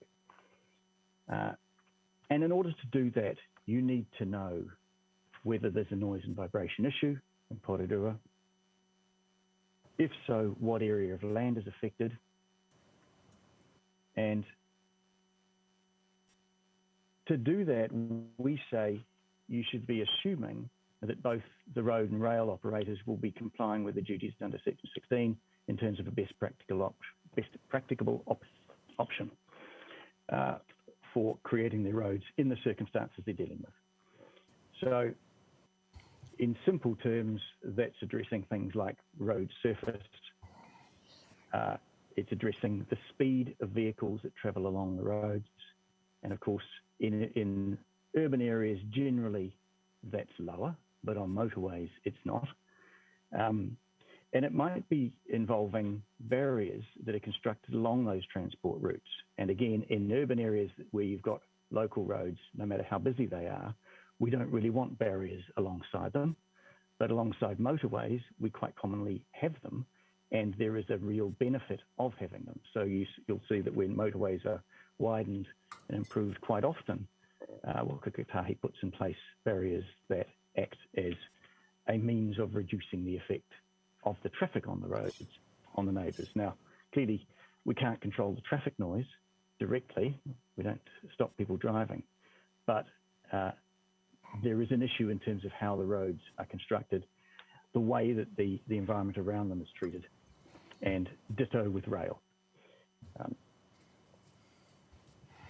Now, sir, you've had the written submissions, and I'm assuming that you've read them, and you don't want me to read through them in great detail. I appreciate that you've got timing constraints. We have timing constraints, and we have evidence that I suspect you're going to be more interested in than what I'm saying, rightly. So I'm proposing just to jump through the key issues that I see in that, and then if there's anything you want to take me back to, that might be a more efficient way of addressing it. But I am in your hands somewhat because I'm not sure the extent to which you've had time and an ability to go through that material. You're certainly correct. I don't want you to read them. That I would be perfectly happy if you stop there, because I do have one or two questions which I suspect will get to the heart of your submissions quite quickly. Happy with that, but I've just got a couple more points if I can just if you think that there's something that you want to stress, then by all means go proceed. I'll be brief. The next point I wanted to make related to the purpose for the controls, and there's some discussion you will have seen in the evidence about reverse sensitivity and health and amenity. And the position of Kāinga Ora is that this is not really a reverse sensitivity issue. It is, if it's to be controlled, appropriately addressed as a health and amenity issue. If there are noise effects that are noise that's being generated on the road network that's affecting people alongside it in residential areas, that's a direct effect. It's a health and amenity effect. It's one that needs to be addressed.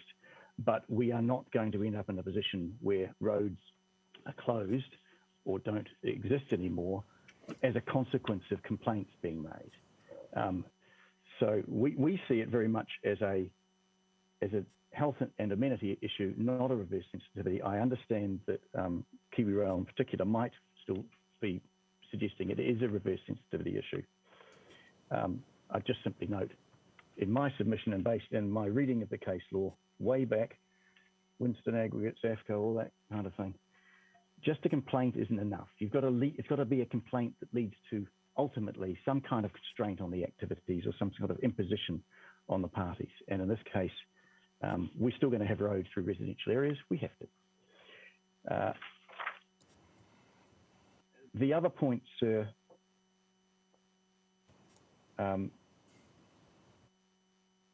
in summary, we would say that the issue here is that the rules are crafted in such a way that they are addressing an adverse effect that's generated on the roads or the rail, but the people who need to mitigate that effect, the people on whom the cost of mitigation falls, is in every case the resident next door or the occupier or the owner of the land next door. They're the ones who have to identify whether you've got an issue. They then have to do the improvements to the work. Now, we haven't given you any proposed provisions. We haven't tried to pin the tail on the donkey, if you like.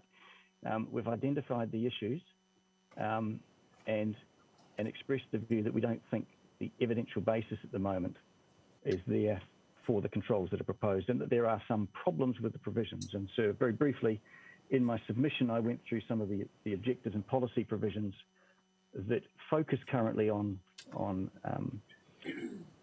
reverse sensitivity, in my view, they are better recast, but I'm not going to try and give you an ideal set of provisions. There's a whole lot of things that you need to work through before you get to that point. It just seems inefficient for us to try and do that at this point. So, sir, happy to take questions. I have a big picture issue about onus, burden of proof. Classically, of course, the case law said no one has a burden in a plan hearing. Mm-hmm. It's an inquiry to arrive at the best provisions, or the provisions that best achieve all of the statutory directions. That's a paraphrase of my recollection of cases long past. The question I have for you is whether Section 32AA has changed that, because we need to come up with an evaluation which supports any movement from the notified provisions. And so the issue is whether that creates an onus on those seeking to shift from the notified provisions to give us the material to justify that shift, as opposed to reopening the Section 32, original Section 32 question, which is what are the right provisions, which puts an onus on everybody. So that's the question, the number one question I have in my mind, because it seems to me that both parties are saying that the other hasn't quantified the effect of what they're doing, and there's not enough evidence. There's not enough evidence either for the existing provisions or for any alternative, which is not a big help to us, because we've got to land on something. Or you delete, you omit. Well, and this is a form of something, I accept. As I say, deletion requires us to undertake the Section 32AA evaluation and justify deletion. So what's your submission as to the effect of Section 32AA on the nature of the inquiry as it relates to the specific issues that you've raised, or that Kaingora has raised? Let me start by saying that Section 32 duty Section 32 doesn't stop being relevant just because somebody wrote a report. Obviously, the court, if we went off to the Environment Court on this matter, still has to undertake that analysis. And this inquiry is part of that 32 analysis. So fundamentally, the tests in 32 remain relevant, and in my submission, it's the determination of what's the most appropriate, to use the shorthand, remains front of mind for the panel, as it does for anybody else addressing these issues subsequently if they were to. 32, I suspect, came in because people thought, oops, maybe we haven't made it clear enough that if there's something else that comes in, you have to do the exercise again properly. Could I just pause? You mean 32AA? 32AA, sorry, yes. Yes, correct. So it is an additional task, but in my submission, it doesn't detract from or remove the obligation in terms of 32 that applies to decision makers, and that's addressed by witnesses typically through these kinds of hearings. So I don't think it changes the inquiry you make, and I don't think it changes essentially the approach which says if you're going to constrain something or impose a rule on something, you need to justify it. You can't just toss in a rule because it's something you like. It needs to be something that, in terms of the RMA, is appropriate and is within its scope, if you like. And 32 is the test that we apply most obviously to determine that. And in terms of the obligations we have, does policy 8 of the RPS put an extra spin on that, which directs us to protect regionally significant infrastructure from incompatible activities, which of course we have to give effect to? You do, but let me just. District and regional plans shall include policies and rules that protect regionally significant infrastructure from incompatible new subdivision use and development occurring over under adjacent infrastructure. Yes, it is, but it's a factor in the analysis here I'm going to undertake. In my submission, that doesn't lead inexorably to the provisions that you've got.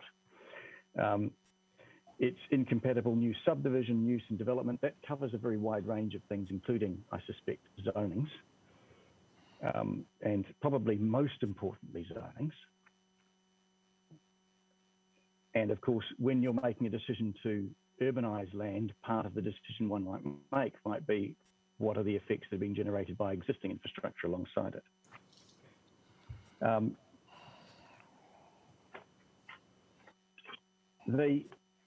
One of the things I've noted in that part of my submissions, part 4.6 onwards, or 4.5 onwards, is the rate or the way in which some of the objectives in the plan go beyond that. They don't just deal with regionally significant infrastructure, they go to broader matters. That's the first point. The second point is there an issue in terms of road and rail that means that they need to be protected? Because if, as we say, there isn't a reverse sensitivity issue in terms of that infrastructure, it might be in terms of others, but if there isn't any evidence that says this infrastructure is at risk as a consequence of this development, then you don't need to go down that track. And in my submission, this is infrastructure that doesn't need protecting. It's not going to disappear. The relationship between the infrastructure and the neighbouring areas might need to be improved. There might need to be some walls built at some point. And to go to the analogy you had yesterday with the sea walls, or the other day, it's a wall that's along the length of the route that's going to be most effective, because that avoids the sound jumping around the edges of it. So asking an individual landowner to build a wall doesn't necessarily get you very far. But that is really dealing with the adverse effects that are generated. It's just part of the BPO for this infrastructure provider. And again, that policy doesn't say you no longer need to use the BPO. It's focusing on where there is this need for protection in my submission, and in our view, the evidence doesn't tell you that there is such a need for protection. The roads will still be here. The rail will still be here.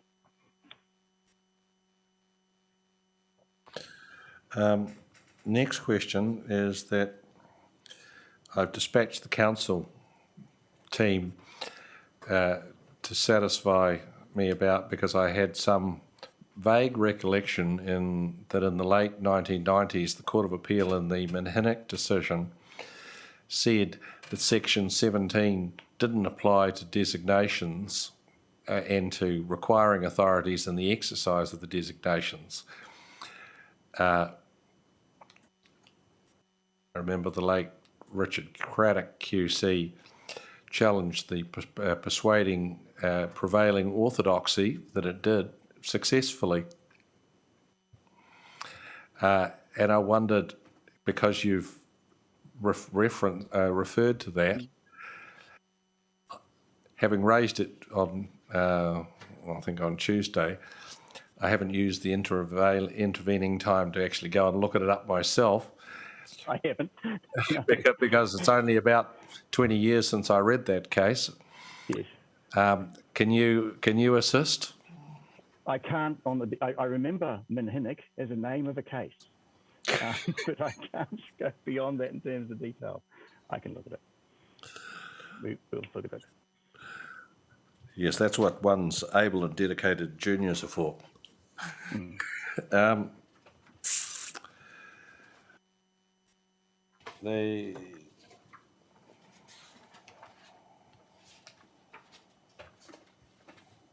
Of course, I'd add the point, not all roads are designated. Some can be, and of course it's quite random in some places as to whether they are or not. But that's simply an observation, not a response to your question.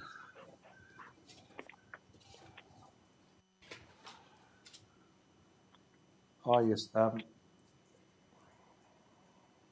Paragraph 6.1, you've said where the nature of these sort of provisions have been contested and the subject of evidence and submission, controls have been rejected or limited. I suppose they're left hanging as to whether those are the only cases, the only plans that have been contested.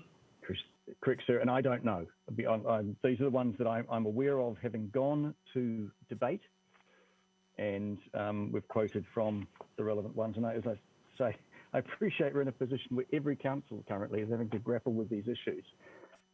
We don't have a national approach to it, much that may be desirable. But I cannot answer that question. I probably overstated that in that question. Certainly the ones where I'm aware of it, this is the outcome that's happened.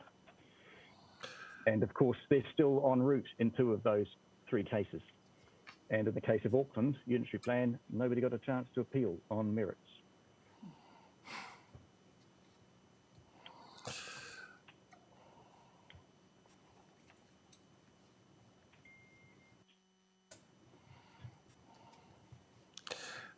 Those are all the questions I have, Mr. Allen.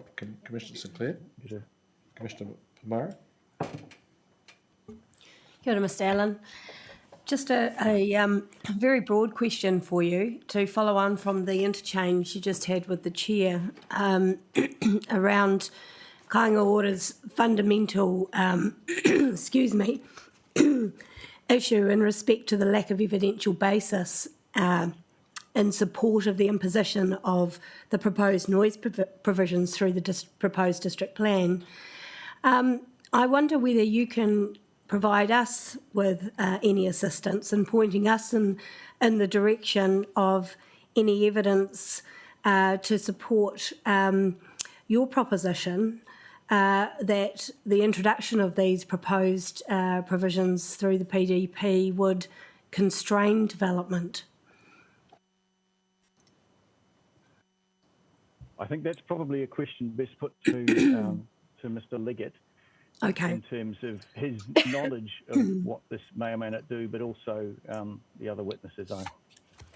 Thank you for that. And then just one further question, another broad one for you.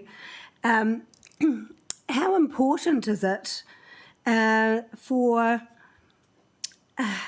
developers, Kāinga Ora, and property owners who are potentially affected by the noise provisions to be aware of the possible consequences of the proposed plan provisions?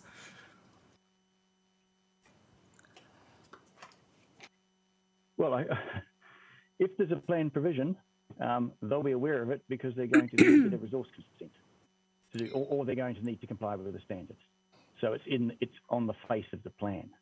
So it's on the face. And obviously they need to be aware of that to be able to comply with it, but it will be there. Absolutely. Okay, thank you. I just wanted to make sure that you're satisfied that through the notification of these provisions in the plan, that there is, I guess, a sufficient degree of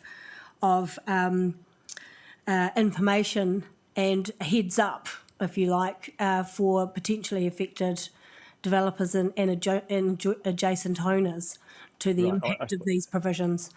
I suppose there are 2 parts to that question or that point. The first is the process we're in at the moment is where the plan provisions are determined, and obviously the plan was notified and people had a chance to come along and lodge submissions on it. Yes, absolutely. And congratulations to those who read the plan in all the detail and did so, because organisations like Kāinga Ora have people with training and ability and capacity to do it. The public generally don't. That's not a commentary about Porirua in particular. That's a commentary about the process we've got ourselves in. Yes. And it is very complex, and there's a lot of occasions where people just miss out. Yeah. In terms of the rules once they're in place, then we're moving to or are already at primarily electronic versions of plans. And if you click on your land, and I'm not quite sure how it's going to work in Porirua, but if you click on your title in many places around the country, you get a whole list of things that your land is subject to, probably longer than people want it to be, but them's the breaks. And so at least you have access to the provisions. Whether a member of the public can understand them is an entirely different thing. Without going to an expert. Thanks very much. So who would you like to start with? Well, if there's no more questions, the first witness is Mr. Liggett, who will be out there in the ether somewhere. So if I can ask him to appear on your screens, you will have read his evidence. Yes, we have. He's got a very, I think I'll just ask him to make a brief little summary statement. There he is. Yep. Yes, we have seen Mr. Liggett before. Good afternoon. Good afternoon again, Mr. Liggett. I'll just run very quickly through the evidence, if that's okay with you, and then open for questions. Absolutely. So the first couple of sections of my evidence just outline who I am, Manager of Development Planning within Kaingaora, and then section 2 largely touching on Kaingaora and who we are, which is a bit of a repeat of, or summarised repeat of what's already been said. In terms of section 3, start to elaborate on why we're appearing before you on this particular topic and some of the reasons for that. And I guess fundamentally what we're saying is, in terms of the noise and vibration provisions that have been put forward with respect to the management of land transport noise on receivers, our view is that there isn't a sufficient evidence base to warrant those being imported into the district plan at this time. That's based on 2 concerns. One, that there are potential for those rules to unreasonably constrain development in terms of the additional cost applied without a full recollection of or assessment of the full benefits of those, and that the obligation of the management of the effects generated fall solely on the receiving environment rather than the environment by which those effects are being generated. In terms of the framing of the rules as we understand them, they've been put forward as reverse sensitivity effects, and in that instance, I'm not aware of any evidence that demonstrates there is actually a reverse sensitivity effect. Yes, there may well be complaints received, but is complaints actually a reverse sensitivity effect or simply a complaint being received? That may or may not warrant further investigation and action. Where we do have some, through the various discussions that have occurred across the country, but also, as I understand it, in terms of between experts in this process, there is the potential that the land transport noise and exposure to it may give rise to some health and well-being impacts on occupants. That is something that Kaingaora is deeply interested in and is striving to understand what that impact is so that we can address that more fulsomely. In saying that, we think that some of the methods needed to address that sit squarely outside the plan and are actually needing to be addressed together between the agencies who provide the transport services as well as those people who are undertaking use and occupation and potentially development of sensitive activities. So in a nutshell, as we understand it, this is not a reverse sensitivity issue. We don't see any evidence of that in terms of it manifesting as true reverse sensitivity on the transport operators. Given how that is then framed up, do we actually have justification to go and impose restrictions based on that? In terms of the health and well-being effects, while we acknowledge that there is the potential for those to occur, in terms of the material available to us and coming before you in terms of the other experts that we have, we don't have a full depth of understanding, and applying a blanket response to that where those standards that are being proposed for introduction may or may not actually address the health and safety impacts. We think that it's not appropriate then to impose the rule. Coming down to the actual issue of health and safety, and kind of touched on it a little bit in terms of section 4 of the evidence, our interest is actually, if there is health and safety effects, defining what those health and safety effects are and actually looking at material solutions to solve them. Simply putting provisions in a plan to deal with changes in the receiving environment where those changes occur will not actually solve the problem, particularly for existing communities that are exposed. And I am aware that new roads, when developed or upgraded, are developed to a particular standard that, based on the information and that of the joint witness statement, the levels that are being discussed with respect to health and safety effects fall significantly lower than what is the standards that roading authorities and others will apply when they're actually developing the road. So we've got a gap between what will be achieved at source and something spilling beyond the boundary. But at the moment, the proposition in the district planning sense is that that would only be addressed where changes occur on the receiver, as opposed to actually addressing health and safety effects within the community at large. So based on where we are at in the process and our understanding of the issue, we think it's inappropriate to adopt provisions in the plan at this stage, and think more likely that a solution outside the plan is the most appropriate way to address this issue once full information is available on the effects, both the quantum of the effect and the spatial extent of that effect, and then what the various options are to mitigate that.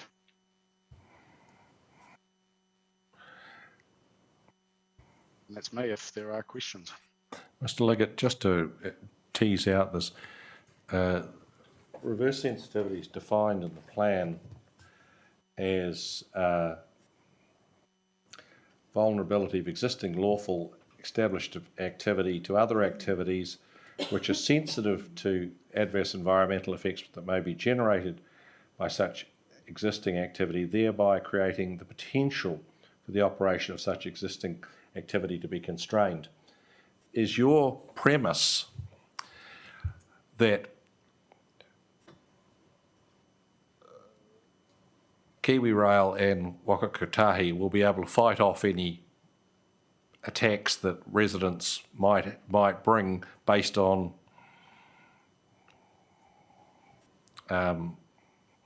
adverse health and amenity effects if they build too close to one or other corridor?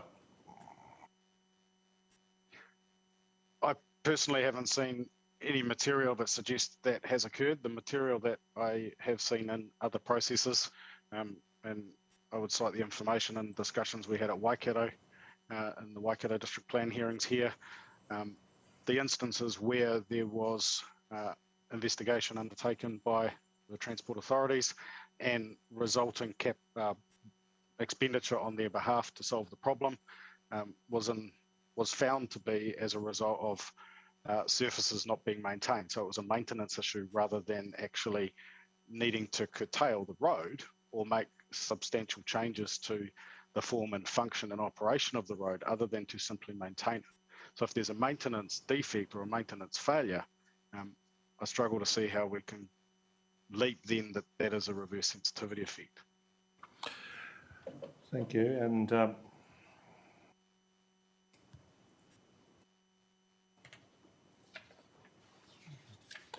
Commissioner Sinclair, anything from you? Just one. In terms of the provisions that are in this plan, are you aware of what level of I don't know, curtailment of development might occur, say on Kangaroo properties that are next to the state highway or Kiwi Rail line? Yeah, so in terms of detailed investigation, the issue for us is actually what is the true spatial envelope of the effects. So the rules as put forward are applying blanket distances off those. Yes, those are capable of being modelled. We haven't undertaken that exercise here simply because we are aware from looking at the issue in a bit of detail that those aren't necessarily the appropriate distances. In some cases it's less, in other cases it's more. What we're trying, or what we would prefer to see is actual, what is the effect, what is the actual noise exposure, and then model that cost. What I can say on the material in front of you is there's been an assessment provided that says that the cost of undertaking mitigation is in the order of 2% of the cost of a house. If I go back to Waka Kotahi's own assessment from its own guidance, it refers to, at the closest areas, interventions costing, and these are figures costed in 2013, $21,000 for a single story and $27,000 for a double story. I haven't done the exercise to actually verify that. I would accept that being through a process to determine that in 2013. Where I struggle is to say that that's 2% of the value of the cost of the construction of a house. In real terms, their own document cites $235,000 and $330,000 as being construction cost. That sort of range is still broadly acceptable, which would put it more in the order of 10% of construction cost, 8 to 10%, not 0 to 2%. So I think we may be in terms of the material in front of you, there may be an understating of the cost, but that's on a per unit basis. What that means in terms of actual costs across the network and across the city over and over again, no, we haven't done that piece of work because we need to actually understand what the noise exposure is first, and we don't have that information available to us. So you don't have the noise detail to be able to do it, but I'm asking about what the provisions in the plan that you're seeking to change, what effect do they have? They're 80 metres and etc. So what effect does that have? Yeah, in terms of a full quantum assessment of all of Porirua, that hasn't been done by us, and we could go away and do that if you would like to receive that. That will take us some time, but we could do that. But in material terms, what we're talking about is a cost in the order of 8 to 10% within that first 40 metres, and potentially 5% of a construction cost beyond that out to 80 on a per dwelling basis. What that means rolled up, when you assess all of the land within Porirua that's adjacent to the roading environment where these rules would apply, or against Kiwi Rail, we would have to go and get that work done. There is a methodology that could be applied via GIS and other means to do that, and if you'd like us to do that, we would go away and do that. Okay. When you say that this information, some of this other information about 2%, 2015 and 10%, so that information's in front of us, can you direct me to where that is? So I'm trying to work off one screen here. In terms of the 0 to 2%, it was in a statement of evidence that I read from Waka Kotahi. The other material that I'm quoting to you now live on my screen is from page 16 of Waka Kotahi's 2015, let's get the name of the document, Guide to Management of Effects of Noise Sensitive Land Use Near State Highway Network. But that's very much a reverse sensitivity document. I guess the issue for us is there reverse sensitivity? We don't believe there is. We think there's potential for health and safety effects, and that's what we are trying to explore.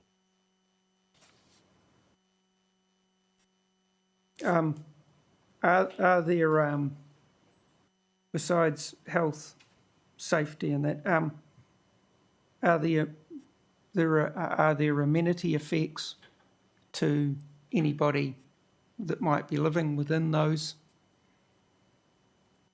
areas if there isn't any either mitigation on their part or mitigation on the part of the noise generator? I think my response to that would be every locality has a degree of amenity available to it. Those locations that are closest to major state highway networks, rail lines, airports, ports would have lower levels of amenity because of the operation of those networks and those services. In many instances, people choosing to locate in those environments would be aware of that at the time of choosing to locate there.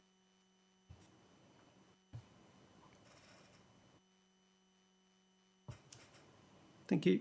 Mr. Warren? Kia ora, Mr. Leggett. I have no further questions for you because mine have all been covered by my colleagues. So thank you very much. Thank you. So presumably Mr. Stiles next? Presumably, sir. Good afternoon. Afternoon, Mr. Stiles. We have your evidence, your rebuttal, your summary statement. How would you like to proceed? Mr. Chair, if I could just read through my summary statement or a few main points from it, and then happy to take questions if that's okay with you. I'd prefer a few main points than you just reading the whole thing, since I have read it. Sure. Okay, sure. So I think, bear with me, I've just lost my mouse on my screen. One point I do really want to cover off is at paragraph 1.3, and that is that I simply haven't changed my view from what I've expressed in evidence in chief and rebuttal evidence. At 2.1, really I'm just reinforcing there that a noise mapping approach is appropriate in this case. I don't support the standard setback distances.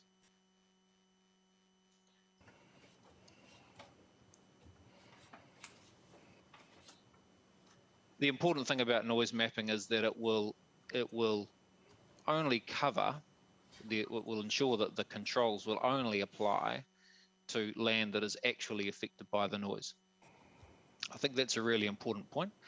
And I note that when the transport authorities are seeking a notice of requirement for an alteration to a road or rail corridor or a new road, they will be doing noise modelling themselves to ensure that they won't end up having to treat houses on land that is not affected.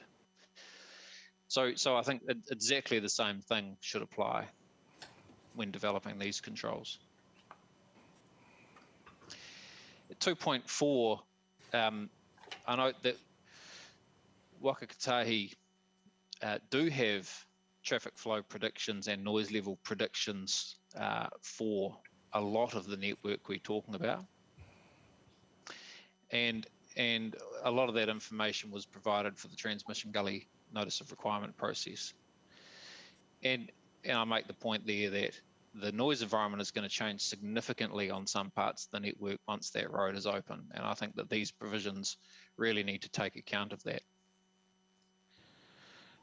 At 2.5, simply the same point for rail. I think these effects need to be modelled. There's, in some places in this network, there's significant screening from buildings and topography that will mean the extent of noise effects will be quite small. And I think that's important, very important to take account of.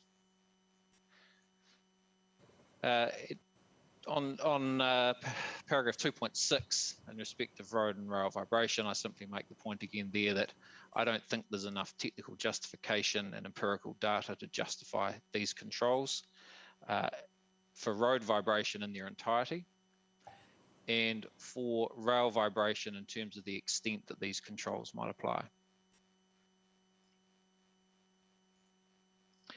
2.8, I agree with Mr. Lloyd that the rail vibration controls are likely to create a significant hurdle or barrier to new development when applied in practice. So in my experience, it's quite common to be involved on behalf of a developer who is seeking to develop land next to the railway. They will ring up and say, John, can you come out and do a vibration survey to see if we're if we were going to build is subject to vibration levels above or below the standard. Very often we'll go out and find after a survey that sometimes lasts for several days and into a week to get enough freight trains. We'll very often find that the vibration levels are over this threshold, and so far over that actually it really becomes cost prohibitive to build there, and plans have to be changed. Buildings have to be set back from the railway line by a certain distance. It gets very difficult, very costly. Quite often these hurdles come up late in the piece, and a lot of money might have already been spent on the design, and there's a lot of backpedaling to be done to make it work. So that's where I think it's really important at 2.8 and 2.9 there, that the BPO needs to be adopted inside the corridor. And a simple example of that might be to slow freight trains down at night where they're passing through residential areas. And that could significantly reduce the noise and vibration levels from the line. 2.10, mechanical ventilation, simply record there that I'm very close to Dr. Charles. Some minor wording changes on the rules, and I can provide that to you if you require it. 3.1, I simply make the point there that I think the legal submissions from Waka Kotahi somewhat mischaracterise the output of the joint witness statement, or the outcomes, I should say. And I just reiterate there some of the points that I've already made to you. And the biggest issue really is that these controls won't do anything for the existing effects, which in my view, in certain parts of this network are going to be significant. Happy to take questions. Thank you. So, summarise, getting clear in your position clear in my mind, Mr. Stiles, just focusing on noise for the moment, put vibration aside.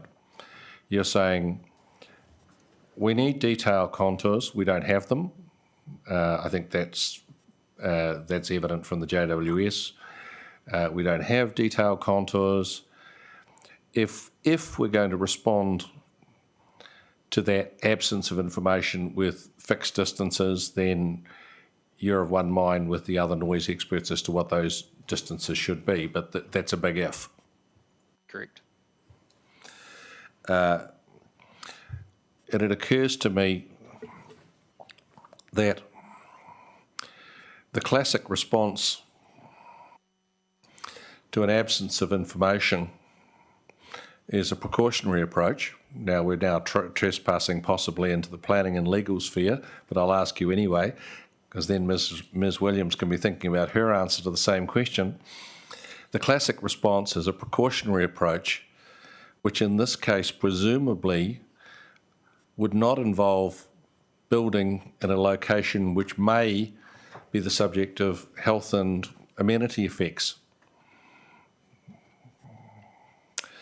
And so the question is there something I'm missing?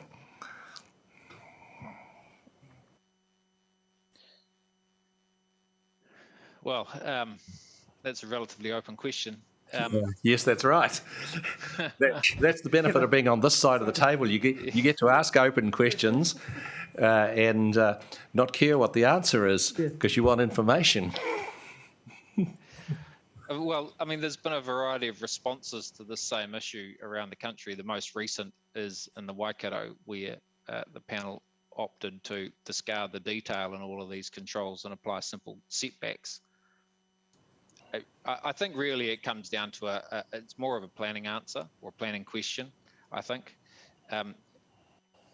One other response is to go with the standard setbacks, the standard distances, but as I've set out in my evidence, I think that's very inefficient, and there's going to be a lot of time and money spent doing surveys for applicants to demonstrate that there's nothing to deal with. I think Ms. Williams might she'll have the benefit of more time to think of a better answer than me, and she'll probably, as I say, I think it's more of a planning question anyway. The second question, turning to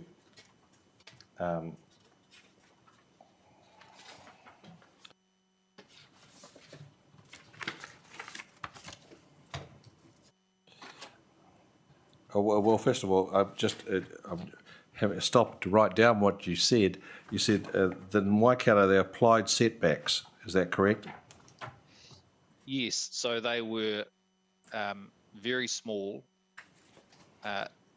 setbacks, I believe. I'd need to look at that decision in more detail to give you a specific answer, but it was very different to the standard distances that we're talking about here. And has Kainga already appealed those decisions? I don't know, sir. I can advise, sir, that we're still in the middle of the appeal period, and I'm not even sure that the decision has been made. Thank you. In that regard. So that's a work in progress. The second point, going to vibration, is that, get this right.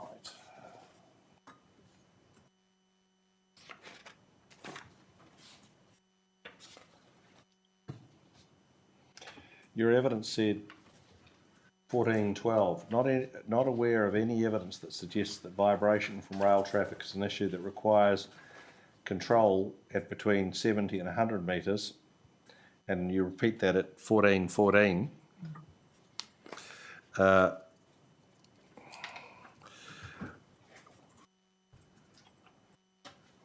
Well, I think we're now discussing the potential for a control at 30 metres on vibration grounds for the rail corridor.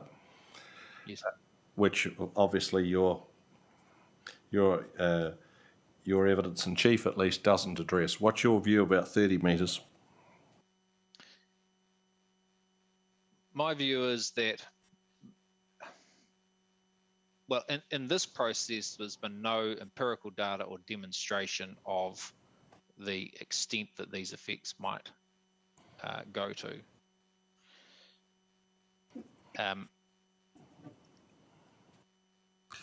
It's very difficult to determine. Sorry. To get cut to the chase, Dr. Charles says that in his opinion and experience, 30 metres is conservative in terms of the potential sphere of vibration effects. So he's not giving us empirical data, but he is giving us his opinion. So I'm inviting you to respond to that. Sure. There's two factors at play here. I think if there was an effort to mitigate some of these effects at the source, including by slowing the freight trains down, and particularly at night when the worst of these effects happen, I think that a distance probably less than 30 metres is going to be about right. But if there is no effort to do that, and freight trains are going to go through residential areas at a high speed, which I understand they quite often do now, then I would say that somewhere between 20 and 40 is probably appropriate. It's very difficult to say because vibration propagation through the ground can vary significantly depending on ground types, the construction of the railway line itself, and water tables. All sorts of things can affect it, and really local and relevant data would be enormously helpful here to determine these distances. Thank you. That's all I had. Mr. Stiles, just related to that, in 13.8 of your evidence in chief, you say that vibration from road traffic at 40 metres, that distance is too large. What's the distance in your experience for road traffic? What that distance should be, and is that covered elsewhere in your evidence or in the joint witness statement? No, it's not covered. My view is that there's not. If Waka Kotahi managed their roads appropriately and fix defects and deal with potholes and things, there shouldn't be an effect here that needs to be managed. I did some measurements or organised some measurements at a whole lot of locations across the Waikato last year to get a handle on the issue in that district. I think we measured 14 sites. I forget how many it was now, but it was a considerable number at varying distances, and that was really dictated by safety and how close we could get to the road without going onto private property and these sort of things. We found that the only 2 measurement spots where we measured levels over the 0.3 millimetre per second threshold that is set out in the Wakatahi submission was where there was a defect in the road. One was a change in surface from memory, and the other was a pothole or depression or defect in the visible pavement. In all the other situations, we measured as close as sort of 8 to 10 metres, 15, 20, 40 metres away. We recorded vibration levels under the 0.3 millimetre per second threshold in all cases. Is that material before us?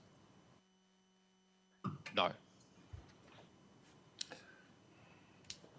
I could provide it. It's available on the internet from the Waikato process.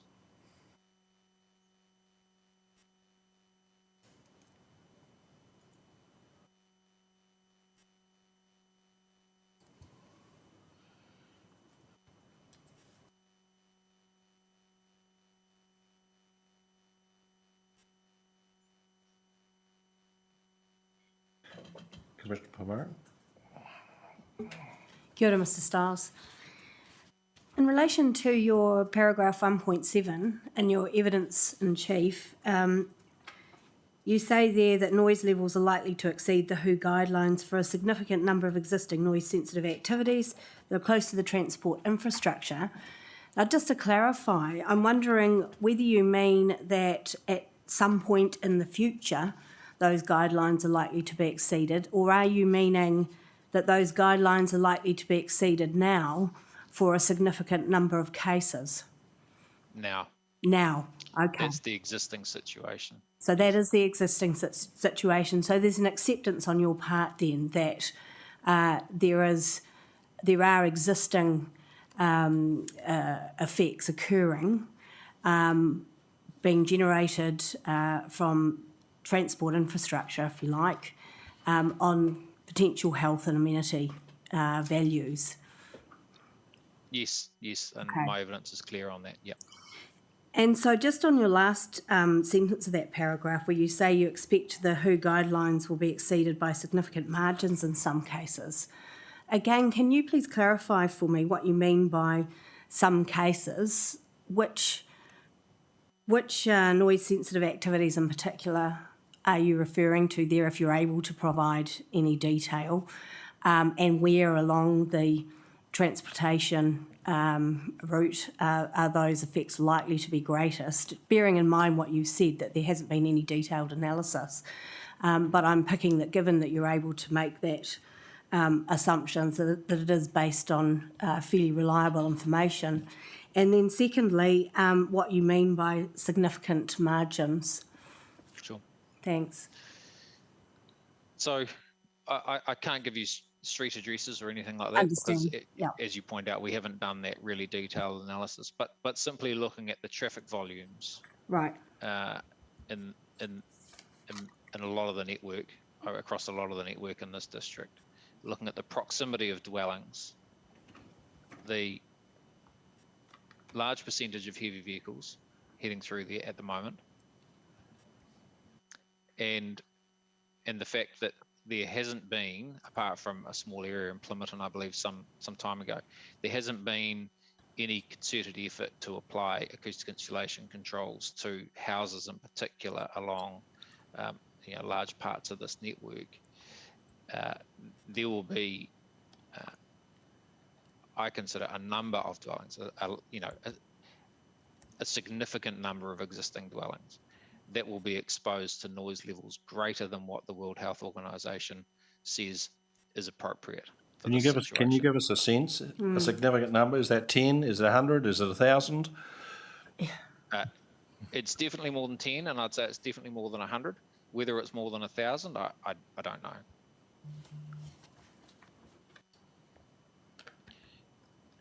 The second part of the question is exceeded by significant margins in some cases. Actually, I haven't included rail there. I was concentrating on roads. Yes. There's going to be by my review of aerial photography and my experience of travelling on that railway line, it does pass a lot of residential development, and so there will be a lot of houses exposed to rail noise above these levels as well. And I'm not aware of any effort on anyone's part to mitigate those effects in the receiving environment, other than what owners occupiers may have done on their own. I'm not aware of any rules or policy or designation conditions on the rail that would have achieved a similar outcome. When I say by significant margins, so that was the second part of your question. Yes. The main justification for that statement is because comes from the fact that to get rid of the worst of the effects, people need to be able to close their windows, and in particular at night or in the evening. And you can't do that successfully and maintain a cool and comfortable thermal environment and have adequate fresh air without, in the vast majority of cases, you can't achieve it without mechanically ventilating or air conditioning the spaces. And so if windows need to be open to maintain that thermal comfort, which is the case for, in my experience, a significant proportion of housing, then for the houses close to the road or rail, those WHO guideline levels will be exceeded by as much as 10, potentially 20 decibels. Okay. Which is a significant amount. 10 to 20. And are you able to give any indication, just your sense of how long it might take for these guidelines to be exceeded in the ways that you've described? Well, I think they're being exceeded now. To this degree, though? Yes, now. Right. Thank you. Nothing further. Thank you. Thank you very much, Mr. Stiles. We'll plough on and talk to Ms. Williams. Again. Ms. Williams, we have your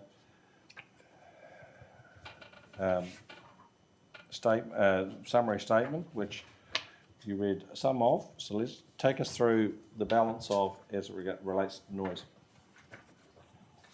Okay, I might just quickly breeze through it, given it is just reaffirming existing evidence before you. But paragraph 2.11 is just restating that, in my view, the planning framework is currently framed around management of reverse sensitivity effects, and that essentially the evidence that we have to hand is not showing a reverse sensitivity effect, but more a potential health and amenity effect, as I understand it. Then go on to state that any mitigation measures required to be undertaken by noise-sensitive activities within the surrounding environment to manage noise and vibration effects from the nearby rail and road network should be based on evidential modelling of the Porirua networks to determine the likely noise levels following the adoption of BPO at source. So that's better understanding what the existing noise environment's like, what the future noise environment's like, and then what it looks like once the transport authorities have integrated any BPO measures to help alleviate any such noise. I consider a more tailored and evidence-based approach is required to appropriately identify the spatial extent to which any necessary controls might reasonably apply to manage potential adverse health and amenity effects from road and rail noise affecting the surrounding sensitive activities.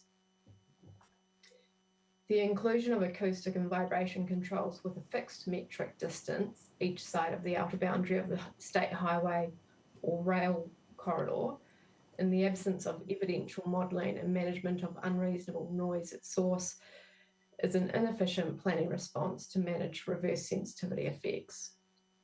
So that's an overview of what I stated within my evidence in chief. Now just going on to my rebuttal.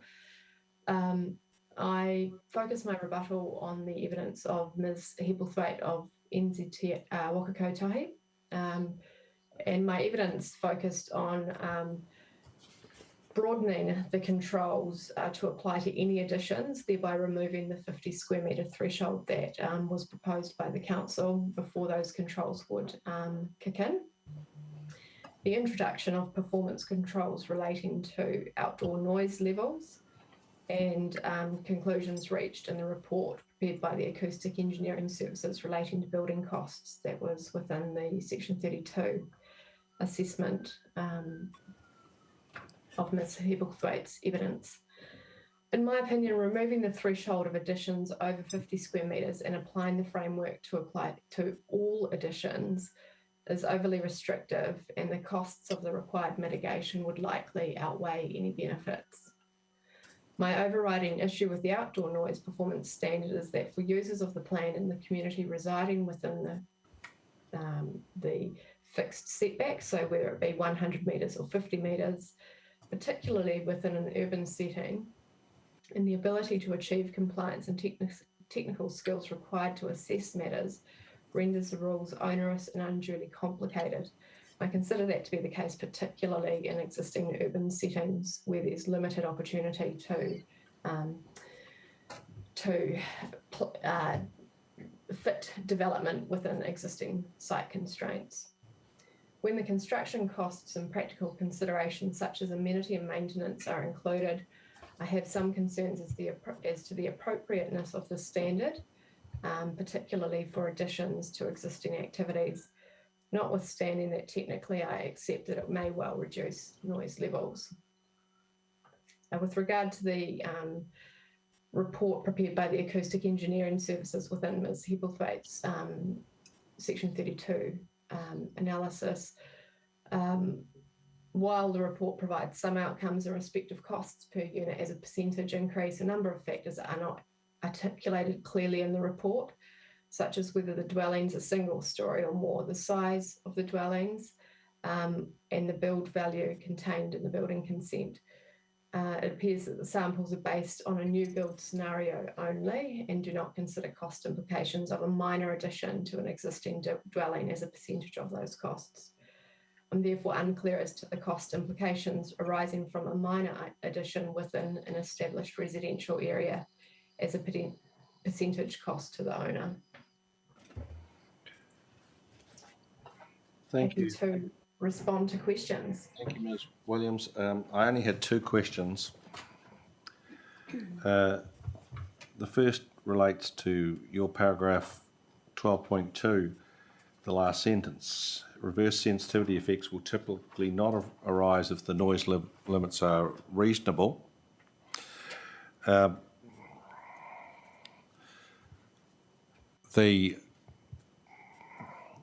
evidence of Mr. Stiles is the noise levels are not reasonable for a significant number of existing houses, which would raises the inference that there is at least a risk that they won't be reasonable for a significant number of new houses if they're built close to these infrastructure corridors.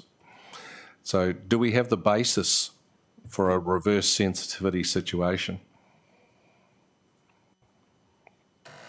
My response to that would be the reasonable noise emitted from these transport corridors should be factored on what BPO measures have been undertaken by the transport authorities to bring down those noise levels. So yes, a reverse sensitivity effect could manifest itself as those noise levels become increasingly high and development occurs in and around those corridors. However, the point that I think is pertinent to make is that there shouldn't be an unfettered ability to generate noise to an unreasonable level. There needs to be a shared responsibility in terms of ensuring that the noise received by sensitive activities is both managed at source and, if then required, off-site and within the receiving environment, then managed within the development itself. Put to you the question I put to Mr. Liggett, that is the essential element in the reasoning that there's no reverse sensitivity effect, that even if there are complaints, they won't succeed, they won't produce any action? They won't constrain. Sorry, I was distracted with a plane flying overhead. Could you repeat the question? An infrastructure constraint.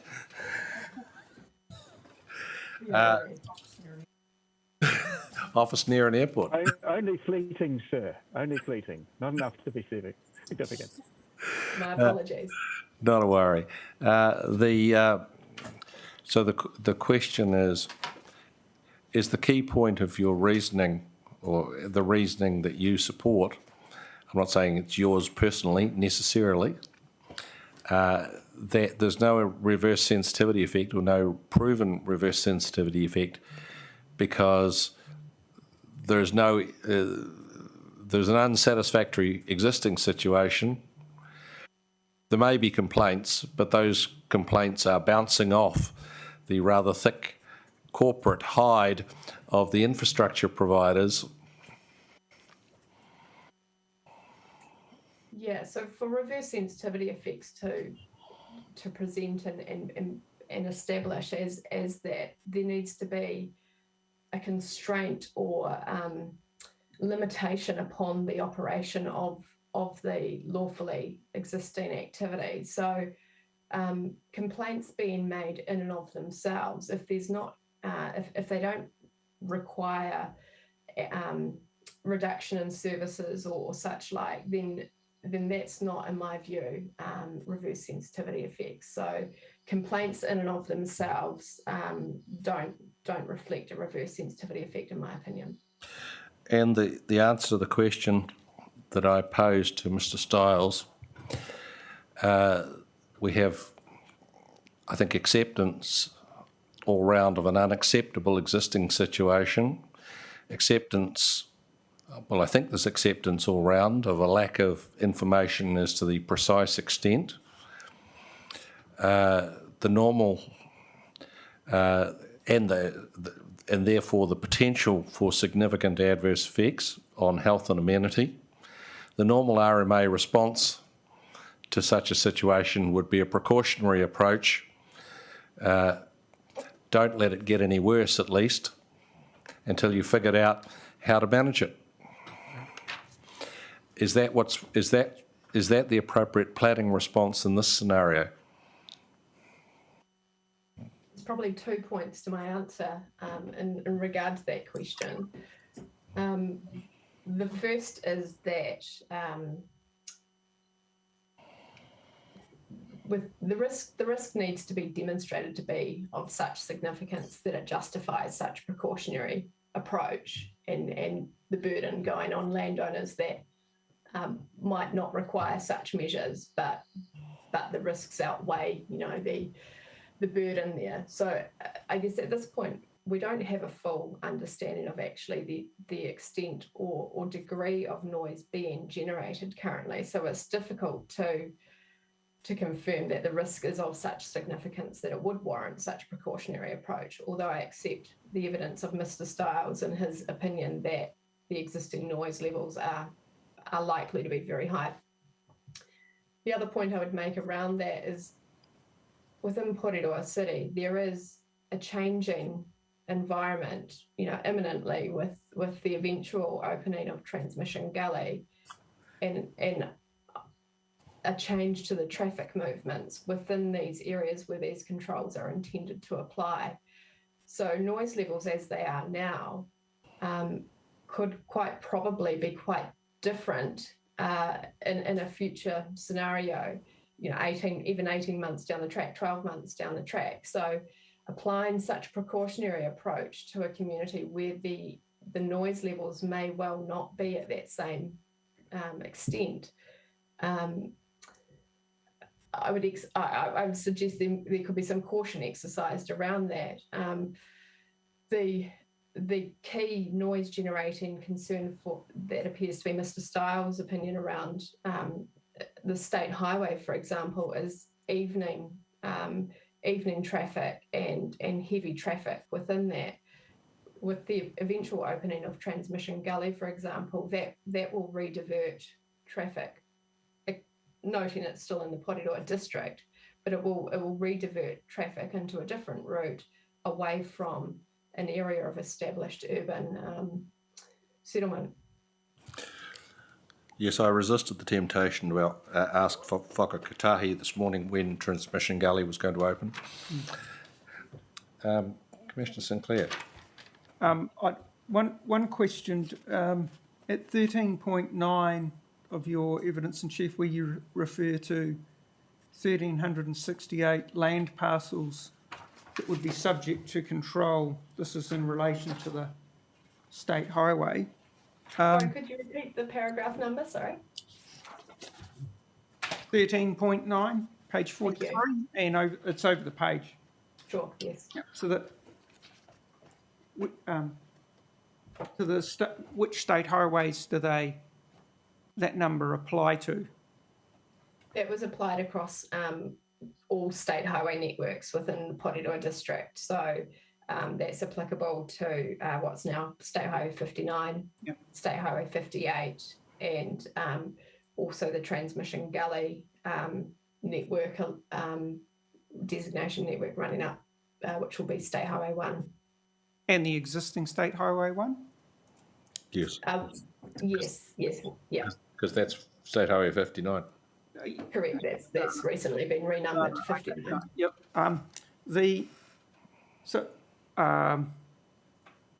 What's the use or zoning of those parcels, and how much of it's available for residential intensification? Yeah, I haven't got that data to hand. It hasn't gone to that level, as I understand it. I certainly do note that my understanding is this number is not limited to the existing urban zoning.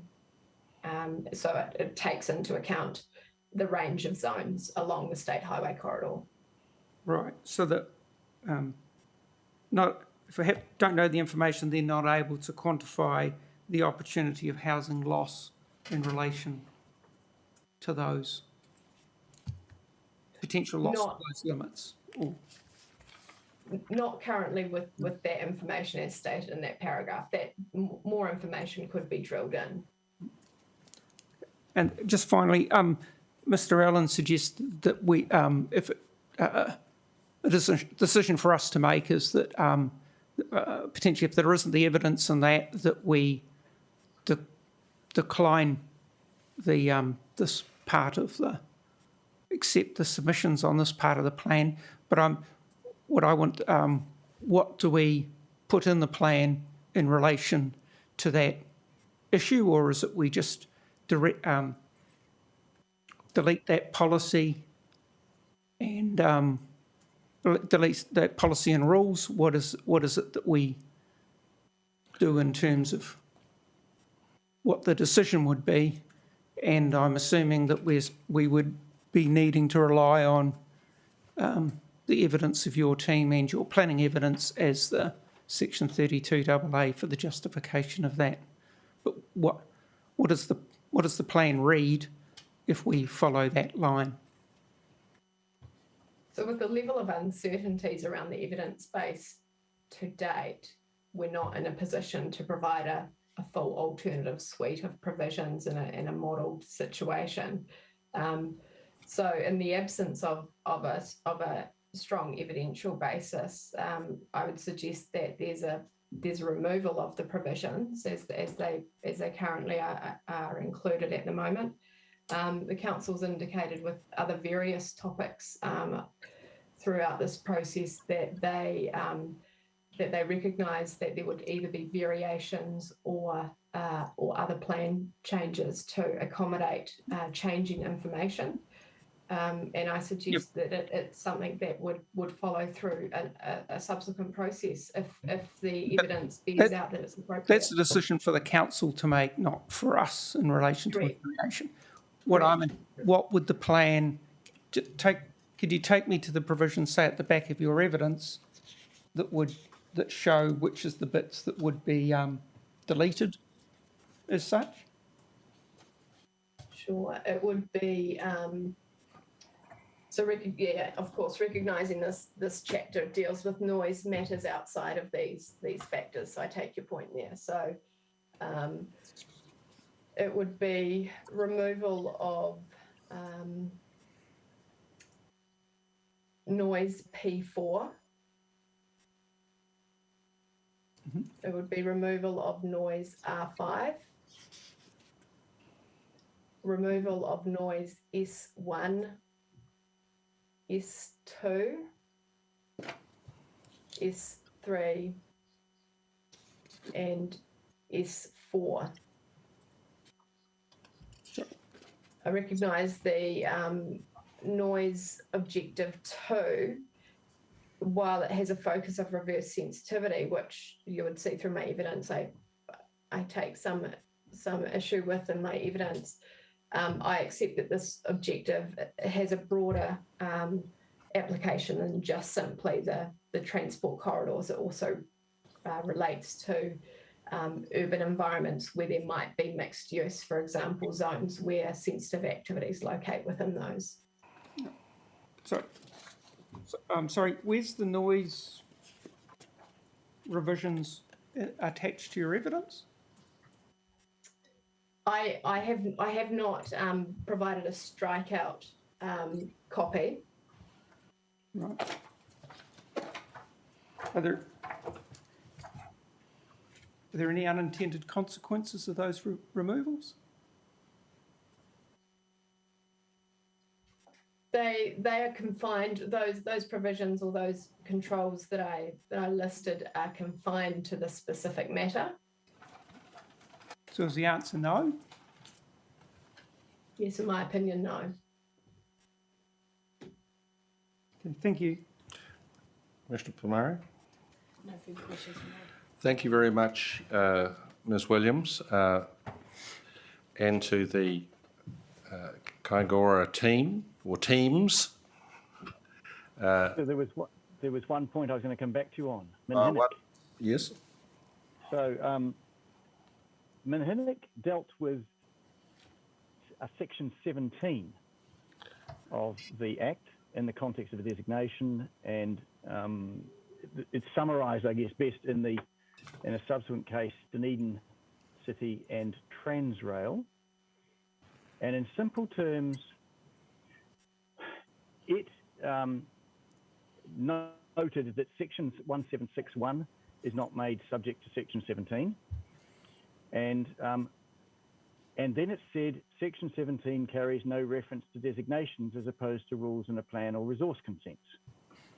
So at that time, Section 17 referred to rules and plans and resource consents. It did not refer to designations. In the 2009 Simplifying and Streamlining Amendment Act, which we all remember so fondly, it actually fixed this issue.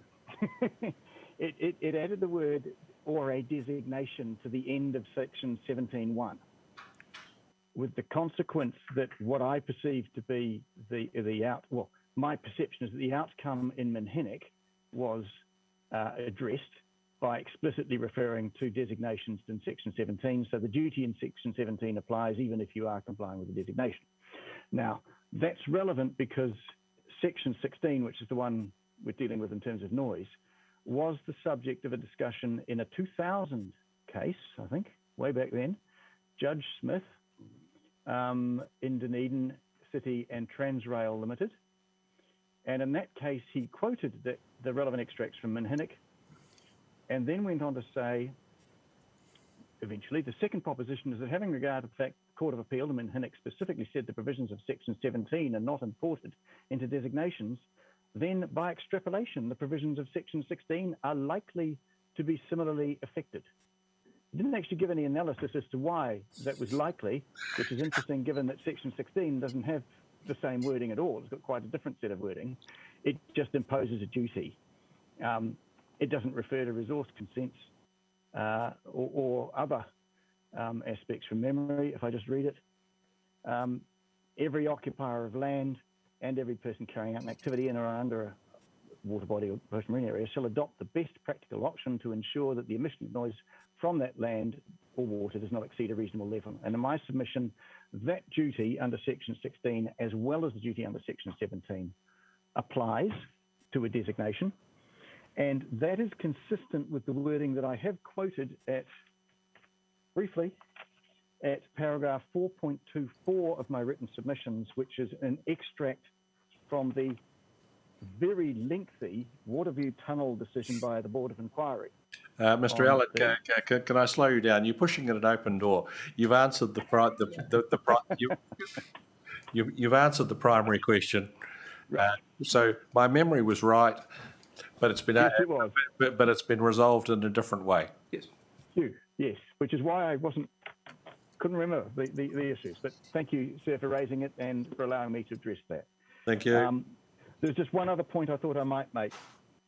In terms of a precautionary approach, yes, there's uncertainty regarding information, but my submission is we are not at the point where that uncertainty can be resolved, because the exercise of trying to do a modelling along these few but important routes is an exercise that I understand can be done, and I suspect is being done in terms of the country generally. And of course, as Ms. Williams said, given the changes that are going to be happening to traffic flows, we all anticipate as a consequence of transmission gully, it's an exercise that in my submission is best done or redone once that change in traffic flows has occurred here, because that will clearly have an impact on the modelled outcome. The maths, I think it's 3 dBA, it represents a halving of the 3 dBA drop would be a halving of traffic. So there is some significant impacts to come, we suspect, in terms of traffic numbers, and that may affect the number of houses or the way in which it affects houses if such rules are to be introduced. Thank you very much, Mr. Allen. Thank you, sir. We will bid you farewell, and thank you for you and your team and Mr. Whittington's team for their contribution to the hearing. Thank you, sir. Mr. Anderson, are you out there? Hello, yes, I am. I wonder if you could forgive us if we feel like if we have a quick cup of tea, having wrestled with the vexed issues about setbacks from rail corridors and state highways, if we talk about your telco facilities. I think that's well deserved, Mr. Chair, and I'd anticipated that and texted Ash about it earlier. So, good stuff. If we could restart at 20 to 4. No problem. Thank you very much. We'll see you then.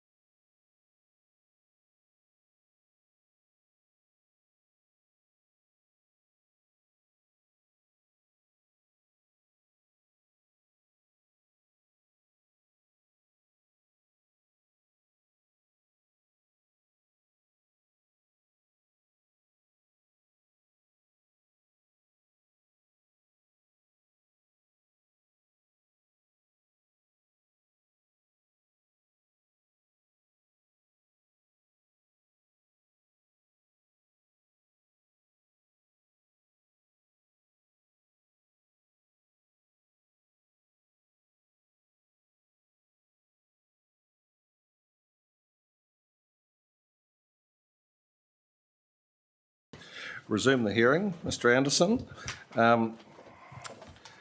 you've only asked for 15 minutes. You have quite a short point, and I have a short question. Given that the 42A author has agreed with you, which from your point of view is a good starting point, the question I asked Mr. Smeaton is, are the effects that you're trying to protect, or that the telcos are trying to protect themselves against, reverse sensitivity effects? Because on the face of it, they don't. It's not that your neighbours building high buildings are sensitive to telecommunication facilities. It's that the telcos are sensitive to the high buildings. Yes, they are, but the occupants of the high buildings are also sensitive to the radio frequency exposures that are generated from existing lawfully established antenna, which is a point that was raised in the submission, but not such a focus in the evidence. The focus in the evidence was, I guess, what the result is of those exposures occurring without any consideration happening in terms of the effect on the telecommunications provider. However, there is a sensitivity for the occupants of those high buildings in that they're publicly accessible areas, which is what NZS 2772.1, which is the New Zealand radio frequency standard, suggests is the measure for radio frequency exposure. And the question, the follow-up question is, I agreed with Mr. Smeaton, who had pretty much the same answer as you. Mm-hmm. Yes, that's certainly a reverse sensitivity issue, but is it any greater because the buildings are high, or just that the buildings are close to your telecommunication facilities? Is it the height? Is it the height that matters? I think it is, in that the position taken through the submissions is that the allowance for a telecommunications facility is to be 5 metres higher than the underlying zone, and to allow for that effect to be avoided, and it's the risk is on the telecommunications provider should they choose not to go to that height, just because in the existing environment there are no existing buildings constructed to the permitted building height.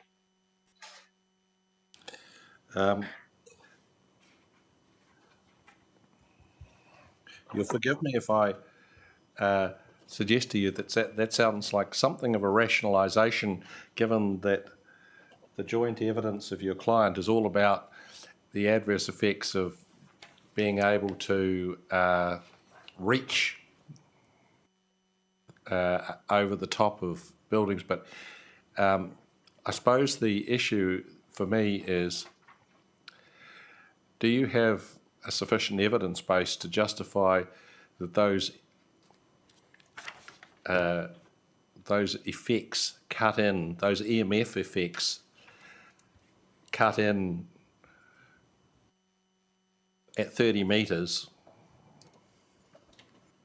Yeah, I've tested this point with both Spark and Vodafone, because I did hear your questioning of Mr. Smeaton on Wednesday, and the conclusion is with the existing technologies, the 30-metre setback that we've suggested is sufficient to ensure that NZS 2772.1 will be met.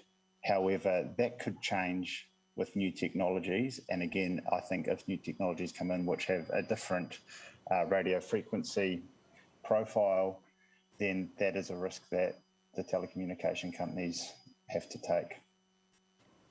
If new technologies come in which have a different radio frequency profile, then that is a risk that the Oh, we heard that twice.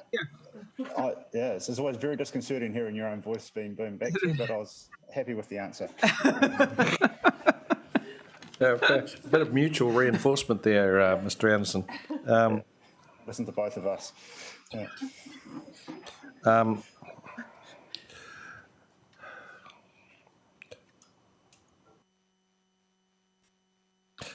Okay, now I completely probably interrupted your planned thing, but that's really all that's all that was troubling me. Do you want to revert to position A and actually present your case? Because as I say, you're starting from a good place with Mr. Smeaton agreeing with you, and that was those were the issues that were troubling me about his recommendation supporting your evidence. But is there anything else you want to add? Not in regards to reverse sensitivity. What I have done is prepared some speaking notes after reviewing Mr. Smeaton's supplementary evidence and listening in to some earlier stages of the hearing, and I can provide those speaking notes to Ash as well once I've completed. What I might do, I won't cover reverse sensitivity anymore. I think what you'll see in the speaking notes, it covers the discussion we've just had, but I'll focus in on policies 8/10, which is around potentially acceptable infrastructure, and then make a couple of really brief comments Certainly. on standard 7 and standard 13. So in terms of infrastructure policy 10, which is potentially acceptable, I've continued to liaise with Mr. Horn, my colleague, in the Auckland office, who's providing evidence shortly on behalf of PowerCo regarding the wording. And the concerns raised in my evidence remain valid. So I've requested some alternative wording, which is a slight tweak to what was in my evidence in chief, but the main focus of that evidence is, rather than having a qualifying matter in the policy being compatibility with site, existing built form and land form, I prefer the terms any adverse effects on the site, existing built form and land form are minimised, and any adverse effects on the anticipated character and amenity values of the zone it is located are minimised. Reason being that I think compatibility is inappropriate, as telecommunications infrastructure is viewed by some as being incompatible with existing built form and land form or anticipated character and amenity values. But the district plan sets up a framework whereby such infrastructure is anticipated because there's permitted activity standards. So I think the minimisation of adverse effects is the better term to use, and the more helpful term for resource consent applicants and decision makers. And just my notes on infrastructure standard 7 and is that I continue to seek the relief requested in my evidence, and for standard 13, which is regarding cabinet setbacks, that I accept Mr. Smeaton's supplementary evidence in regard to residential zones with a 1.5 metre setback from any road boundary. However, I do not think that a 2 metre setback is necessary from the road boundary in sites in the rural, open space, recreation, special purpose, future urban and hospital zones outlined under point 3 as Mr. Smeaton suggested. So happy to take your questions on that and go from there. The only other question I had was, in your evidence in chief, the suggestions to infrastructure P24, I understand the point you're making, but do the changes need to be telco specific? Because you've told us that telcos are not sensitive to hazards, or if they are, they've managed them. But I don't have. We don't have any evidence about other infrastructure. That's right. So I think the alternative wording that Mr. Smeaton talks about in his supplementary evidence, which is at the rule level rather than policy level, appropriately gives effect to what the telecommunications companies operate under the NESDF. So I'm no longer, and it's in my hearing notes as well, no longer seeking those changes to policy 24 that are in my evidence in chief. Good answer.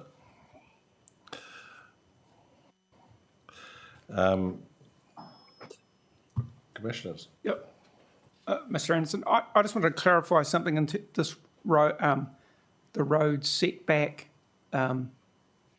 issue. It's more about, I think, my understanding of it. This is if you put a cabinet within the road and you put it by the boundary of the property, or is it in the property itself that it needs to be set back if there's a road from the road frontage, it needs to be set back, what is it, a distance from that? Is that what what are we talking about? It's the latter. So Right. currently my interpretation of the standard is that it applies to the private site and a setback from the road boundary within that private site.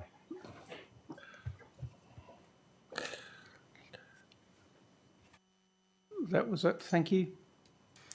Thanks very much, Mr. Anderson. Thank you. No, nothing further from me. Kia ora. We haven't heard from Mr. McGarrison and Mr. Cantor and Mr. Clune. Mr. Clune. Yeah, so I'm remiss to introduce the planners from Spark, Vodafone and Chorus. So we have Mr. Clune online from Vodafone. We have Mr. Cantor online from Chorus, and Mr. McGarrison unfortunately had to leave at 3:30 and attend another matter. So he was online, listened to Kaingoora, but I understand.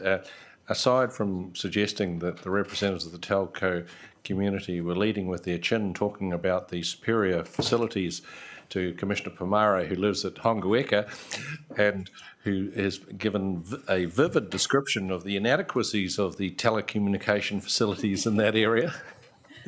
I didn't have any questions for the in-house representatives of the telcos, but if they would like to address anything additional to us, then we're all ears.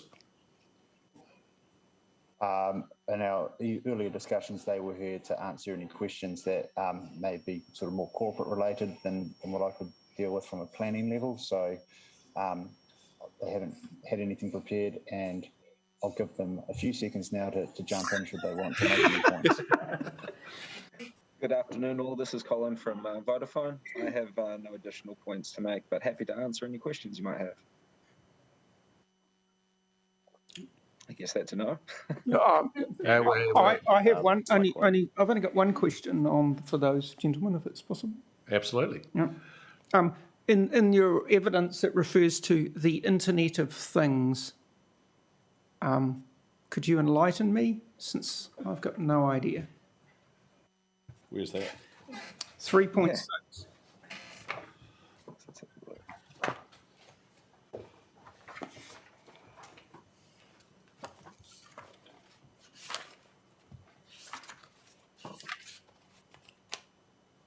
3.6, page 7. Yeah, the IoT. The ever-increasing expansion of the Internet of Things, referred to as the IoT. Sorry, what is that? A stab at that if you like. I believe that's just refers to the sort of increasing number of connected devices or facilities that we're seeing and will continue to see into the future that are connected. So basically anything that's connected to a network. I can give you a real life example of that if you like, Mr. St. Clair. So you've got a Coke machine and it's only got 3 cans of Coke left on it. Rather than having somebody come and physically check how many cans of Coke are left in the machine is connected to the internet and sends a message to the supplier to come and restock. Right. Okay. That type of thing. Okay. No, So thank you. It's machine to machine communication, I guess. Remote updates. Yeah. Way to put it. Yeah, real time messaging at bus stops, that sort of thing as well, isn't it, Colin? Yes, that's another use for it. Council bins that tell you they need emptying. It's endless. Commissioner Pomare, anything? Nothing further, thank you. Well, thank you very much to you, Mr. Anderson, and to the telecommunication team for your input. Appreciate you being proactive in responding to the questions that I had and circling round. we will take that on board, and you'll hear what we think in the fullness of time. No problem. Thank you for your time, and thanks also to Mr. Smeaton for his availability and discussions throughout this process as well. Thank you. Cheers.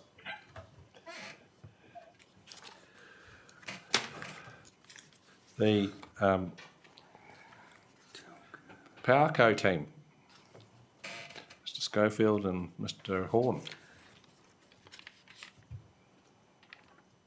Kia ora koutou. Good afternoon. Greetings.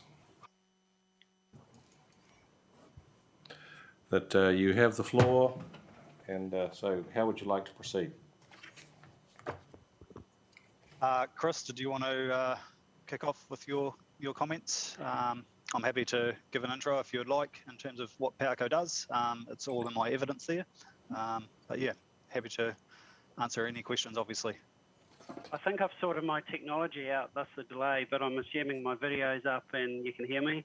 Yes, we can hear you, and we can see a very small version of you, but we can definitely hear you.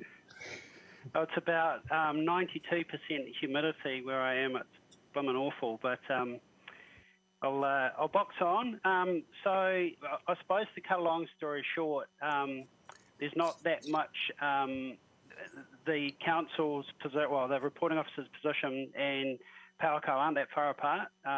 So there were quite a lot of submissions from PowerCo and further submissions, but there's really only a relatively small number of points that are still in contention, and those have further narrowed since supplementary evidence. So the easiest thing might be for me to go through the 9 submission points in my evidence and where they've landed with the supplementary and take it from there. Is that going to be the easiest, Mr. Chairman, or do you want to take that another way? No, that's fine. Like, no, we would definitely, we definitely want to focus on the points that are still in contention. Okay. Well, on that basis, so there's 3 policies that were still in contention. They were INF 4, INF 8, which is renumbered 10, and INF 22. So I'm happy with the outcome suggested in the supplementary on INF 4, which is paragraph 125 of Mr. Smeaton's supplementary. So that's the framework policy for permitted activities, the enablement one. I have the same view as Mr. Anderson on policy INF 10, which is the policy about where resource consent might be required and what might be appropriate. So I share equivalent concerns about the clauses about compatibility with existing built form and etc. Because utilities look like utilities, they don't look like underlying zone activities. So the same edits I put through in my evidence in chief, I still support, except that I'm happy with the potentially acceptable infrastructure heading to the policy suggested by Mr. Smeaton and removing reference to permitted activities out of the front end of that policy.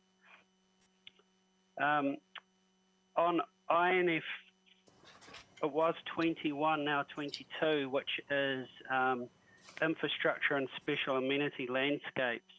And this isn't a particular issue to Porirua, so Wellington City Draft Plan has sort of similar wording, but you get some of these policies that are in areas that aren't ONLs or ONCs where the policy prerogative isn't a void, and so in this particular policy there's clauses around avoiding significant adverse effects, but there's also a clause around maintaining the special amenity landscape values and characteristics.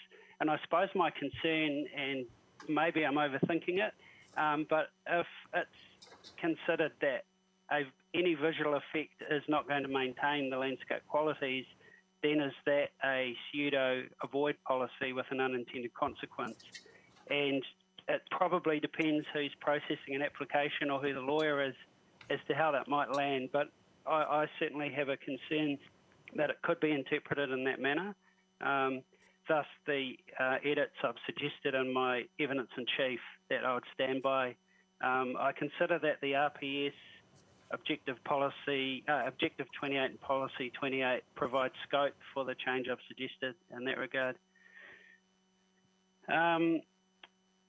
Rule INF R6 and Standard INF S2 relates to upgrading of existing infrastructure on historic heritage sites and sites in areas of significance to Māori. So if you've got my evidence in chief handy, we're talking about, if I can take you to an image on paragraph 36, page 13, which shows some gas infrastructure on existing buildings. So I guess the rule as it stands allows antennas to be upgraded on buildings, and I question why changing the size of a existing box on the side of a building would be any worse than that. In fact, could well be less if the antennas might be above the roof line. So it feels like I can't imagine consent would be declined, so I'm not entirely sure why that would have a significant adverse effect. In terms of sites and areas of significance to Māori, I'm less concerned about that control, although I would note that earthworks are already separately controlled by other means. So if the concern is earthworks, that's controlled by other means.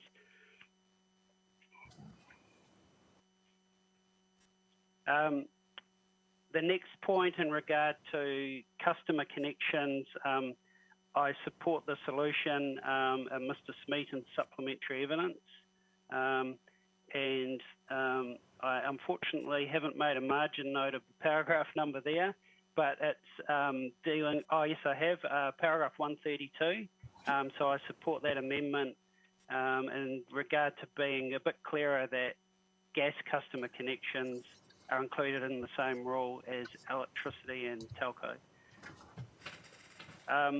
Rule INF 39 deals with upgrading existing infrastructure and SNAs. So the existing rule, it's a restricted discretionary activity off the bat, but then it's got a whole bunch of standards to meet, or you default to a different status.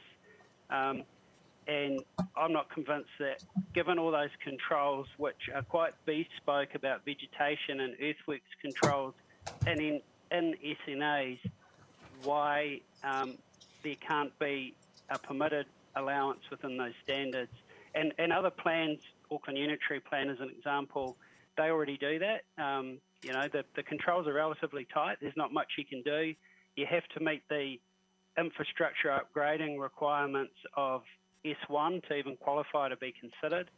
And so, in my view, it would be reasonable to make that a permitted rather than restricted discretionary activity. The rule is notified had a standard saying can't be located within a wetland. I note that's been struck out. So I don't know the background to that, but my guess, and Mr. Smeaton might be able to help, is that because it would be controlled by the freshwater NES, perhaps it was considered an unnecessary standard. Correct. That's correct. That is the reasoning. Okay. So in my evidence in chief, I talked about saying that that would be an acceptable standard for permitted activity, but because of the freshwater NES, perhaps that's not necessary. But I do acknowledge that biodiversity in the coastal environment under policy 11, the higher value biodiversity in clause A, that there is more of an avoid policy framework there. So certainly a standard around not being located in the coastal environment as a permitted activity trigger would be a good standard in my view. You talked, Mr. Anderson was also talking about setbacks for cabinets under standard S13. So Mr. Smeaton's supplementary evidence has in part given effect to the relief I recommended in my evidence in chief. So what I said there was, if you've got a small box and it meets the bulk and location requirements of the zone, why would you further control that with a 2 metre setback? So if you take the example of an industrial zone that doesn't have a side or rear setback, what's the need to set back a small box 2 metres from the boundary if it otherwise meet other standards like noise? So some cabinets have a fan, they create noise, they have to comply, some don't. I'd suggested a fix that you had an either or, you have a 2 metre setback or you meet the underlying zone requirements. So I think Mr. Smeaton's suggestion in the supplementary is seeking to address that for road setbacks, but it hasn't canvassed side and rear. So I would still support that change for side and rear boundaries for cabinets. The earthwork standards under S14, so they're largely agreed by the reporting officer. The Section 42A report, the original depth allowance within a metre of a side boundary with a different site was 1 metre, and PowerCo sought 1.5 metres because although typically they go to a metre, they might have to go to 1.5 metres to avoid other services. And the Section 42A recommendation is, yep, go to 1.5, but you have to determine if you're within 1.5 metres of a building foundation on another site. And I guess my concern with that would be if you're only 1 metre or less, is that really necessary? Because who knows where the building foundation might be under the dirt. You might not be able to see it. You might not be able to get site access to find out where it is. So I'd sort of suggested a hybrid where you could go to 1.5 metres but make that investigation into the foundation, or limit to 1 metre as per the notified provisions and not have to do that. So Mr. Smeaton doesn't support that change, but I would still stand by that particular one. And lastly, the S16, the earthworks and historic heritage and sites and areas of significance to Māori. So as it stands, the rule allows you to excavate over existing services because it's been previously excavated. In my evidence in chief, I suggested there might be other options like car parks, pathways. Mr. Smeaton had some concerns that the depth of those excavations may not be as much as if, say, if PowerCo went to 1.5 metres. So on reflection, I accept that in regard to sites and areas of significance to Māori. But in terms of historic heritage, I think it depends on what the building's scheduled for. If it's simply because it, say, has a historically important facade, for example, what's the problem with earthworks? So I think it's too much of a blunt instrument, particularly because customer connections into heritage buildings, in my view, supports their adaptive use. So whilst the control is fine for sites and areas of significance to Māori, I think it's unnecessary for historic heritage unless it's been tagged with some sort of archaeological importance. So I've drafted up some, having seen the supplementary evidence, some modifications to the positions in my evidence in chief, and I'd be happy to circulate that after the hearing. I think that you need to provide it like any time within the next 5 minutes would be good. I think we want to see it. Thank you. I can send that right now to Ash. Just forgive me, I'll have to minimise. I'm going to lose my screen here for a minute, trying to work out what I'm doing.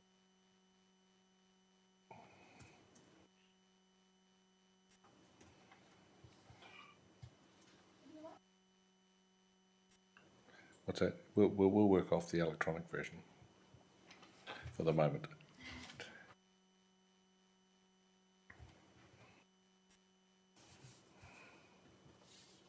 Best laid plans. I'm just having some technical difficulties with screen sharing, trying to.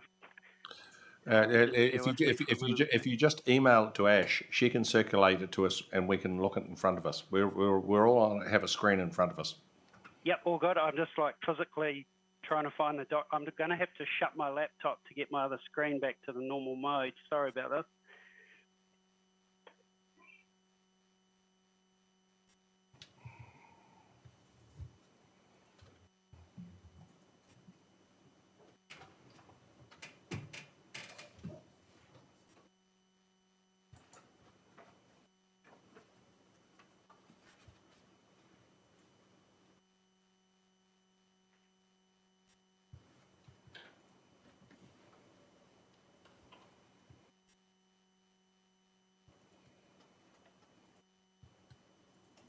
Okay, I'm just attaching it now.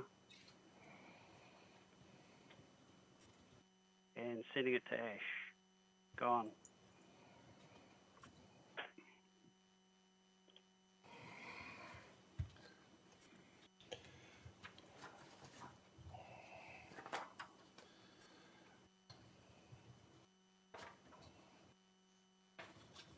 So I suggest, team, that we work through Mr.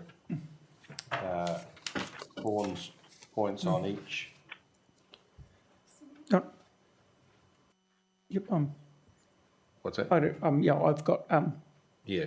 Thank you, Mr. Horn. That for me anyway, that answers your summary. There answers most of the questions that I had down for you. The only one that I point I wanted to raise with you was just in relation to I think it's paragraph 17 and 21. This is in relation to minimise and the use of that within that policy. And can I have you had the opportunity to listen to any of our earlier conversations with various parties and their experts in relation to the use of the word minimise throughout the plan and whether it should be defined? No, I haven't. Sorry. Okay. So, well then, I'll give you the opportunity now. In terms of if we were to use the word minimise, and I note that you've said use the term where practical. Is there anything would that be beneficial in having a definition for minimise? Well, that's a hard one. I guess the context to minimise with infrastructure is you only put it there if you have to. You need to have considered other options to make sure that that's a robust reason, and you can't reasonably put it in a more a less sensitive place. You're only building it to the extent it's needed to perform its function, and that's actually encaptured in INF was P9, now P11. So I guess that's the background to have regard to INF P11 to actually provide that context to what minimise might mean. So it's in the context of this policy that in a way sets the parameters to minimise. More generally for the plan, not quite so easy because it could have all sorts of meanings. So it's difficult for me to comment on a plan-wide basis because I haven't looked at other provisions and other sections using it. Does that assist at all? No, thank you, that's clear. I just wanted to talk about compatibility. You seem in your paragraph 19 to equate consistency with compatibility, and I'm not sure that they're the same. Because if they're not the same, that would be very helpful, sir. Because certainly consistency can be problematic, as you could well imagine. Possibly more so for your electricity and telco networks, and maybe in this case gas in terms of tall structures. But certainly they, by their nature, often have to be taller than the surrounding built environment, so they don't look the same. I think I put it on an open way. Like I queried that because I don't think they are the same, because the whole concept of a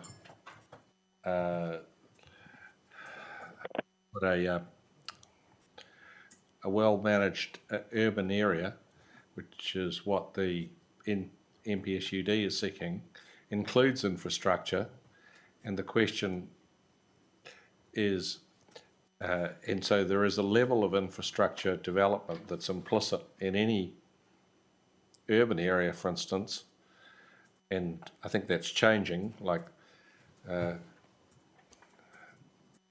historically, it was always compatible with urban infrastructure to have a set of power poles at the down the street and power lines between them.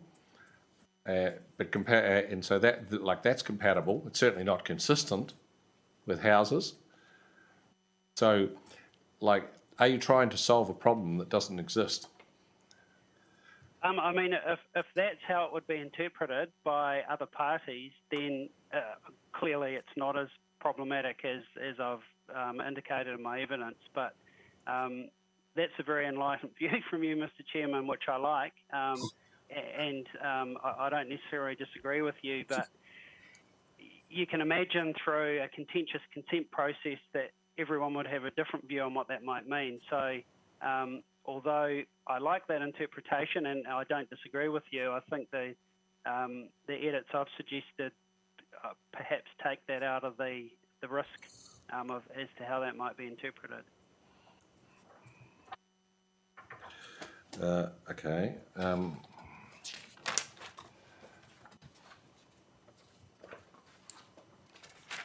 In terms of effects on SALs, have you considered the case law, particularly in Queenstown, that emphasises maintenance of values precisely to avoid the kind of issues you're talking about focusing on any change being bad? No, I'm not familiar with that case law, sir. So if there is case law on that, then that might allay those concerns. So that obviously this issue's come up before by the sounds of it. Oh, yes.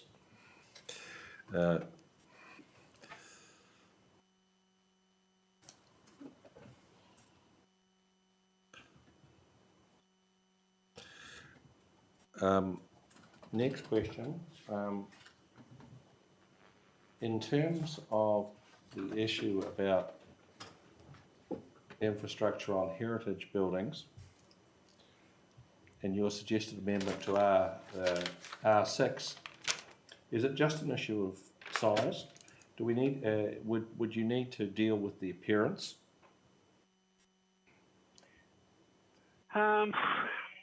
Colour? Yeah, that's a good point that you raise. I mean, colour could be a reasonable consideration, but you could also, I've seen standards and plans about colour matching. So I mean from a physical point of view, they kind of are what they are, but you can certainly colour them to be compatible. So if the commissioners were of a mind to have a standard of that nature, I wouldn't have any problem with that. Sort of like a different version of the old BMW thing, any colour as long as it's black. Maybe Except this is white. Maybe any colour as long as it's equivalent to what you're putting it on might be more what I was thinking there. Yeah.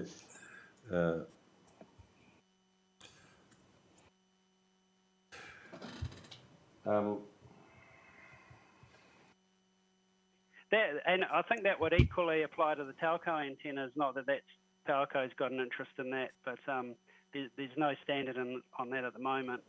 Actually, yes, it is. I'm just reading it. So you could pull that. You could pull the gas stuff into that same clause. That clause 1 under INFS2 would deal with that.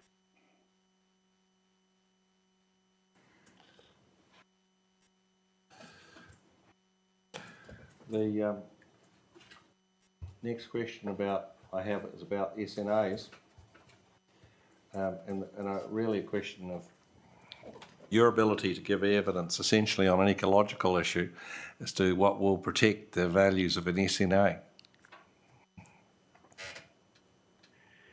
Look, I suppose I'm trying to take a pragmatic approach. Clearly, I can't give biodiversity evidence, but if you've got specific standards in a plan that allow a certain amount of vegetation clearance and a certain amount of earthworks, it feels highly unlikely to me that such a consent would not succeed because it's specifically anticipated. So that was really my point on that. But I concede, Sarah, I can't give ecological evidence as such. Thank you. Commissioner Pomare, anything? I think that's us. I'm not sure we need any clarification of your evidence, Mr. Schofield. I'll ask my colleagues if they have any questions. Not Mr. Schofield. And so the question is whether there is anything you feel that you would like to add. Thank you. I don't think there is anything I would like to add. As a general comment, I have found with protection overlays, be it outstanding natural features or significant natural areas, that often those assessments ignore existing infrastructure. So, and we've got countless examples around. There's a couple of examples that are provided in my evidence where we've got existing assets that are covered by SNAs and throughout the country and other district plans, we've got outstanding natural features that completely ignore quite large infrastructure. So I'd just say we are identifying features in a plan that should also acknowledge any existing infrastructure. Often that's missing, and then when you put it through the policy considerations, there's it comes back to the identified values, and it never, because the existing infrastructure isn't acknowledged, it's often left out of the equation, which I feel is a sort of you starting from behind the starting block, so to speak, when you're applying for your consent. But that's just my view on life. Yeah, I don't have any other further statements to make at this time.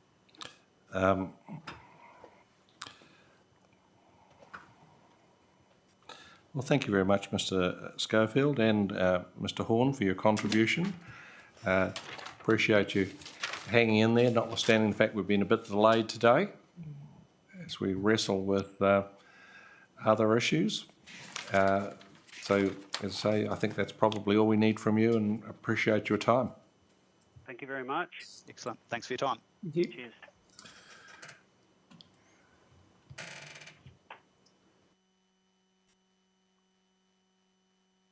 Is Mr. Gibson somewhere close?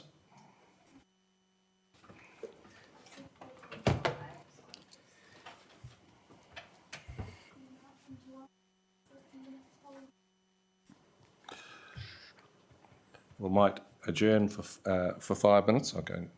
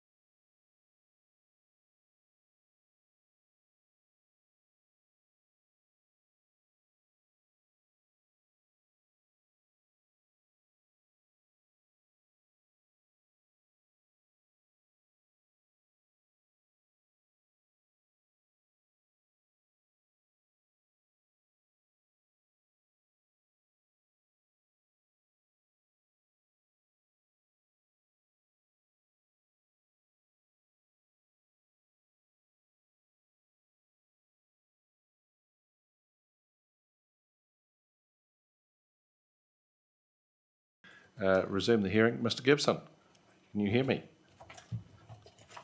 Good afternoon, yes. You? I apologise for the delay in scheduling. We've had a busy day, but we're ready to hear from you if you're ready to talk to us. Yes, thank you. I understand. Yes, it's a bit hard to keep on top of things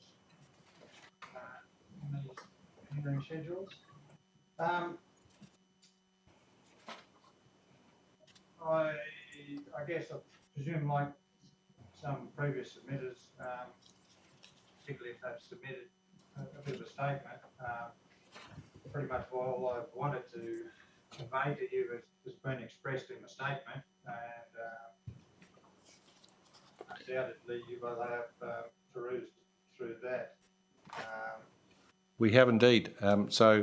If you're happy to leave it with your statement that we've read, we do have some questions for you about it. My first question is, can you explain to me who or what Survey and Spatial New Zealand Wellington branch is? You may be more familiar with our former name of our organisation, which was the New Zealand Institute of Surveyors.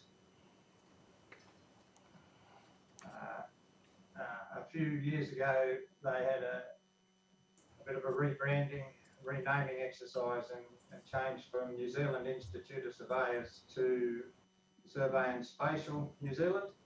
And as the way that organisation runs is that in each geographic locale, they have their own subcommittee and branch who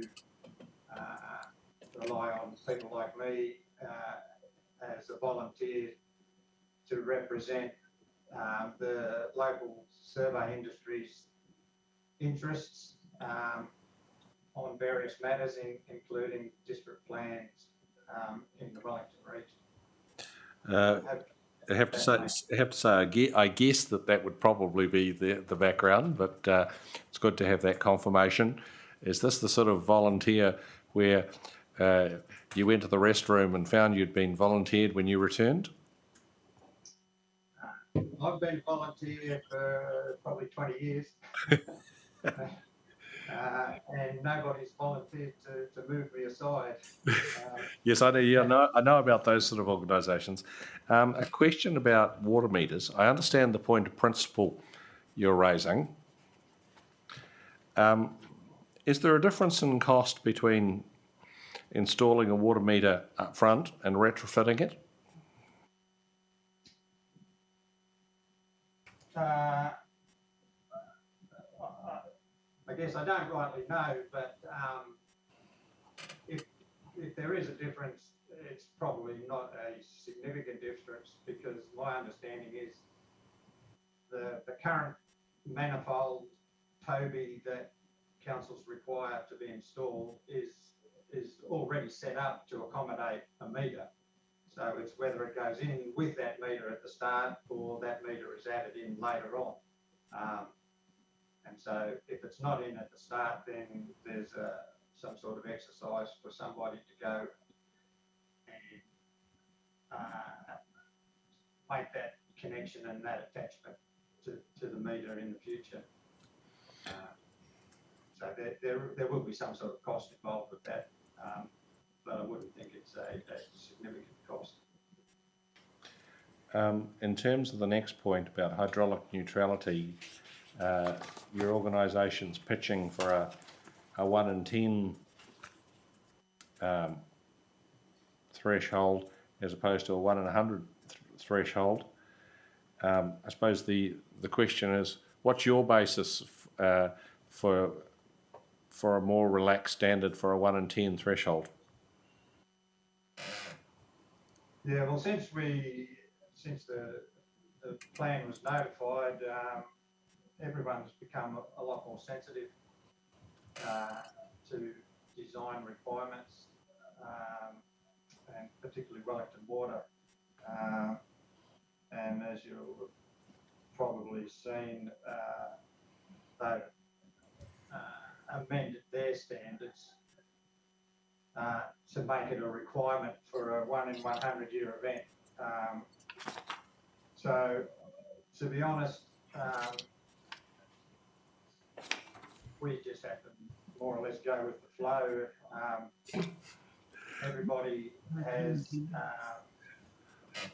moved to a 100-year event, even though the public infrastructure, and this is sort of the basis of what our issue was, that public infrastructure doesn't have to be designed for a 100-year event.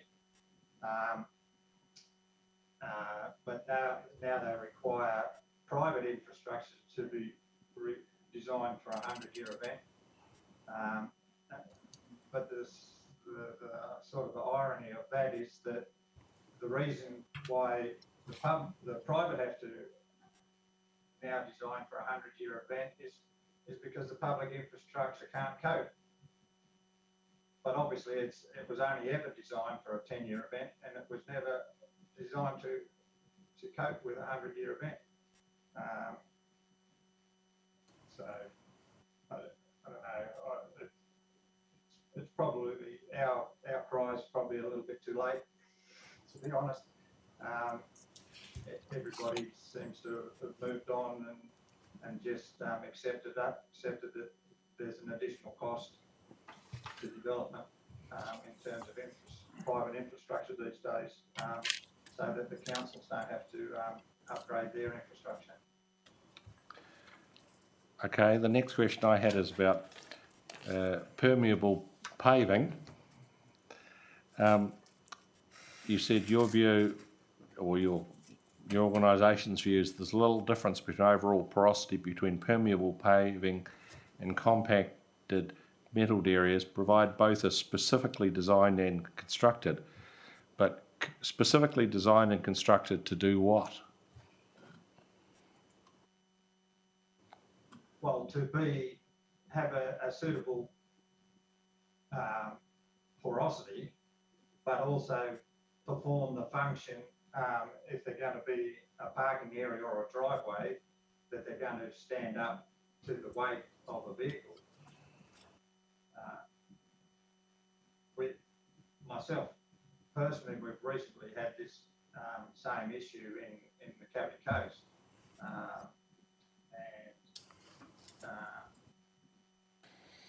and they see that the council officers there seem to accept that it's a good idea to have a metal driveway, as long as it's properly constructed, to achieve permeability.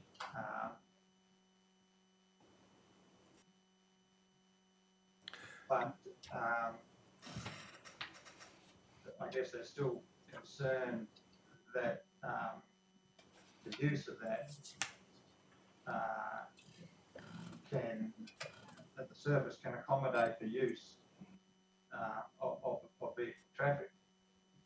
But I guess we still maintain that that compacted, properly compacted and designed surface, so it's, not small stones or rocks, and you don't have the same amount of fines in it, can perform and provide that permeability through that porosity, and probably to a higher level than permeable paving would. I just don't see it as being treated in a similar manner. Mr. Gibson, could you help us out in terms of, I'm assuming that the porosity of bitumen sealed is 0. Then what's the measurement for compacted metal surfaces? Is it a percentage? What's the amount of stormwater or whatever, I assume, that has to percolate into the ground? I'm assuming that's the purpose for it. What's the number? Yeah, well, traditionally for things like bitumen or concrete driveways and things like that, you say, I'll give you the reverse number, that the runoff is 95%. So that by deduction, then you're saying it's only 5% porous. Yep. Whereas natural ground is something like 35% runoff, i.e. 75% porous, 65% porous. These other surfaces will obviously be more around 50, 50 or 65 runoff, 65% runoff. So that's a compacted metal surface.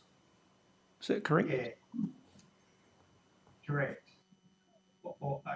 And a permeable paving, or the other one, that we do have to do for catchment purposes are decked areas. Some of those still have to be treated as about 50% generating runoff and 50% porous.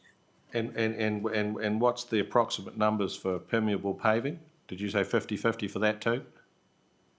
I don't exactly know permeable paving. I think it would be more in the case of 65% runoff and 35% porous. It depends, because the permeable paving, the porosity is in the joints, and therefore, and the subbase underneath the permeable paving. And that's why I don't really see that, because you would do a very similar thing as compacted metal. It's just that whether you have the permeable paving on top or not. So that's why I sort of say that they should really be treated similarly. Thank you, Mr. Chair. The last question I had is that I got a bit confused with your discussion of net site area, access area, access allotments. Can you talk me through this? I'll give my best attempt.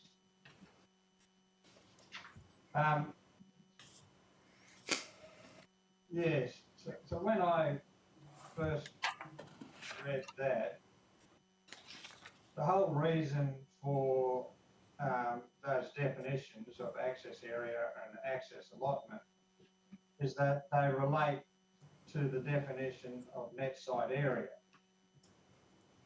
which is used in the calculations for site coverage.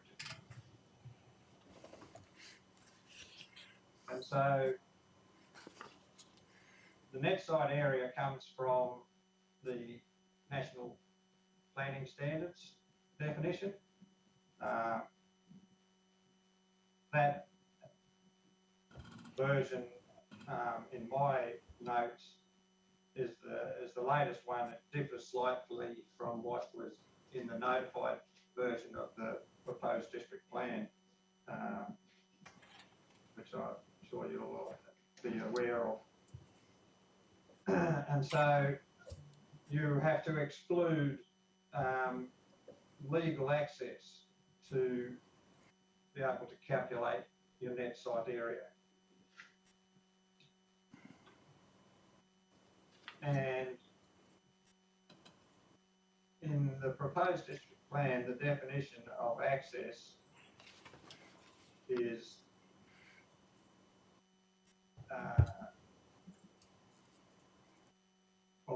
includes an access area or an access allotment.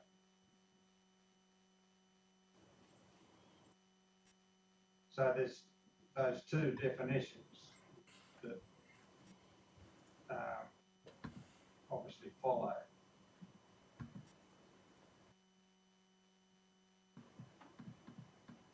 So the access area definition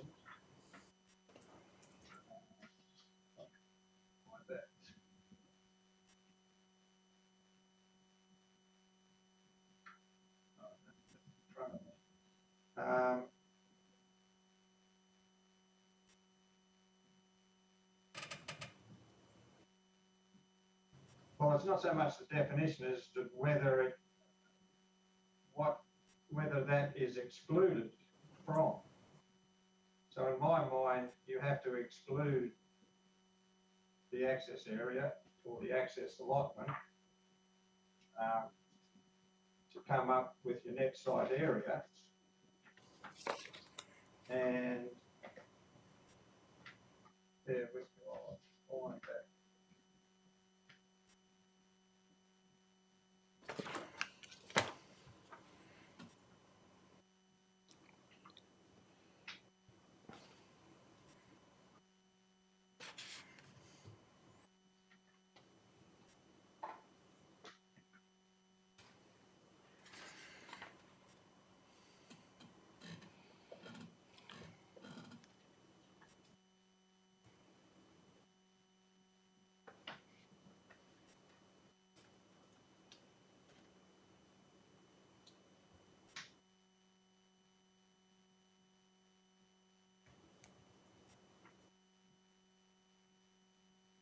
Sorry. So for access area, it says it's the area defined by a legal instrument, such as a right of way.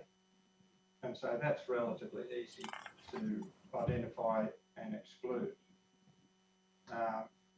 But then they say, but excludes an area of land that is wider than 6 metres. So I guess what we're saying is, why would you exclude an area of land wider than 6 metres? If the area of the access is typically, say, 3 metres, then it would be logical to exclude that. Is the reality that what it needs to say is you exclude any area wider than X that's not actually used for access? Well, whatever you call it. Well, because it's not encumbered by an easement, say, then it's not easily identified. So yes, you do have to come up with a width to say, is that width reasonable for accommodating access? And anything wider doesn't need to be included as an access strip. So that's why we're saying that 6 metres is probably wider than would need to be considered an access strip. As I mentioned, Wellington City Council have a similar sort of definition, and they use 5 metres as their threshold. Like, am I right that the key point is that whatever the width, you need to be saying that you don't throw the baby out with the bathwater. You exclude the defined width, and the balance is part of the net site area. Well, now it does become a situation either it's one or the other. So if your area of land is up to X metres, then it's always considered access. As soon as it goes over that limit, then none of it is access. Yeah. Even though in reality some of it would be. So that's why it's a bit of a strange approach. But you know, I understand councils are in a little bit of a difficult situation, but they've got to come up with something that will define what is governing reasonable access. But we think 6 metres as part of a strip for an allotment is probably wider than needs to be considered as the access, and hence we're advocating for a lower threshold of 5 metres. I think I've got that now. Thank you.